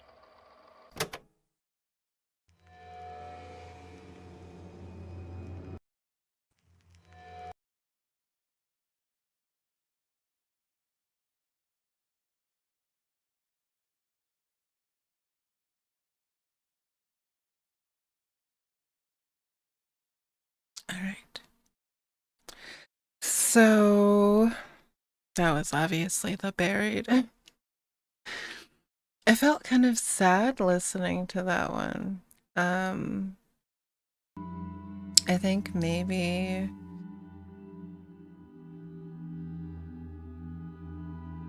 I don't think the guy in the beginning that she saw that had the shovel was this, maybe it was the same person who had, that was like left the claw marks and on her. Maybe it was just the avatar, like the person sitting there, like he was the representative of the buried.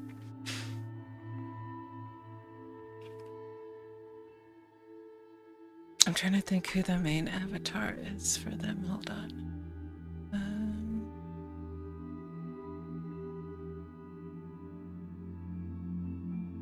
Except, oh no, that was the same man. Okay, so he did get on the train, walking out towards the rest of this. Oh, I think when they said that he was walking out towards the rest of the station, I thought that that meant that he was leaving. Maybe that means that he got on the train.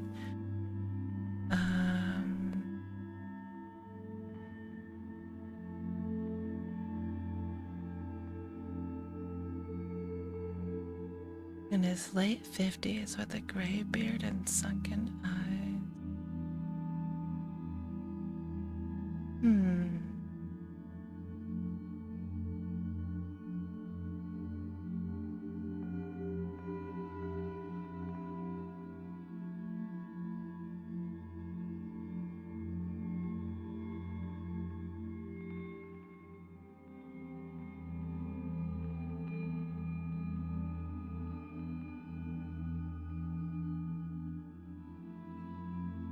I don't know if we've had any episodes with him. I don't think we have. Okay.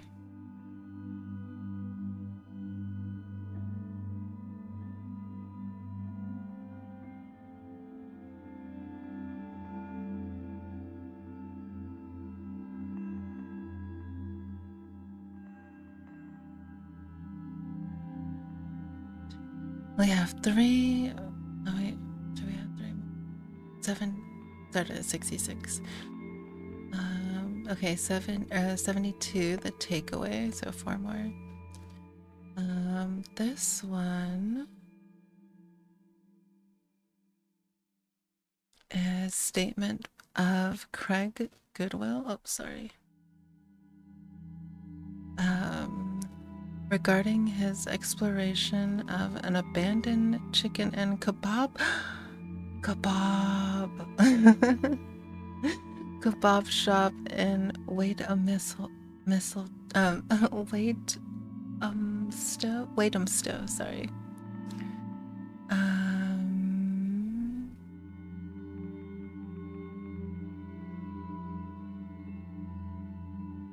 A chicken and kebab shop.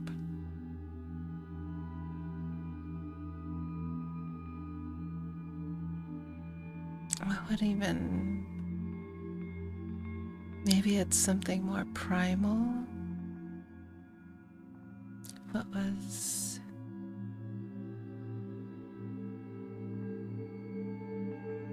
Maybe the slaughter is gonna be my guess.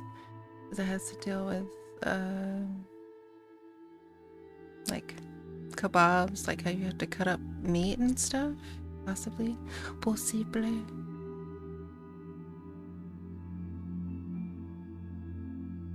And let's get our timer.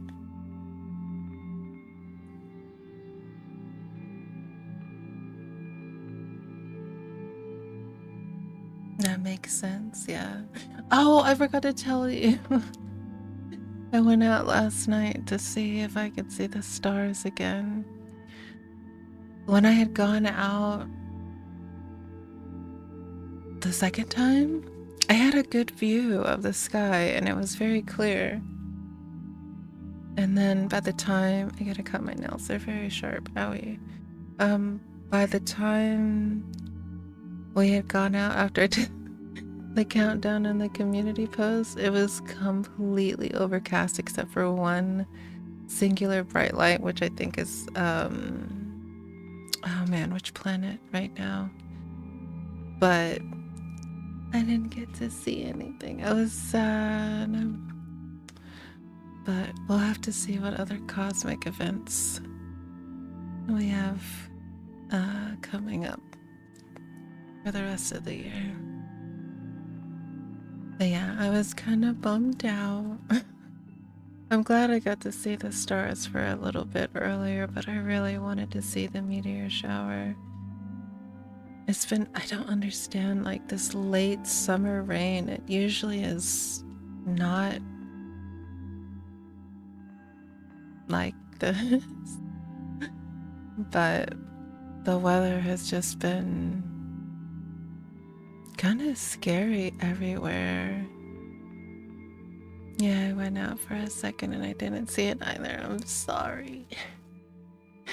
I'm sorry we missed it. But at least we got to stare at the same sky together. That feels nice still. But yeah, there's flooding and tsunamis and hurricanes and just torrential rain in so many places, or just absolutely horrible heat. Like many regions are, you know, people are just not used to how warm it is. It's pretty wild. Mother Nature's doing her thing. But I wonder if winter is gonna be pretty atrocious if you're in a place that actually gets snow. Usually oh, you know what? Let's check the Farmer's Almanac really quick. A reliable ancient source. Oh look, it already is winter 2026-2027. Let's see what it says. The Farmer's Almanac forecast a winter of sharp contrast for 2026-2027. Oh, it's because of El Nino. That's what it is. Themed snow, sleet, and surprises due to the influence of the strengthening of El Nino. The outlook predicts wetter than normal conditions and frequent storms across southern U.S., while the Northeast faces a mix of rain, ice, and heavy wet snow. I wonder if there's like a Farmer's Almanac, or if that's just a North American publication. But El Nino does have very strong effects on the weather. I forgot about that this year.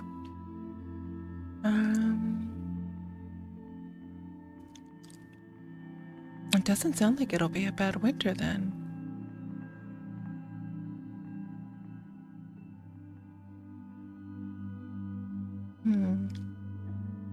It just sounds like it's gonna rain. Lots and lots of rain.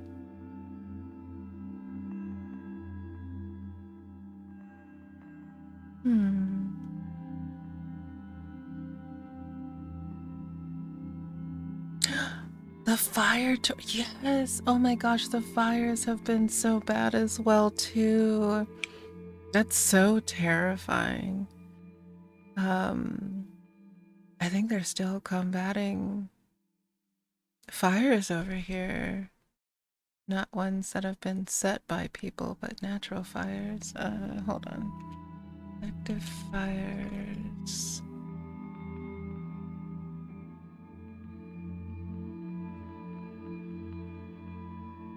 Let's see what's on the National Interagency Fire Center. I wish we could send some of our rain to everywhere that... Okay, so let's see. Yesterday, 120. Oh my gosh! Yes, France and Spain as well too.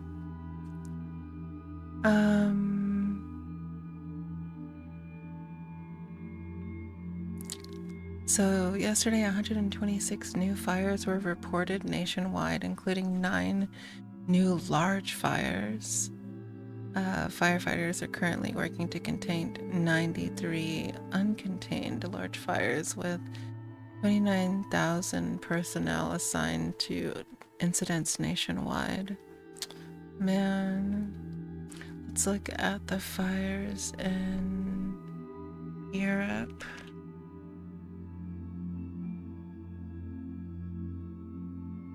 So as of today, there are 138 active wildfires currently burning across Europe, with 247 total fires detected and over 5,700 satellite hotspots recorded in the last 24 hours. The situation is driven by the record-breaking heat wave and severe drought, with extreme fire dangers forecasted for Central Eastern Europe, including Germany, the Balkans, and parts of France and Spain. It's so bad. Greece has a wall of fire on the Haladiki Peninsula, forced the sea evacuation of over 300 tourists from Severi, while a level 5 alert remains in effect for much of the mainland due to the high winds. Croatia as well. 1,200 people had to be evacuated from there. France has 500 that have to be evacuated, but they're saying that, oh my gosh, they arrested nearly 500 people on suspicions of arson. Wow. Why? Yeah, it's really, really bad, dear. You're right. 1,800 people evacuated from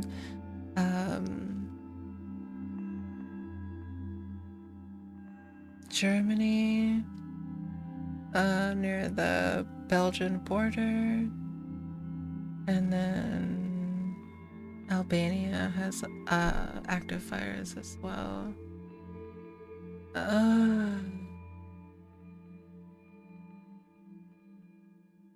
That's...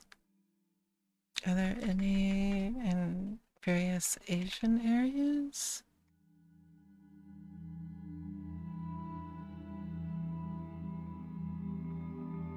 Ooh, let's see, 2026, because that is not right now.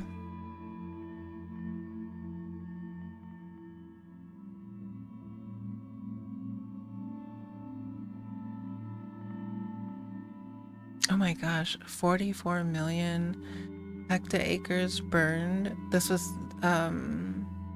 in January to April, 40% increase over the previous year record of 2014. Man. Laos, Thailand, China, Myanmar, India. Oof. And it's all due to El Nino. Wow.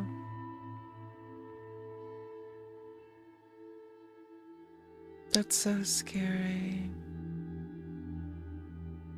Fire is just so uncontrollable as well. Oh my gosh, they're saying that the forecast is calling for drier to warmer than normal conditions all the way through October. So there won't even be any relief in the coming months, really. More of those scary fire tornadoes. It's also spreading because of the tree burning and touching houses. Yeah. I forget where there was that video of the train going through one of the active fires, and it just looked so terrifying. I forget where it was. I think this was it the Canadian fire recently, and like it just, I don't even know how the train even made it through without like just having some sort of like technical difficulties. You saw that too? Wasn't that terrifying? Like what? Oh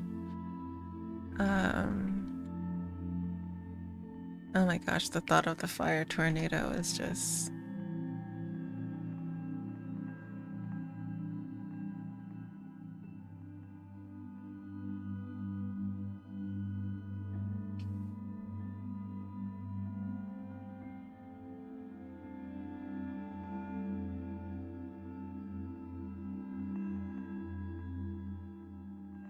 Trains are made of steel, I believe. Oh, okay, so they can handle it. Thank you, dear. So scary.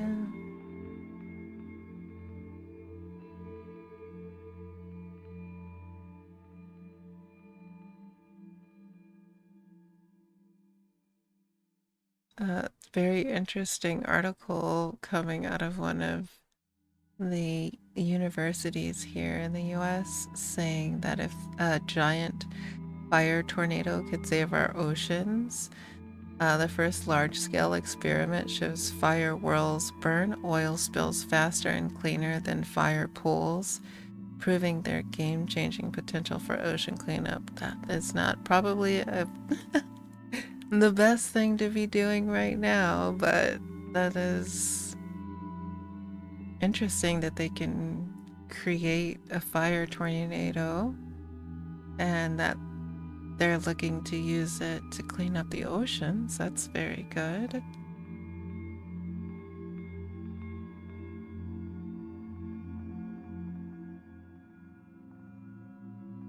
Fire whirls burn through crude oil spills nearly twice as fast as in situ fire pools, potentially giving cleanup crews faster operational and response times to claiming the oil from, or eliminating the oil from spilling, sorry. The only problem is that people inside can feel the fire, but the train is keeping them alive. Yeah, the video, like, didn't they look like they were just, like, obviously very sweaty.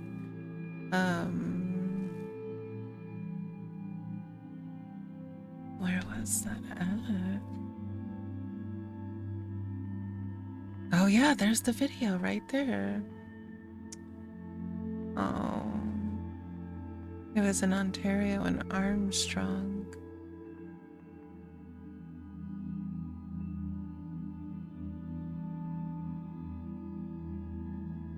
Oh my gosh. This was only not even well, yeah, like exactly a month ago.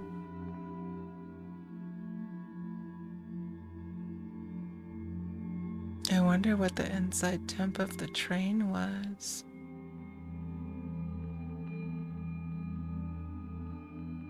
That's super brave.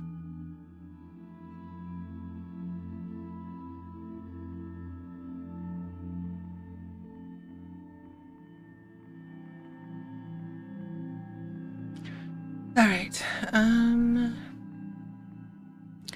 Enough about fires. It probably was hot. I mean, so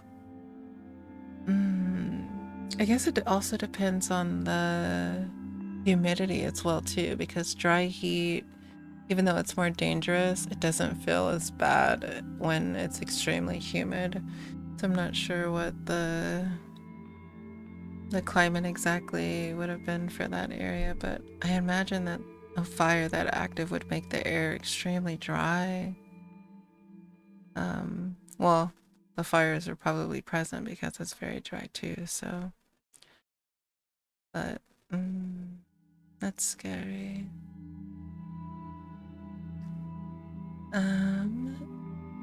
Let's see, what time is it?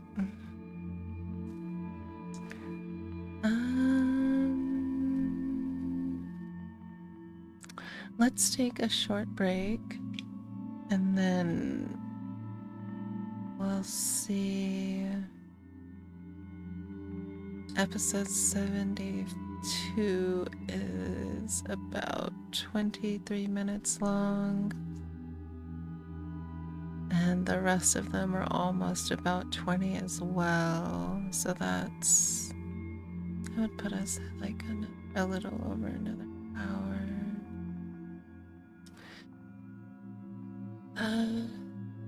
Let's try to get through one more episode after our break. And we will assess again after how I feel. But I will be right back, and then we will continue.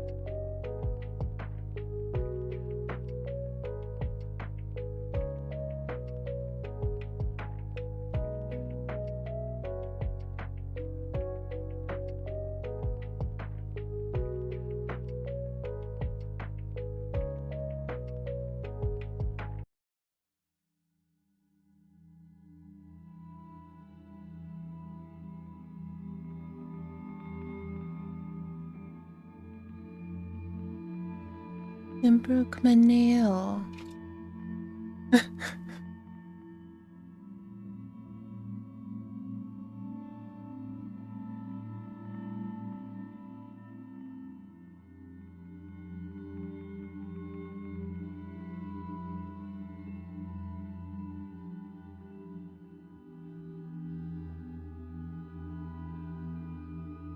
Yeah, I'm okay, honey. I also forgot to mention that it depends on which train they're in. Oh, you mean like the... Not the caboose. What's the main part of the train called? The head of the train. The lead train car.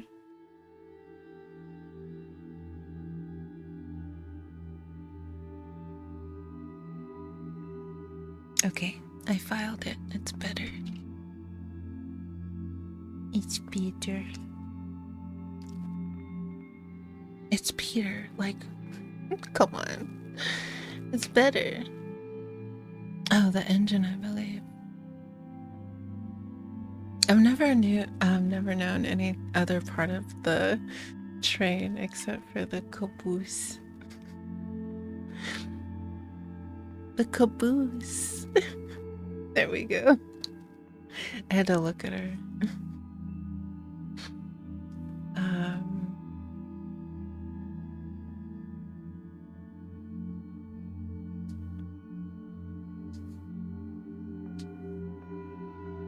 I wonder why that is not one of the like mass transportation vehicles that I've not really explored. Their setup. So like with ships you have like port and starboard, you've got the mast, like maybe there's just more things that I've read or been a part of that have to do with the ships and knowing their different areas and things like that versus like the bow. But I've never really thought about that for a train before.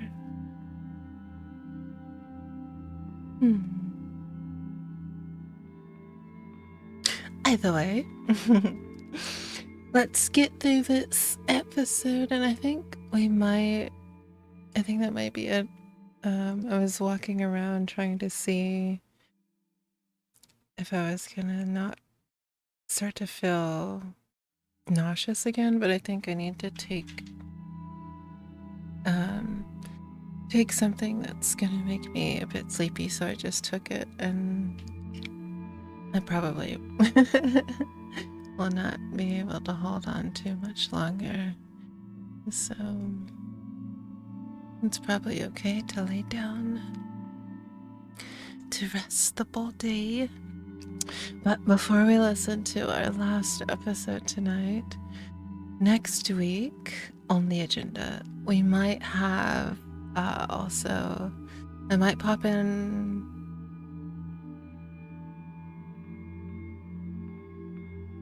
in one evening this weekend. We'll see how I feel. I really want to finish 1,000 Times Resist, so I kind of want to see if we can play it a little bit this weekend. Otherwise, I think we'll kick off if we don't have a long... Oh, actually, I need to... Let me look at my... I think next Monday is a treatment day, so I think, yeah, I'm gonna be at the hospital on Monday. Wow. Did you see what the thing said? Oh, what thing, dear? Was I supposed to look at something? Did I forget already? What was it? I'm sorry. What was I to look at?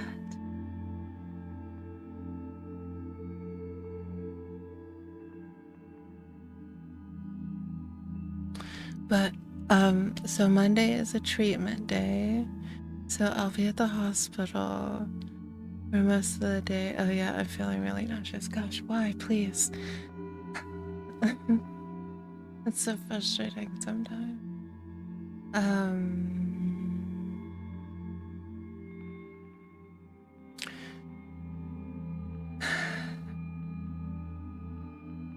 So maybe I should try to get in some cozy time this weekend, just in case I don't feel well enough to be here on Monday. The text when you talk, I forgot its name. It's called Jimmy Kuchan. That's the translation app. Let me. So there's like a like Chrome built in, which is like the fastest method of translation. But then there's also an API. But also I wonder if my I'm not a bot.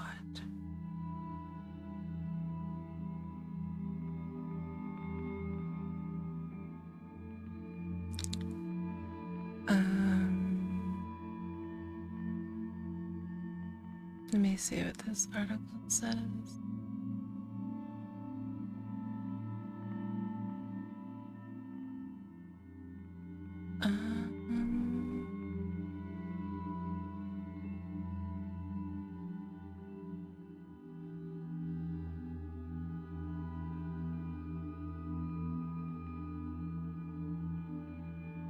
There's also other integrations. There's a Boyomi-chan as well.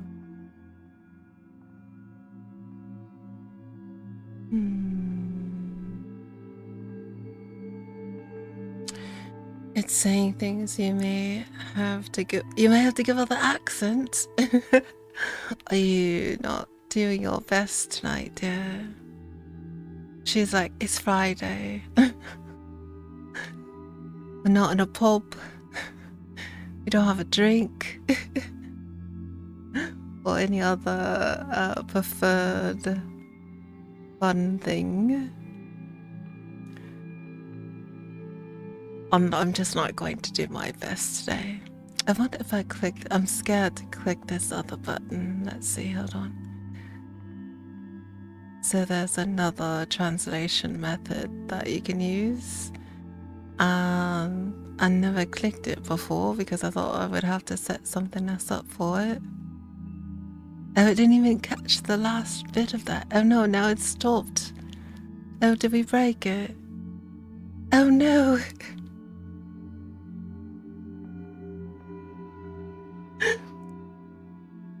Are you okay, dear? Maybe we just have to slow down a little bit. She wants me to speak to her softly. Whisper sweet nothings. And tell you how beautiful your green screen is. See, she just wanted some compliments. Oh no. She stopped and made her shy. It's okay, dear, you're doing wonderful. Alright, let me see. We need integration. No, go back, not there. Speech integration. Integration external services.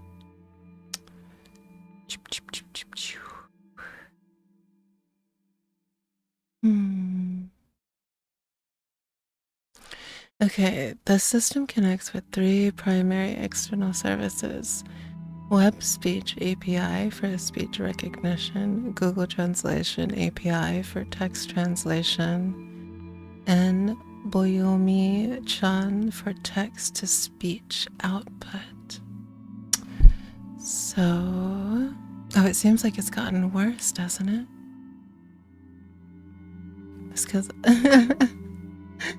So, what is the gas API? I wonder if that's the Google one.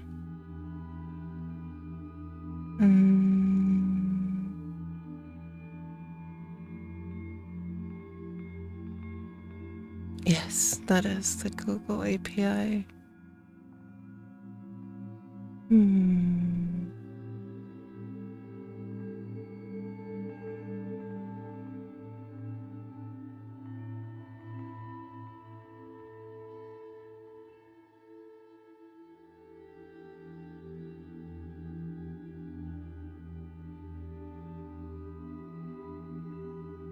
Okay, so for this,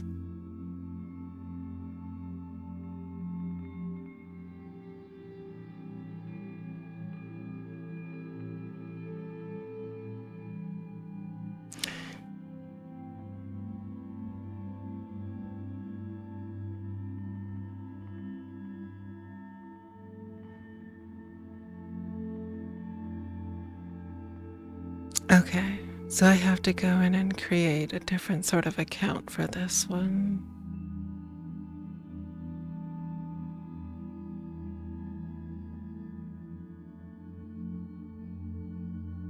Let me bookmark this page. And sorry, let me also send it to myself too, so I don't happen to forget.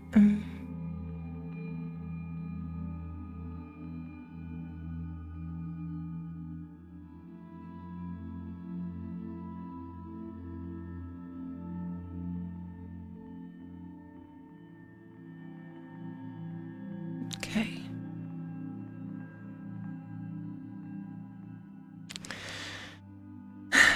Thank you for reminding me, dear.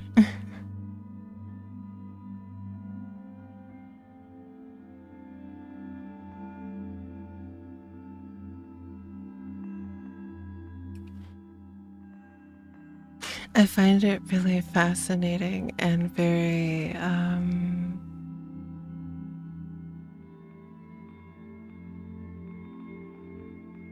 admirable that you remember the various things that we talk about. I think it's nice. Like, I think I appreciate, well, how do I say it? I think I am one of those people who can always find something to distinguish about the goodness of another. So even, and that doesn't mean that you need to do something like extraordinary. It's like the deep appreciation that I have for my lurkers, like even for the people who just like will heart react to things, or just say hi or say goodnight.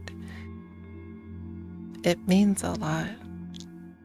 So it means a lot that you you remember all of the quirky things that I'm trying to get back to, or what we're working on. I looked at the throwing system again today as well, that we're waiting for the developer to update. I went and checked today. Let me check really quick as well. I really, really want that to get working.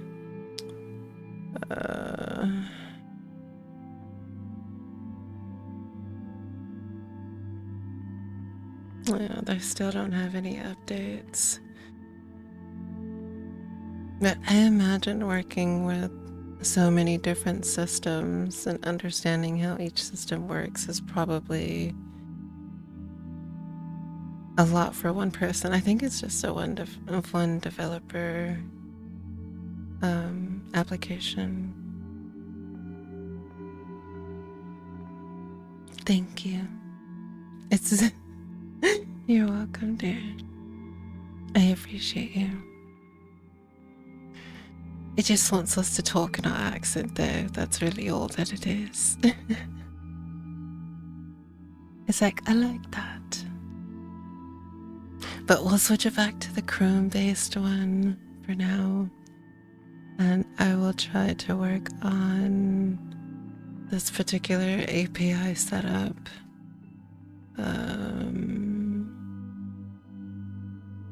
And see how that works. I wonder if there's anything else that I'm possibly missing. Maybe I need to, like, sentence break after silence. I don't know. Well, we'll attend to it another day. But not to worry now. I probably also need to, like, update the...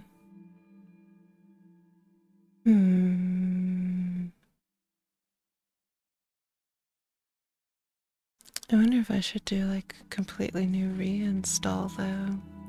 Because there's some other functionalities that haven't been working as well. And...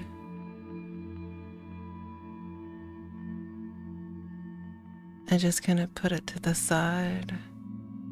Like, the application is supposed to have, like, a way to hide the settings. And it hasn't been doing that. And I'm not sure why. So I might need to redo everything from the beginning. But that's okay. Either way, we will not worry about that anymore right now. And let us begin our adventures on this last episode for tonight.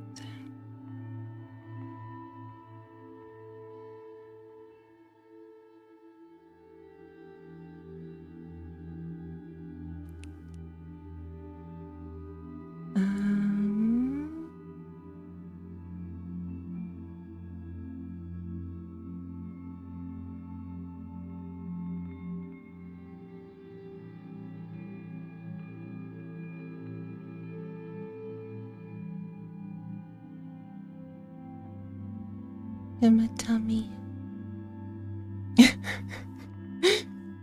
Dame mi barriga.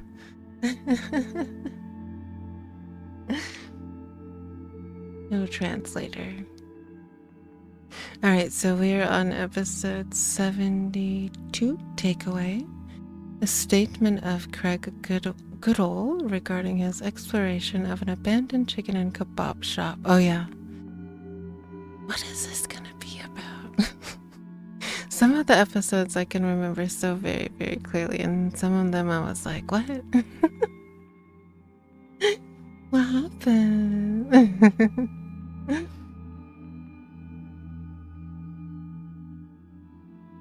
Alright. Let us begin, dears.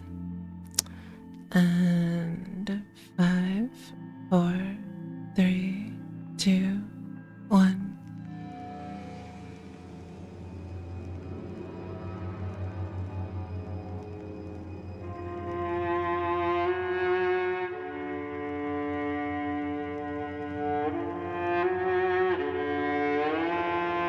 Rusty Quill presents the Magnus Archives.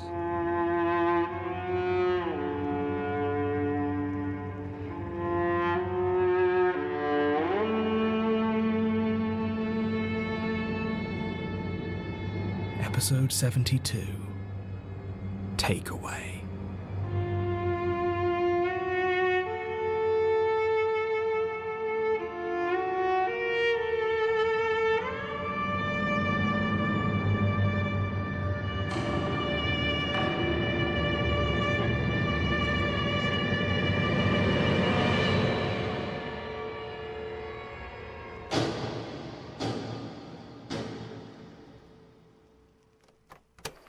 Could you say that again? I've put you on speaker.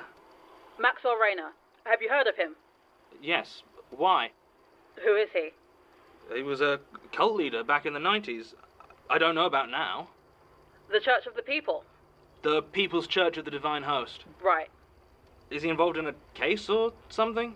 We're on our way to arrest him. Hello? No, yes, I'm here. You found him? Not me, but I'm one of the ones going in. There's a lot of section guys here, so I thought I'd give you a call. Any advice? Bring torches. Torches? As many as you can get your hands on. How many do you have? There's a firearms team here, so we should have plenty of tactical lights. So you reckon it's going to get dark? Basira? Hello? John, can you hear me? Damn. Right. Statement of Craig Goodall regarding his explorations of an abandoned chicken and kebab shop in Walthamstow. Original statement given 20th October 2009. Audio recording by Jonathan Sims, head archivist of the Magnus Institute, London. Statement begins. Feel like I should be upfront with this right at the beginning. I'm probably a cannibal. I don't know for sure, but the likelihood is high. You ever hear of Han Yong, otherwise known as John Han? I guess it depends on what corners of the internet you lurk in, or what tabloids you were reading in 2004. If you haven't, let me explain. John Han ran a small takeaway on Higham Hill Road in Walthamstow. Weirdly enough, it wasn't a Chinese. It just served kebab, chicken, burgers, the usual. Well, it went out of business in May 2004 when Mr. Han was arrested for murdering his wife, Lan Ying. So far, so mundane, right? Except for the fact that over the previous 2 weeks, John Han had been disposing of the body the way only a takeaway owner can. He went full on Sweeney Todd. Now the thing is, I live just off Higham Hill Road, and I used to go to that takeaway all the time. I definitely went there a few times in May 2004. I haven't been able to find out from any of the news reports exactly what he was selling the meat as, but over the course of the month I definitely had chicken wings, doner kebab, chicken kebab, and a burger, so there's a very good chance I ate some of her. It's weird, though. Everything I've found online says that human meat is meant to be very similar to pork, but nothing I was served was like that. I mean, pork is pretty different from beef or lamb or chicken, and I can't see how it was being passed off as any of them. But he must have managed it somehow. Maybe the doner? It was so heavily spiced it would have disguised the flavour, I guess. I don't know how he would have made it look like doner meat, though. It's very distinctive, and I was always under the impression that you needed to order those huge, rotating columns of things specially. Regardless, the fact of the matter is that I am almost certainly a cannibal. You know the weirdest part, though? The bit I regret most is that I don't know which of the meats it was. I feel like if I've been tricked into eating a person, I might at least have learned what a human being tastes like. And I don't really have a problem with the idea in any sort of moral sense, at least. I know how that sounds, and I'm certainly not okay with murder, not to mention the issue with prion diseases, but the actual act of eating meat that comes from a human, I'm fine with it. I can't help but feel that anyone happy to eat other meats is something of a hypocrite if they're not at least theoretically fine with eating human. There's nothing inherently special about us. We feel as much pain, see the world with the same eyes as a real pig. Meat is meat. That's what John Han said when they arrested him. The only thing he said. Meat is meat. None of this really changes anything. Whether or not I've eaten chicken wing made of person doesn't actually factor into this, I guess. Except that it's the reason I always kept an eye on the old takeaway. After John Han was arrested, it was never sold on. Not surprising, it's the sort of history that people tend not to want in their property investments. I didn't move away, though. I kept right on living there and walked past the old boarded-up shop almost every day. As far as I'm aware, it never actually had a name. I mean, it must have, but it wasn't clear from the front. Over the door was a large, hand-painted sign that simply read, "Food," in bright white capital letters, while a neon sign that protruded from it glowed with the word "Grill" on both sides in bright red. As the months of its closure started to turn into years, the old green paint on the window panes gradually started to fade, and the large metal sheets that covered the windows and door were almost lost beneath a sea of posters and flyers advertising club nights and escorts. Sometimes, if the light hit it just right, I could lean in and see inside through the tiny holes in the steel. I could see the bright shine of the fryer, the glass of the heating drawer, the tall column of metal that would have rotated the kebab.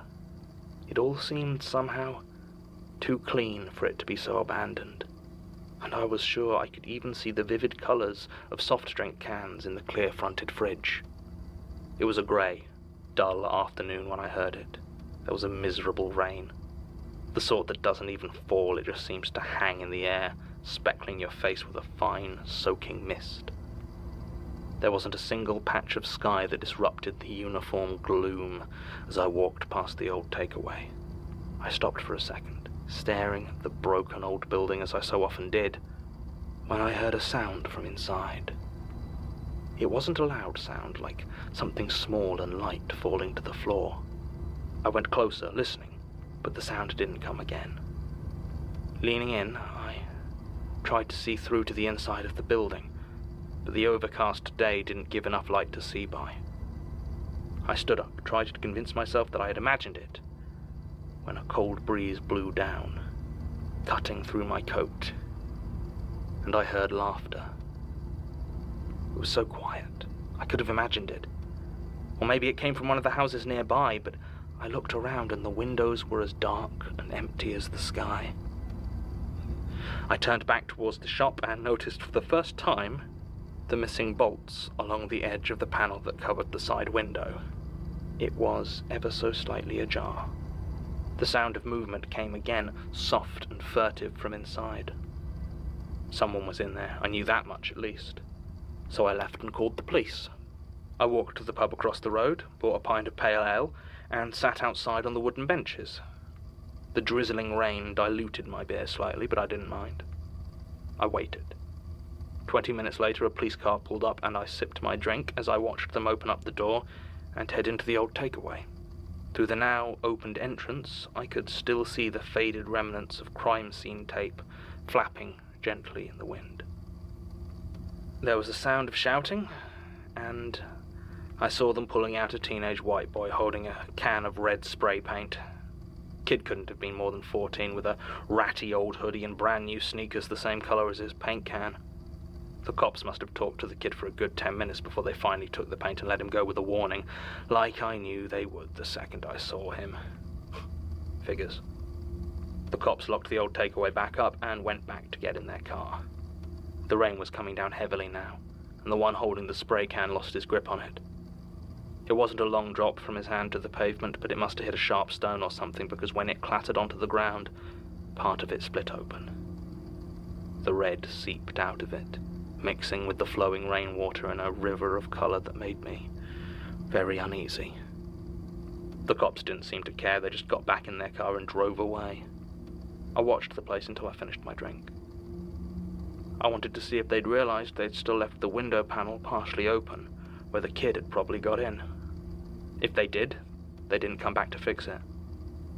I was soaked to the bone by that point and decided to head home and get dry. My sleep that night wasn't great. I kept dreaming of a paint can impaled on a rotary kebab skewer.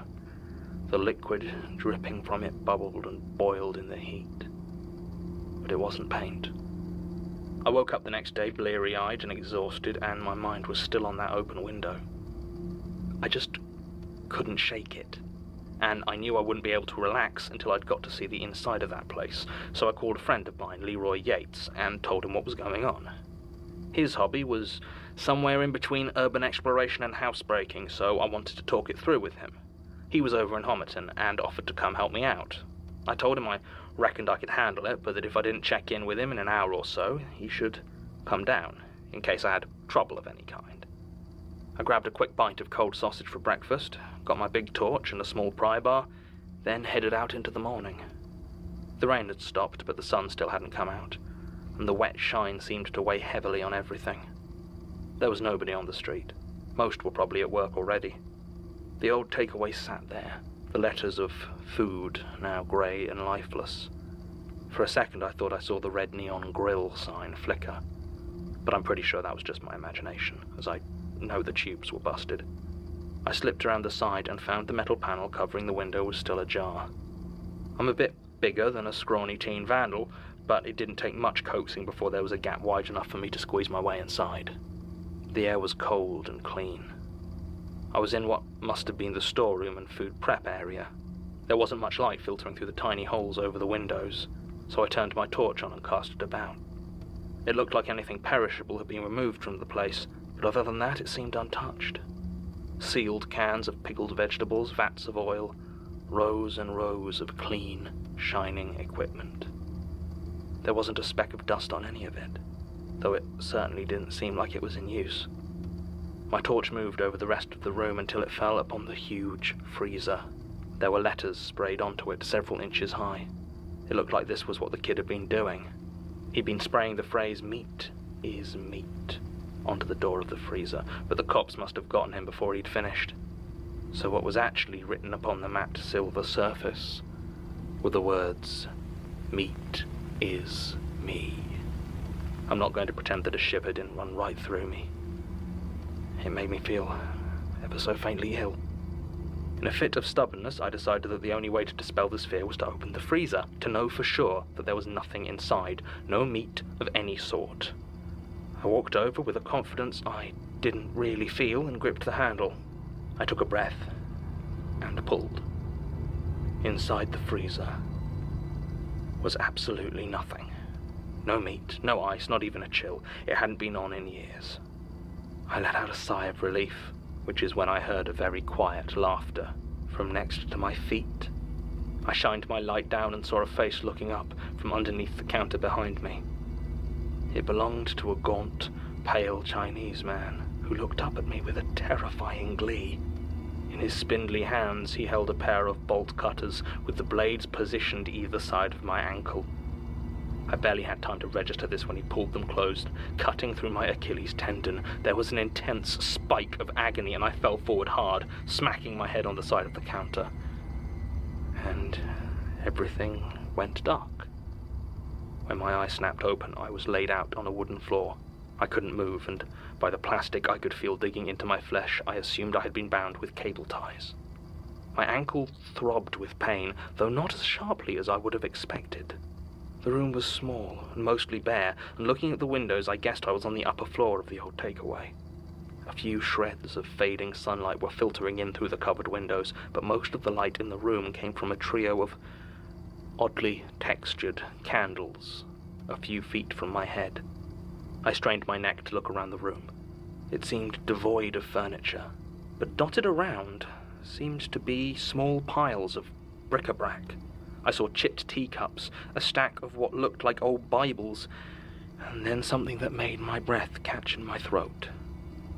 A small pile of human fingers. I could feel a despairing moan escape my chest before I could do anything to stop it. At this, there was movement behind me, and the man I had seen earlier stepped into view. He was shirtless, and the glow of the candle seemed to illuminate in stark shadow how painfully thin he seemed. He was chewing thoughtfully on something, though I couldn't see what, and held a long, sharp butcher's knife in his hand. I tried to say something, but the words caught in my throat. What the hell are you supposed to say in that sort of situation?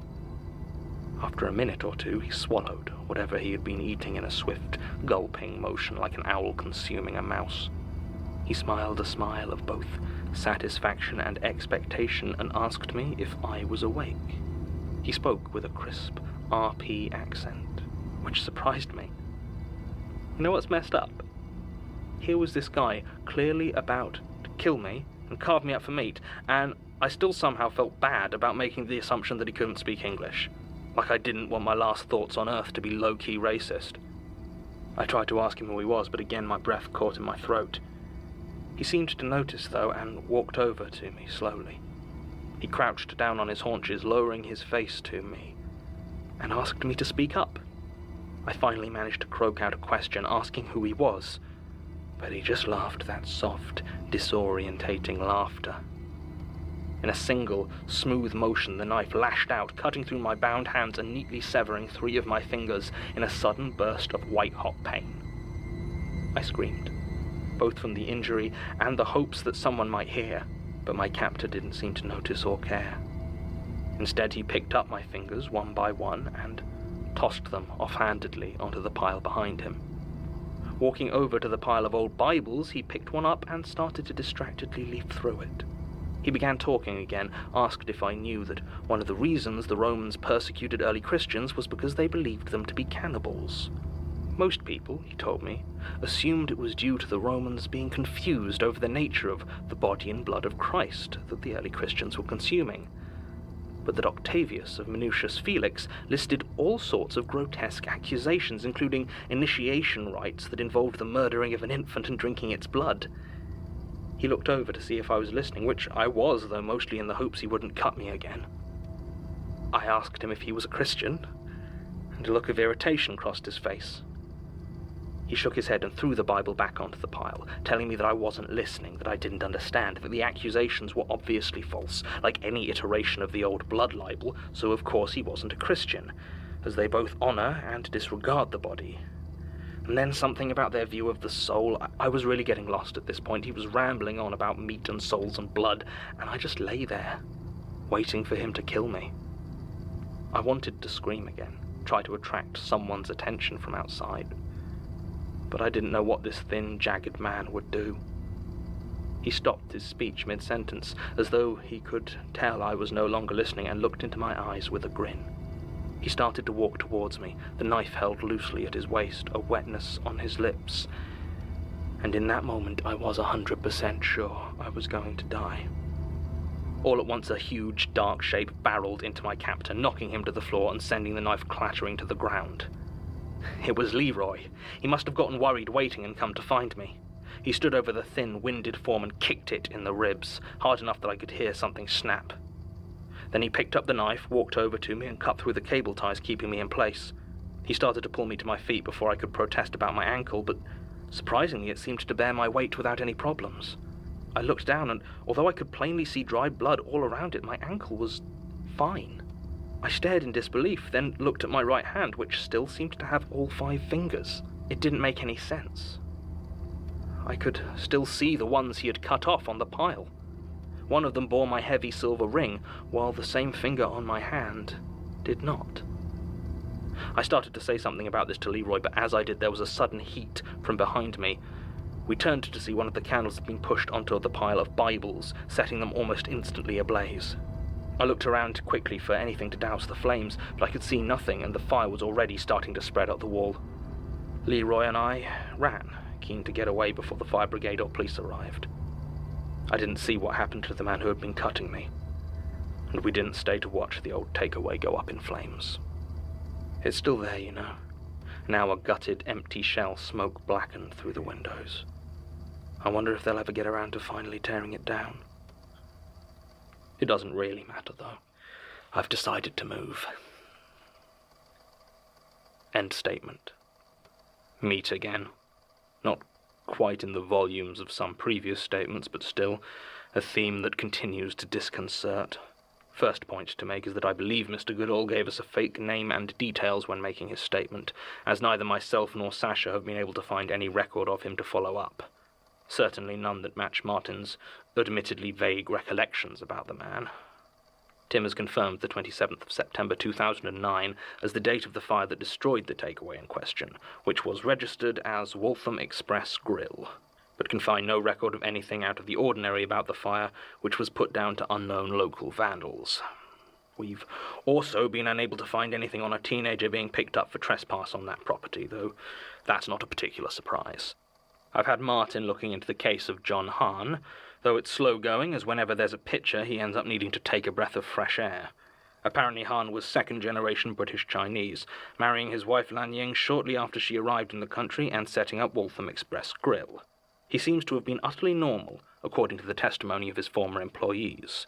What Martin did find is that according to the coroner there was a noticeable lack of defensive wounds on what remained of Lan Ying's body, and some of the injuries seemed like they might have been self-inflicted. From my perspective, however, what is more interesting is that 6 months before his arrest, John Hahn let the last of his staff go and replaced them with a nephew who had recently moved over from China. The nephew's name was Han Tao, although upon moving to this country, he took the name Tom Hahn. I've checked, And this is the same Tom Hahn who was employed at the Dalston meat processing plant from late 2009 until his disappearance in 2013. I doubt this is the last we hear of him and his strange relationship with meat. End recording. Supplemental. I still haven't been back down in the tunnels, though my earlier conversation with Basira puts me in some hopes that I may be able to request help with it, sooner rather than later. I'll need to wait and see what comes of this operation of hers. I rather hope that I hope she's okay. And part of me hopes Daisy isn't there. End supplemental.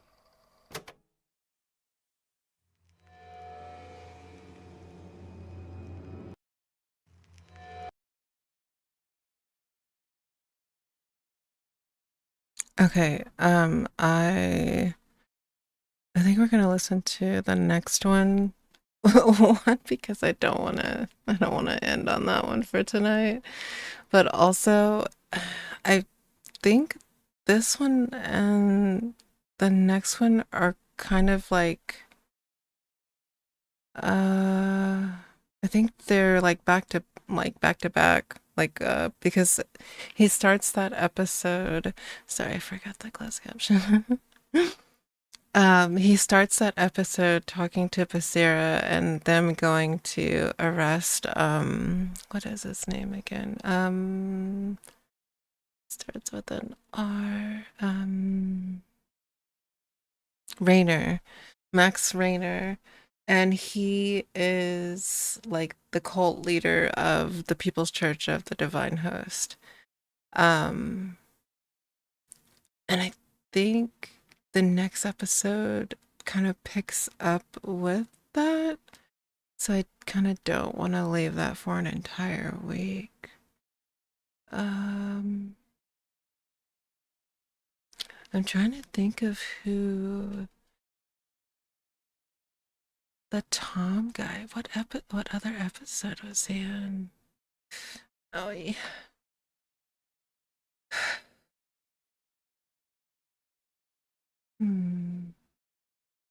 Okay, I guess that's the first episode that he actually shows up in that.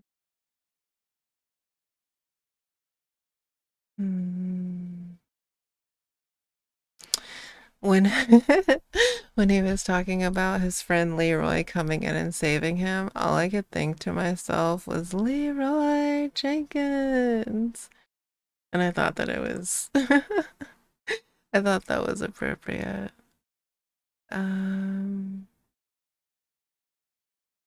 So that one was the flesh.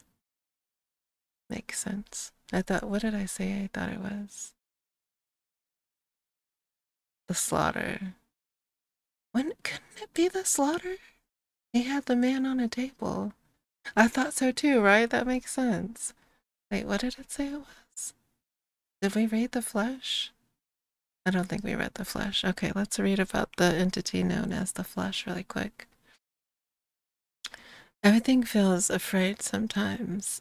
Sure, maybe it's not as complicated or existential as our fear, but it's real. And there's, 20 billion chickens in the world? A billion pigs? A few billion cows? How many of them are dying of old age? All that terror. It has to go somewhere. So it does. And when something formed out of an animalistic fear of the slaughterhouse reaches out to people, things get weird. Yeah, it gets mixed up with human neuroses, bodies, gore, that nagging worrying that deep down we're just electrified meat squeezing air at each other. What?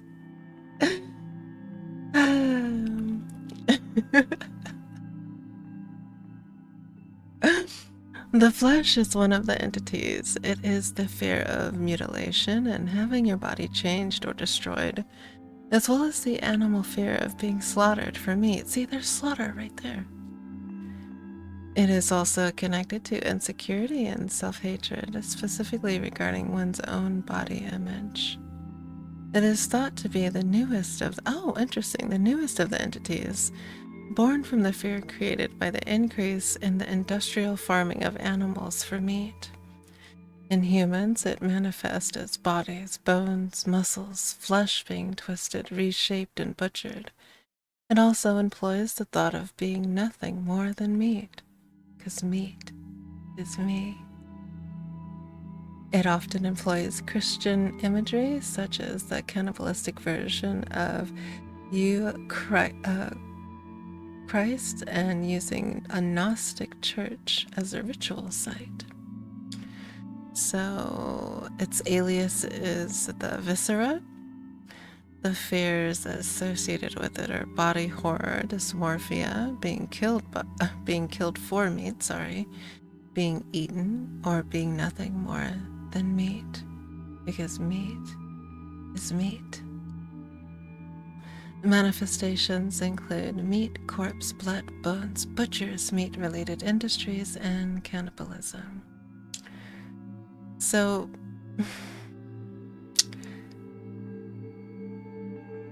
did we read the slaughter?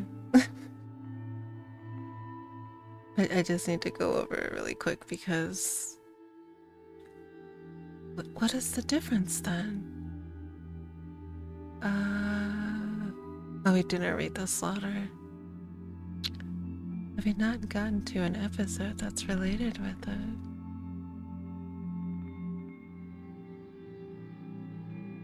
Okay, so the slaughter is more having to do with violence and war. So less animalistic. So that makes sense. I'm glad that they lay out the distinctions between them all so well. Alright, let's hope that this next episode wraps up where the beginning story, because I feel like we'll forget over a week of that. Okay, chapter 73, police lights. Okay, this should wrap back then. Statement of a police operation to recover a kidnapped child. The Magnus Archives recounts PC Hassan's tale of Section 31 operation that ventured into the darkness to rescue a child from the hands of a potential cult. Alright, so this should be the finish of what he was saying in the beginning of the last episode. Sorry, I'm not a fan of cliffhangers, so I won't do that to us.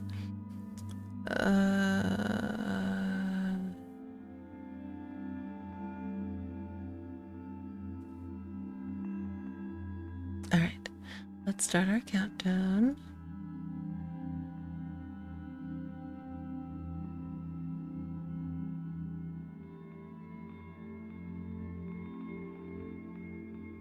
And 5, 4, 3, 2, 1.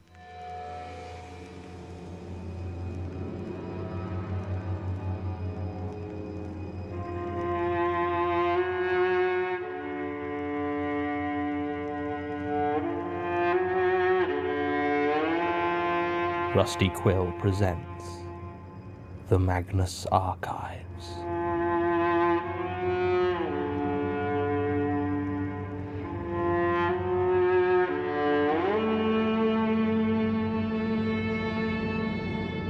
Episode 73, Police Lights.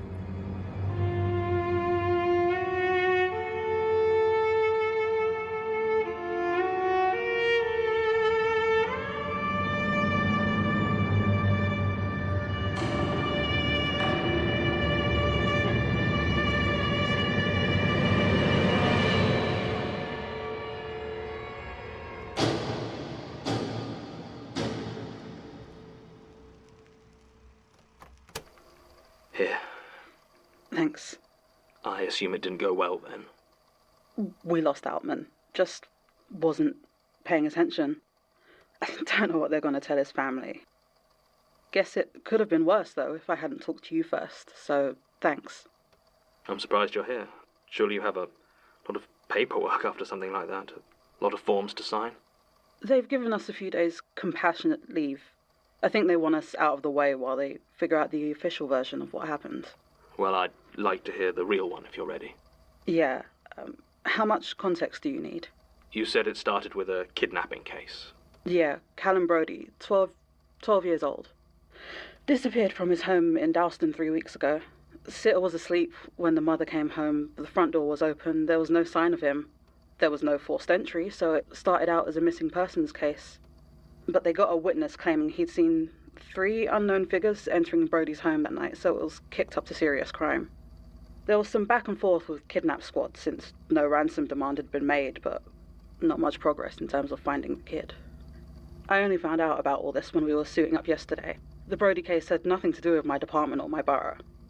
When me and Daisy got the call that we were being brought in for an operation to recover the kid, it was totally out of the blue. The sergeant in charge had to brief us in the van. I had no idea why we'd been called in until I looked at the other officers involved and saw a good few of them. They were fellow signees of a Section 31. Whatever we were heading towards, it was going to be weird. I think the sergeant in charge must have been sectioned as well, but I didn't know him.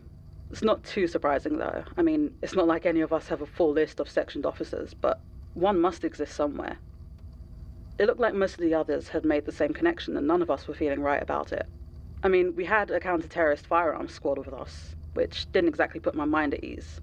That said, I wasn't exactly sad we might be getting some sectioned firearms officers, but it was just a lot, you know? The briefing was pretty short. We were told that Callum Brodie had been found, and it was suspected he was being held by a man named Maxwell Rayner with an unknown number of accomplices. There were suspicions that there might be cult involvement. That's when I phoned you. And did the lights help at all? Oh, I'm getting to that. I told the sergeant, and he didn't even ask me where I'd gotten the information. He just nodded and told everyone to load up on torches. The firearms team wasn't short on tactical gear, so by the time we headed inside, we had 2 or 3 heavy-duty flashlights each. I had 4. The building was in an industrial complex up in Haringey. It was a 2-story brick building with a weathered sign claiming it belonged to Outer Bay Shipping. We were instructed to go inside in teams of 2, with 1 armed officer paired with 1 sectioned. You have to understand, that's massively against protocol. But I guess they wanted to be sure that none of the firearms team encountered anything weird without being accompanied by anyone experienced. I looked around to see if the others were going to make anything of it, but no one made a peep. I think everyone knew that this was about as far from a normal operation as they came. I was paired with an older guy. Goodman, I think his name was, though we didn't really talk. The way he carried his weapon in the van, I could tell he'd been handling it a while, but I couldn't help but notice his hands were shaking slightly as we made our way around the building. We were going in through the loading dock at the rear, and as we approached the security lights that lit the rest of the estate, they seemed to get dimmer. Well, not dimmer, really. They just didn't illuminate the place as much as they should have. Aside from a small pool of white light directly below, the darkness around them didn't seem to be affected. I didn't have much time to think about it before the order came down and we were going in. I cut the padlock on the metal gate and slid it up while Goodman gave me some cover. The inside seemed normal. Pallets of boxes were neatly lined up on shelves around the loading bay, and the heavy lamps overhead gave us plenty of light. We started to make a sweep of the area, eyes peeled for anything that looked out of place. I took a second to check a few of the larger boxes, but they didn't contain anything remarkable. Mostly sheets of plastic for manufacturing, although some were full of copper piping or paint. And that's when I heard the scream. It came from behind one of the shelves to my left, and it didn't sound like a cry of fear or pain. It was a scream of rage, almost animal-like, and when I turned, I saw a figure moving behind me. It was only for a second, but it seemed to be dressed head to toe in black, like a leotard or one of those morph suits. It was hard to say for sure, as it was less than a second before it darted back behind the shelves and Goodman opened fire. I hadn't prepared myself for it, and a sudden gunshot sent a jolt of pain shooting through my head as my eardrums rang with the noise. Goodman called something to me, but I couldn't make out a word of it. I just followed him as he ran around to where the figure had disappeared to. There was no sign of it, although a small spray of fresh blood told me that my jumpy new partner's aim had been too wide of the mark. We started to hear sporadic gunfire from the rest of the building. I mean, it was basically all I could hear at that point, as everything else was still a muffled, high-pitched whine. I was worried Goodman might panic at this, but to his credit, he seemed to have pulled himself together, and We finished the sweep of the loading bay before heading through to the rest of the building. I saw a handful of armed officers heading up the stairs to the upper floor, and I was going to follow them when I felt a tug on my arm. Goodman was saying something and pointing towards the other direction. I saw a pair of uniforms and a face I recognized. Leo Altman, one of the sectioned officers from up in Waltham Forest. I'd met him once before, when Daisy took me out for some very quiet drinks with a few other section cops she knew. I remembered him being one of the friendlier ones, though he still stopped short of telling me any stories. Leo was stood with an armed officer that I didn't know. From her lack of trigger discipline, it looked like she was either very new or seriously rattled. They were staring down a long metal staircase that seemed to lead into what must have been the building's basement. The briefing hadn't mentioned anything about a basement, and it was clear they weren't entirely sure how to proceed. When me and Goodman joined them, it seemed to make up their minds, and with a quick nod to us, Leo and his partner started to head down. I didn't want to follow, and I could see that Goodman wasn't too keen either, but we weren't just going to leave them without backup, so down we went. At the bottom of the stairs was a door. It was old and made of steel that had started to rust around the edges, but it wasn't right. You know how when the lights are turned on in a room and you can see it from outside? Like a thin line of light leaking under the doorway? Well, it was like that, except what seemed to seep out from underneath wasn't light. It was shadow. Like if darkness was somehow shining from behind it. As I got closer, I started to hear something. I couldn't really tell what it was under the buzzing in my ears, but the best way I could describe it is that it sounded like a waterfall, but slowed right down. A steady, flowing crash and churn, but deep and drawn out. I wanted to ask the others if they heard it as well, but Leo was already moving to open the door. I barely had time to get my torch out. Glad I did, though, because as the door opened, every light in the building went dark. That moment I was in complete darkness had to be one of the longest seconds of my life. I felt like I'd gone blind, not just my eyes, but everything. Like every sense I had was severed, and the only thing I could feel was a wave of nausea. It seemed like for that second I wasn't anywhere that light had ever reached. Then I clicked the button on my torch, and the beam cut right through it. The flashlight was weak, nothing like the power I would have expected from the heavy bulb, but the faint glow was enough to bring me back to myself. I shone it behind me, over the pale, panicked faces of the others, and as it touched each of them, I saw them start and reach for their own torches. Soon 4 pale beams were struggling it out into the thick, aggressive gloom. I turned around, trying to shine the light on the wall, or even the door we came in from. Anything that would give me a sense of the room we were standing in, but it just disappeared into the pitch dark in all directions. Thinking about it now, I realized we never actually walked through the door. Small flecks of black dust floated in the air like inky snow. They moved gently through the torchlight, and they never seemed to settle on the ground. And I began to realize how cold it was. Everything was so still, and the only sound was the same dull roar from up ahead of us. I don't know how long we stood there, but when my torch sputtered and died, I knew we didn't have long. I took out another and turned it on. The light seemed even fainter than the first one. Still, it was something, and we started to walk forward, or at least what we assumed was forward. If anyone said anything, I didn't hear it. The black dust danced in front of us, but it never seemed to actually touch us or land on our clothing. There was no smell at all here. The building above us had smelled of sawdust, old metal, and industrial cleaner. But down here there was nothing. I didn't shine my torch upwards. I didn't want to see if there was a roof above our heads. By this point, we'd easily walked the whole length of the building several times and still hadn't seen anything. The roar was getting louder and louder until it was all that was in my head. The 4 of us were all on our second or third torches by that point, and I could feel that I was starting to panic. There was a scream building up inside of me, clawing its way up my throat. Actually, you know what? I might have been screaming. I don't know. It was impossible to tell over the noise and the thick, choking darkness. Then Goodman's flashlight beam hit something ahead of us, and it all went to hell. I think it took about 5 seconds. Everything seemed to happen at once, and Only going over it in the reports afterwards was I able to process what I saw. 5 seconds and everything was over, but I'll try and describe it in as much detail as I can. Goodman's torch beam had landed on an old man. He was tall, but I couldn't say much more than that. His body was hidden in the folds of a robe of some sort. It was the same colour as the dust that had filled the air and seemed to move and shift in the same way. His white hair was thin and wild, covering an unkempt face and a scraggly beard. His eyes were milky white. I think he was blind. From the description the sergeant had given us, I was sure this was Maxwell Rayner. Next to him was an old chair that looked like it could have been from a dinner table. The wood was stained, covered in dark mould, and tied to it with thin metal wire was Callum Brodie. The kid's eyes were blank, though not clouded like the old man's, and his face was locked in a silent scream. Rayner was facing him, thin, bony hands raised to his face. Something was flowing out of his mouth. It looked like ink, but it flowed more like a heavy fog than any sort of liquid. It dripped down his forearms and onto the floor, where it rolled towards Callum, climbing up the chair and oozing across the boy's body towards his face. It was moving slowly and had just reached his chest. The roaring sound seemed to come as it convulsed out of the old man's throat. Then Goodman opened fire.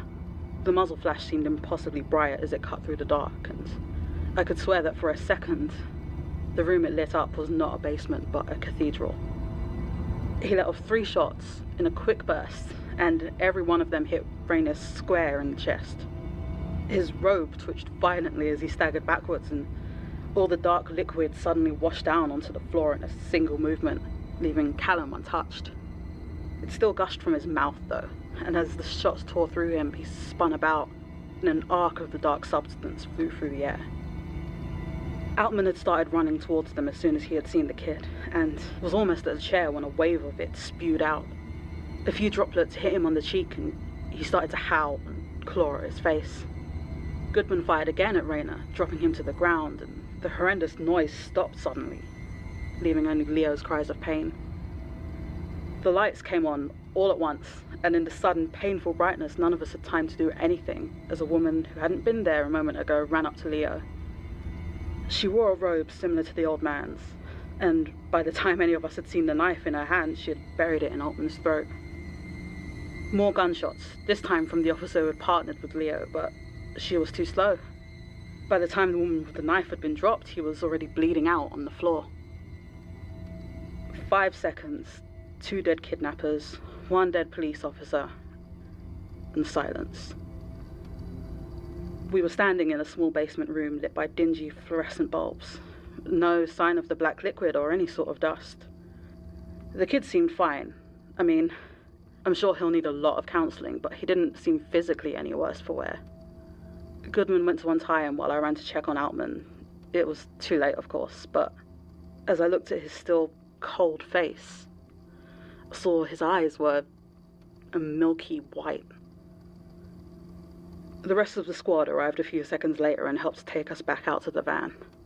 After that, it was all questions, debrief cups of coffee I never quite got around to drinking, and Section 31 forms. Lots of them. All in all, there were 5 people killed in that building, including Leo Altman. Aside from Rayner and the woman, who was identified from an old report as Natalie Ennis, 2 more were shot and killed when they attacked some of the other officers. 3 more were subdued and arrested, but as far as I know, they still haven't said a word. God knows how they're going to process them with all the secrecy around the operation, but thankfully that's not my problem. I think they were connected to that cult group from way back, the Church of the Divine whatever. The People's Church of the Divine Host. Rayner was their leader back in the early 90s. I have a few statements related to them if you're interested. Natalie Ennis was actually one of the... No, I'm not interested, not even a little. I've been thinking a lot over the past few days, and I'm done. With the police, with Section 31, all of it. I wanted to tell you in person and give you the statement. It seemed the least I could do. You're really quitting?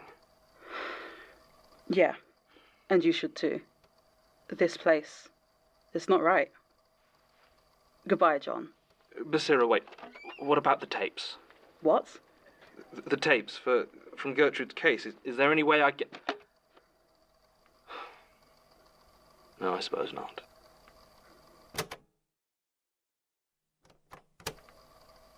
Well, that seems to close the book on Maxwell Rayner. Maybe the whole People's Church of the Divine Host. I can't help but feel I've got the last chapter of a story and I don't even know the title. At least I hope it's the last chapter. I still can't find much about the company Outer Bay Shipping. Looks like a shell corporation, but tracking corporate ownership is not something I'm skilled at. I'm disappointed with Ms. Hussein's decision. It's not exactly a surprise, though. I've thought about quitting myself. It's not an option, of course. I'm in far too deep now. I get the impression that to quit would be giving up whatever small protection I seem to have here. I just wish... Oh, I don't know. Oddly enough, all I can think about is how did the police know where Rayner was keeping the boy? Basira didn't seem to know, and the church clearly wasn't expecting the police to arrive. With a few exceptions, Rayner managed to stay off the grid for 2 decades. How did they find him now? Someone must have known what was happening and tipped them off. And I don't think it was anyone inside that building. End supplement.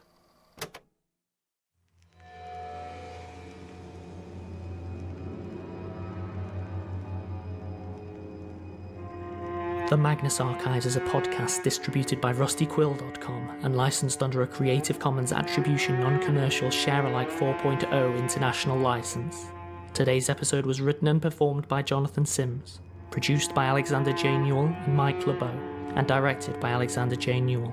To subscribe, view associated material, and make donations, visit Rusty.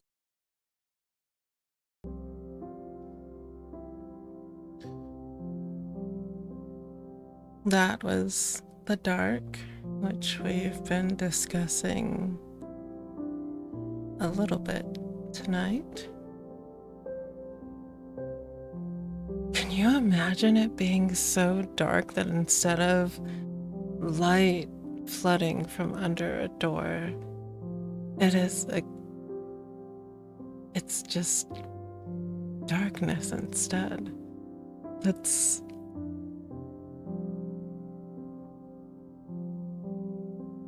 And I do think it's really interesting when she said when the muzzle flash, that it made it appear like they were in a cathedral for a moment. I don't know if, I think it's probably been a while. Since we've talked about some of my lore, and then we're gonna get ready to go to bed, my dear.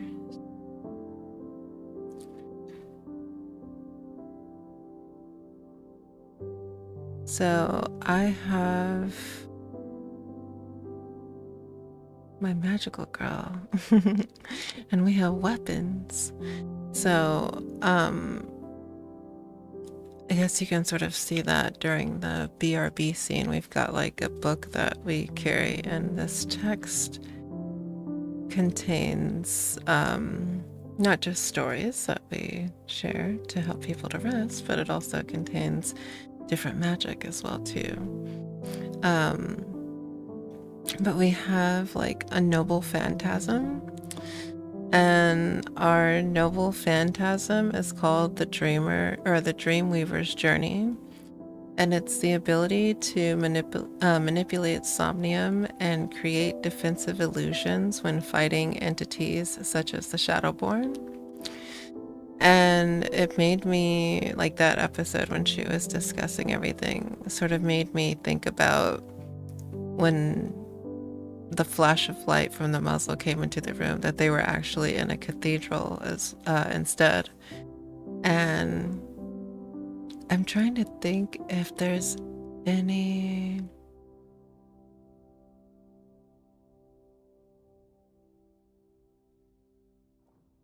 episode going forward that actually talks about this sort of like trick of like this illusion, right? But that's really cool. I like that. So let's see.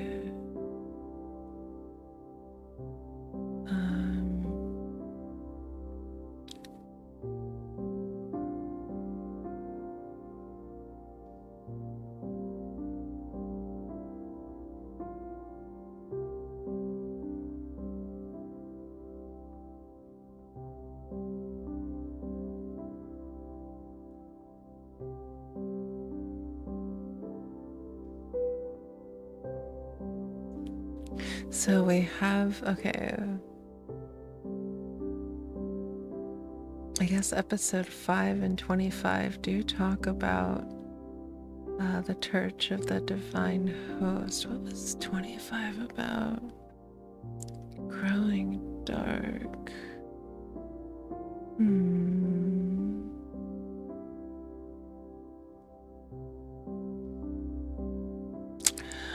Oh.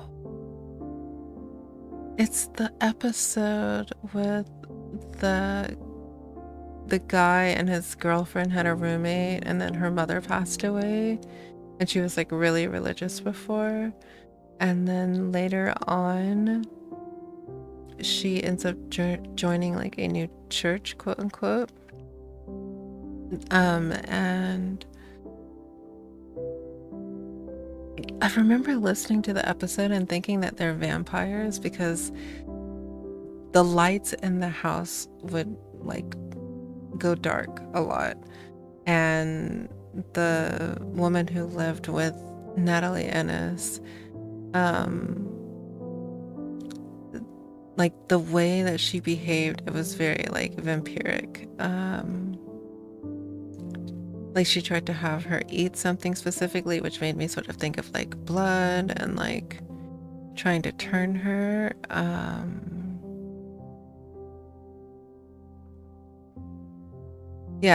Natalie. Okay, so one night Katie arrived at Mark's house in tears. Natalie had asked her to dinner and brought her into the kitchen where a bowl of something like cold, overcooked spinach lay waiting for her. Kathy took a few mouthfuls of it before she could not stomach it anymore. And then Natalie said she was going to go move out, and that she said that 300 years was a long time to wait, but she was lucky to find them so close to the end. They were going to be collected by Mr. Pitch, but I don't remember who Mr. Pitch would be.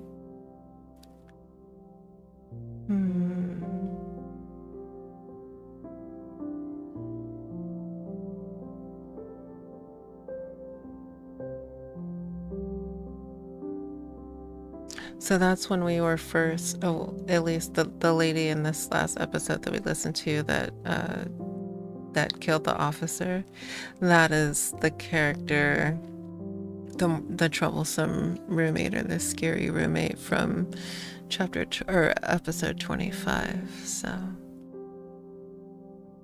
I didn't realize that was her. Interesting.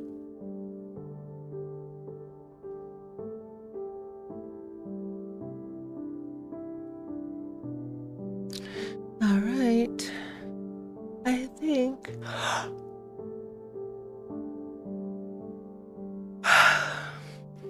think that long yawn means that we're going to end for the night. Hopefully, we'll be back Monday, but for sure Tuesday. And I'll try to pop in sometime this weekend, even if it's just for an hour. But for now, my dears,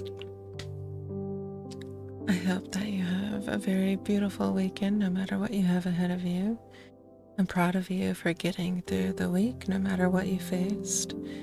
And remember to spend time daydreaming about your heart's longings and desires and dreams. I appreciate your presence so very much. And good night for now, wherever you are. It's always nighttime insomnia. So, oyasumi, oyasumira, and sweetest of dreams. I will see you soon, dears. Good night.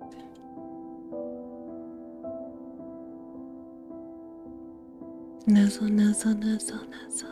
Good night, dear.